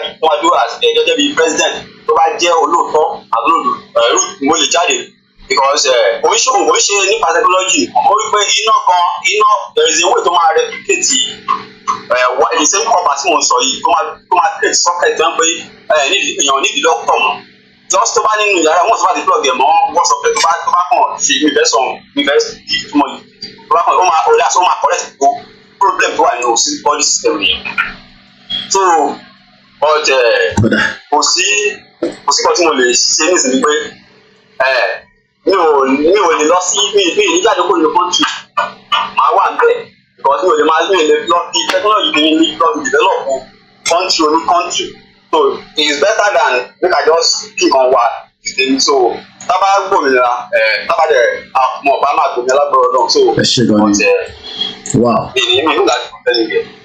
That is well that is the power of the brain tí Elédùmarè fún gbogbo ọmọ Yorùbá but ọmọ Yorùbá tí kò mọ̀ pé Elédùmarè fún wa àwọn òyìnbó rí wa wọ́n rí wa dáadáa wọ́n rí wa wọ́n mọ̀ wá wọ́n mọ̀ brain power ọmọ Yorùbá wọ́n dẹ̀ mọ̀ pé brain power yẹn ó níṣẹ́ tó lè ṣe ẹ wo graph tí mo fẹ́ wọ̀n wáyé tí a ti ṣe 3 hours and the program like I said títò òyìnbó yẹn is not something we can do in one go but àti ní understanding it so we use it multiple times you know the video is there I will use it multiple times ẹ wo gbogbo ìlú tí British colonize báwo ló ṣe rí ṣe ọ̀nà òun lọ́gbà bàbá wa Moses Ọláníran. I think all the problem we're going through now comes from the hand of our independent founding fathers, and why should they agree on those colonial masters? Wàhálà ìtẹ̀tí wa pọ̀ jù. I'm not joking. Because yes, we are living Anji and soon, but in the long run, it is like sometimes ẹ̀gbọ́n mi tó náà ti ṣiṣẹ́ for 16 years. Ìyàwó wà ní ọmọ wà ní wà kàn lọ́lé ìdíjọ́ méjì mẹ́ta láàrin ọdún. Kò yẹ kó rí báyẹn. But torí pé àwọn tí wọ́n control wa tó gbé wa ní lọ́wọ́, àwọn Fúlàní àtàwọn olè ọmọ Yorùbá tí wọ́n náà ń ṣèjọba lé wa lórí. Mo bọ̀ mo fẹ́ fún wa ní ẹ̀hún lélẹ̀. Gbogbo ìlú tẹ̀ ń wò yìí pátá látòkè délẹ̀ ni British láǹfààní àti colonize. Ẹ wo ọdún kọ̀ọ̀kan tí gbogbo wọn ní ọdún náà fún wọn ní independent. Kò sẹ́yìn kankan fún ní independent ní gbogbo wọn. Ẹni tó padà free ara ẹ̀ ìjà burúkú bí àwọn Indian àwọn Pakistan. Mo gbọ́ pé Indian ti gba gbogbo gold wọn tó wà nílùú ìpadà. Bí àìtọ́ tọ́jú sínú bank of a reserve. They've taken it back. Mo gbọ́ lórí, thank you so much that _local_girl. And as I leave you this afternoon, the conversation stays on we shall revive and strengthen our education, because òun nìkan ní the greatness wa education ta ní. Nígbà tá a bá rẹ̀ ti destroy ẹwẹ́ tó ń pè nísìn tó pè tán lórí Twitter space. Ṣé èèyàn máa sọ pé ẹni tó ń sọ̀rọ̀ yìí kò ní brain? Ó ní brain power tẹ́lẹ̀dùmarè fún wa ní. Nàìjíríà ló kọ̀ fi tiwa kó bá tiẹ̀, and they destroy the whole education system. So mo kí gbogbo ọmọ Yorùbá o, gbogbo ìlú tẹ́ ń wò nínú graph tẹ́ ń wò yẹn yìí tẹ́ ń wò wá lórí screen, ẹ rí Nàìjíríà ń bẹ wọ́n ní 1960, àwọn 1977 America, kọ́lọ́mbà àfọ̀rún kẹ́hún mi tó fún mi ní kínní, he died last year, kọ́lọ́mbà mi tẹ́hún sáfẹ́fẹ́ pẹ̀lú gbogbo àwọn tó ti kú. Ìjà, but bí gbogbo wa ṣe mọ̀, we all know the end result of what would happen. But ẹ máa ká sáré ju ìtàn bàbá wa ní ká ṣe lọ. Ẹ jẹ́ ká máa ṣe education tá à ń ṣe. Ká máa bring a conscious mind àwọn èèyàn wa padà. Lóòótọ́ àwọn èèyàn wa ti wà adamant pé ọ̀rọ̀ Nàìjíríà yẹn àwọn máa tọ́ta síbẹ̀ ní Múkẹ́ Abdullahi Ọmọbọ́lájí. Ṣé gèbí wà nílé nísìnyí? But gbogbo problem yẹn is to wọ́n kàn tún fún àwọn kan bí divert attention wa. Ó yá Tinubu ìwọ náà lọ ṣe president, Buhari ti ṣe tiẹ̀, wọ́n tún fìyẹn divert wa. Àdúrà tí mò ń gbà ni pé kó má rí Tinubu pa o, because there is a lot of indication pé wọ́n fẹ́ gbẹ̀mí ẹ̀. Ẹni mo sọ bẹ́ẹ̀, but Ọlọ́run ní fún wọn ṣe. Ọlọ́run Elédùmarè ní fún wọn ṣe. Mo kí ìyá tó bí mi lọ́mọ, mo kí ẹ lẹ́ẹ̀kan sí Abdullahi Ọmọbọ́lájí. Mo máa ń kí gbogbo ọmọ Yorùbá pé ìgbìyànjú wa Ọlọ́run á bá wa dé sádé. Àyìndé Usman, mo kí ẹ, mo kí gbogbo ẹ̀yin tẹ́ wà lábẹ́ ètò. Don Kelvin Kopman, only mad people all over the place. Tinubu, break up this shit whole country. Prince kò kí ń ṣe pet name, gbogbo ìgbà ni máa ń sọ bẹ́ẹ̀. Mo lọ bẹ́ẹ̀ mo kí Prince Gbàmígbádé Ọláwọlé Ìbánjọ. Nígbà kan tó bá pèèyàn lóògùn náà máa sá lọ. Àṣé orúkọ tó dá lògùn, òyìn á máa bọ Ògún. Bí wọn náà ṣe ń lọ sí pilgrimage bí bàbá wa yẹn ṣe lọ, bí wọn náà ṣe ń lọ sí Mecca tẹ́ ń lọ ṣe ọdún, gbogbo ẹ̀yin tẹ́ ń lọ ṣe ọdún ní gbogbo ibi tẹ́ ń lọ, ọba Elédùmarè aṣọ yín láṣọ yín padà. Ifábìmọ́lé ayé mo máa ń kí ẹ, mo kí ẹ Kenzie Abiola Fápóhùndà, wọn náà ń kó yín ló kọ draft regional government tí gbogbo èèyàn carry all over the place. Mo máa ń kí màmá mi dáadáa Grace Robert, mo kí àwa Grace talẹ́lẹ́ tó wá ju jágbajàgba sí bíbá wọn fún wọn ní bọ́ńdù níbo lélẹ́ wà pé àtúnlélẹ́ ìbàdí Ọlọ́run ẹ̀yìn á wá sórí programu ní program ju jágbajàgba síbẹ̀ Ọlọ́run yẹ pé mo tètè rí ẹ. Prince Adébáyọ̀ Ṣítù mo mà kí yín. Mo máa ń dágbére pé a tún lọ báyìí, a lọ fún kú, à ń lọ tún lọ pé ó tún dìgbà míì nígbàkigbà tá tún máa padà wá.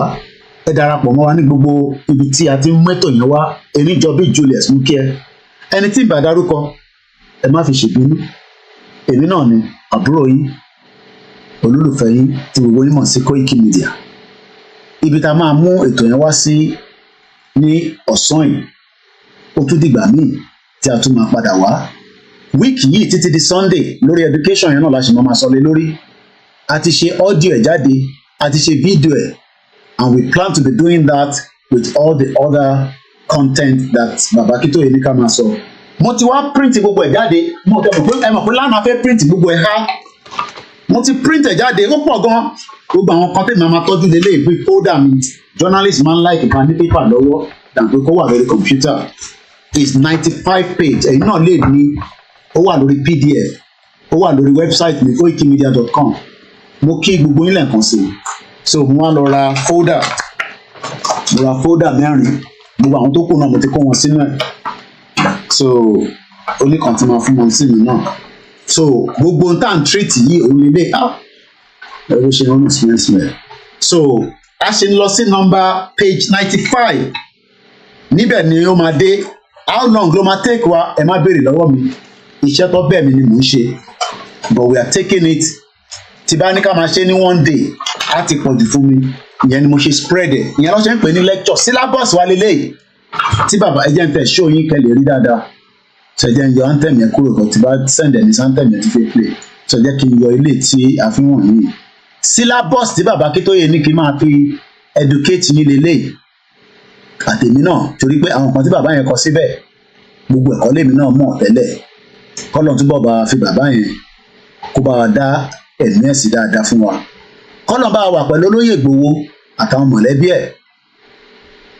kọ́lọ̀ bá wa fi gbogbo ẹni tó ní ìran Yorùbá ò ní bọ́ mo bẹ̀ Jésù Kristi pé kó bá mi ṣèdájọ́ fún yín torí ìyà yìí pọ̀ jù wàhálà yìí ti pọ̀ jù kí ló dé kí la ṣe kí la ṣe mo fẹ́ fi wọ̀nyí ká tó máa lọ ní o kẹ́lẹ̀ rí pé n tí mo print nǹkan kì í síbẹ̀ kì má sọ ìtókù ó ṣọ̀sán gan olélé tó ń fò káàkiri so ẹ jẹ́ ká mú lọ báyìí ẹ rí pé tá bá wá sókè èyí tí Baba Akintoye gbélé mi lọ́wọ́ ṣe rí pé 3 péré la ṣiṣẹ́ àti ṣe méjì ìkẹta là ń bá lọ ẹ̀ a ti sọ̀rọ̀ nípa we are a nation with a proud root and proud history a ti sọ̀rọ̀ nípa in independent Nigeria we have suffered serious decline and agony yẹn la fi sọ̀rọ̀ lánàá eléyìí tá à ń bá lọ láti àná no la fi sọ̀rọ̀ ní last week rather òun ló ń pè ní we shall revive and strengthen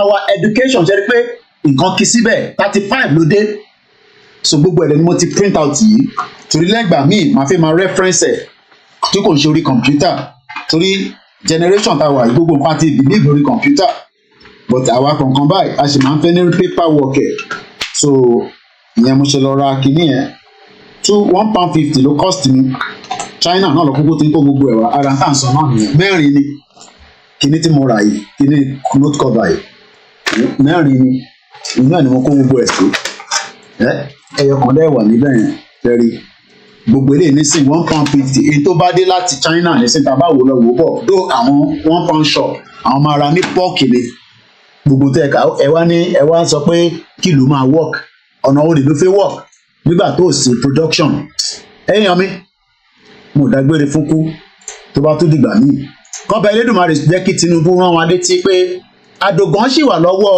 àwọn DSS kó bá wa ṣe gbogbo tó tọ́ tó yẹ kó dá òkú yẹn padà àti Tàfà ká lè rí wọn sí dáadáa and on that note mo kí gbogbo yín tẹ́ wà lórí Mixlr and many of you that have joined on the Twitter space and on the Twitter itself ẹ tẹ̀lé wa ẹ follow wa lórí X tó ń pè ní Twitter ká lè jọ máa push ẹ láti ibẹ̀ náà gbogbo tó kù náà ó máa wá sí ìmúṣẹ mo kí gbogbo ilé lẹ́ẹ̀kan sí o Yorùbá nation no going back in you no going back poverty yẹn ó ti pọ̀ jù agbọ́dọ̀ jáde nínú oko ẹrú mo kí ẹlẹ́ǹkan sí just reason and on that note a very good evening mo kí dókítà mi dáadáa ọmọlúwàbí apẹ̀rẹ̀ mo kí gbogbo yín àwọn èèyàn tí ọ̀dà náà èèyàn kan pè mí lánàá tẹ̀ send screenshot ẹ̀ sí wọn ní Koiki ilé tó wọ̀ lánàá yẹn ṣé London ni no ọmọlúwàbí apẹ̀rẹ̀ ni wọ́n ṣe ètò ẹ̀ pé Mr. Koiki ìwọ ni o sọ pé ìwọ ni bàbá Yorùbá lẹ́yìn bàbá Akintoye ìwọ náà ni àbí lẹ́yìn Ìgbòho ẹ̀yin tó máa ṣe ni pé gbogbo àwọn tó bá ti rí ilé tó ń wọ̀ tó ń pè ní ọmọlúàbí apẹ̀rẹ̀ yẹn á máa dúró lára so ìwọ náà ni o lè bá wa ṣe pé ká tí wọ́n bá ti ń wọ̀ àwọn tó kù náà wọ́n á máa rí lọ́rùn ẹ̀ so ọmọlúàbí apparel òun ni wẹ́bsáìtì yẹn ẹ bá ti lọ síbẹ̀ fìlà lẹ́fẹ́ ni èyí tí máa fi ń kọ́rùn yẹn mo tẹ̀lé má gbé yẹn jáde tí bá ń jáde láàárọ̀ torí pé mo máa ń fẹ́ káwọn èèyàn rí pé Yorùbá ni òun náà ni ẹ̀ ń wò yìí ọmọlúàbí apparel wẹ́bsáìtì wọn nìyẹn ẹ bá ti lọ síbẹ̀ ní ṣákálá ẹ rí báàgì níbẹ̀ gbogbo nǹkan lọ́ní níbẹ̀ pátápátá báàgì yẹn lélẹ̀ kò ń ṣe tó wọ́n púpọ̀ kò ń ṣe tó wọ́n kò ń ṣe tó wọ́n ẹ̀yẹn ṣáà ti kílíkẹ̀ wàá dìlífẹ̀ kò síbi tó lè dìlífẹ̀ sí mo wàá lè sọ Nàìjíríà o £23 ní báàgì yẹn kò ń ṣe tó wọ́n ẹ̀kọ́ convert padà sí dọ́là ní ẹ̀yìn tẹ́wà lamẹ́ríkà ní Canada ẹ bá ti click lórí buy it with this shop bóyá ló máa dọ́dọ̀ yín láìpẹ́ láì jìnnà tó bá order wá sí UK estimated delivery wọ́n máa sọ fún ẹ náà lamẹ́ríkà kò ní jìn lamẹ́ríkà torí pé ẹ̀yin súnmọ́ wọn ju àwa lọ so ẹ̀rí pé lè tèmi lò òun ló dẹ̀ dá báyìí wọ́n á ti fi kọ́rùn báyìí ìná láti fi sọ́rùn báyìí kíní kàn mí ní bá tèmi lọ nìyẹn màá wá gbé sẹ́yìn báyìí tó gbogbo àwọn ọmọ tó bá ń wò mí lẹ́yìn kò sí àwọn ọmọ kéékèèké o àwọn àgbàlagbà tó wò wá pé ta ló ń lọ yìí and they have a lot of different things that you can ẹran tí fìlà tí máa ń dé yẹn náà oríṣiríṣi kọ́lọ̀ ló wà o lè lo ìní láìkì tó dàbí military àpémi àti easy òun ló máa bá mi send gbogbo bàtà àti aṣọ military wá láti Amẹ́ríkà láìpẹ́ láì jìnnà èmi náà ń bọ̀ nínú Amẹ́ríkà bẹ́ẹ̀ mo ti lè sọ pé gbà báyìí eléyìí náà mo ní eléyìí náà so ó wà ní black ó dẹ̀ wà ní heavy forest yẹn ni mo máa ń wọ̀ ó dà pé òun ni mo fi ṣe program ní ìdájí so mo kí gbogbo alẹ́ nǹkan sí ṣẹ́rí pé tèmi náà bá ti wọ̀ báyìí ẹ bá lọ wo program tá a ṣe ní òru èyí program kejì tá à ń ṣe lénìí ní Ọlọ́run kó fún mi lálàáfíà kó wà pẹ̀lú gbogbo wa èyí tá a ṣe mọ́jú láàárọ̀ yìí òun ló lé ìṣẹ́rí ẹ̀rí pé òun lèmi náà wọ̀ yẹn ṣẹ́rí pé ó dúró lára mi ẹ̀rí pé òun ni mo wọ̀ yẹn KOIKIMEDIA ṣẹ́rí pé ó dúró lára mi so tẹ́yìn náà bá order £34 ni kò ń ṣe tó wọ́n rárá kò ń ṣe gbogbo owó náà la máa send lọ sí Nàìjíríà àwa náà gbọ́dọ̀ tọ́jú ara wa torí pé lẹ́ǹkọ̀ọ̀kan tíyàn bá ṣe careful ìyẹn send owó léèyàn lọ sí Nàìjíríà nígbà tí ojú àánú gbogbo náà lákòókò lójú àánú kọ́nà kó ṣàánú wa tó bá yẹ pé gọ́ọ̀mẹ̀ntì ṣiṣẹ́ ni ìwọ̀nba la máa send owó yẹn á lè tó wá ná mo kí gbogbo alẹ́ nǹkan sí o Yoruba nation no going back have a very good afternoon KOIKIMEDIA bringing the world closer to your doorstep ẹ máa gbàgbé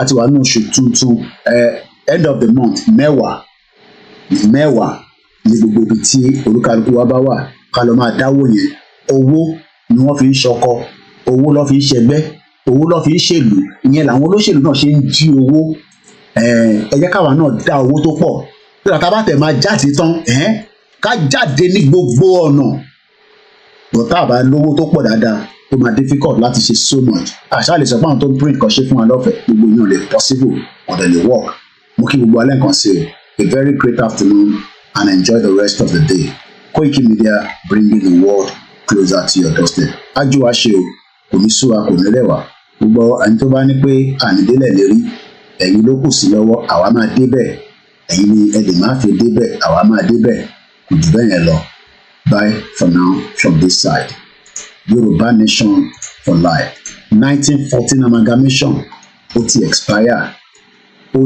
expire and the end of Nigeria is coming bye for now ọ̀ràn míyàn mẹ́wàá má gbàgbé láìpẹ́ láìjìnà mo ń bọ̀ lamẹ́ríkà máa sọ fún yín tí bá máa fi gbéra torí pé Amẹ́ríkà ni mò ń lọ wọn kidnap èèyàn níbẹ̀ àlọ́ Nàìjíríà àwa Nàìjíríà bye for now.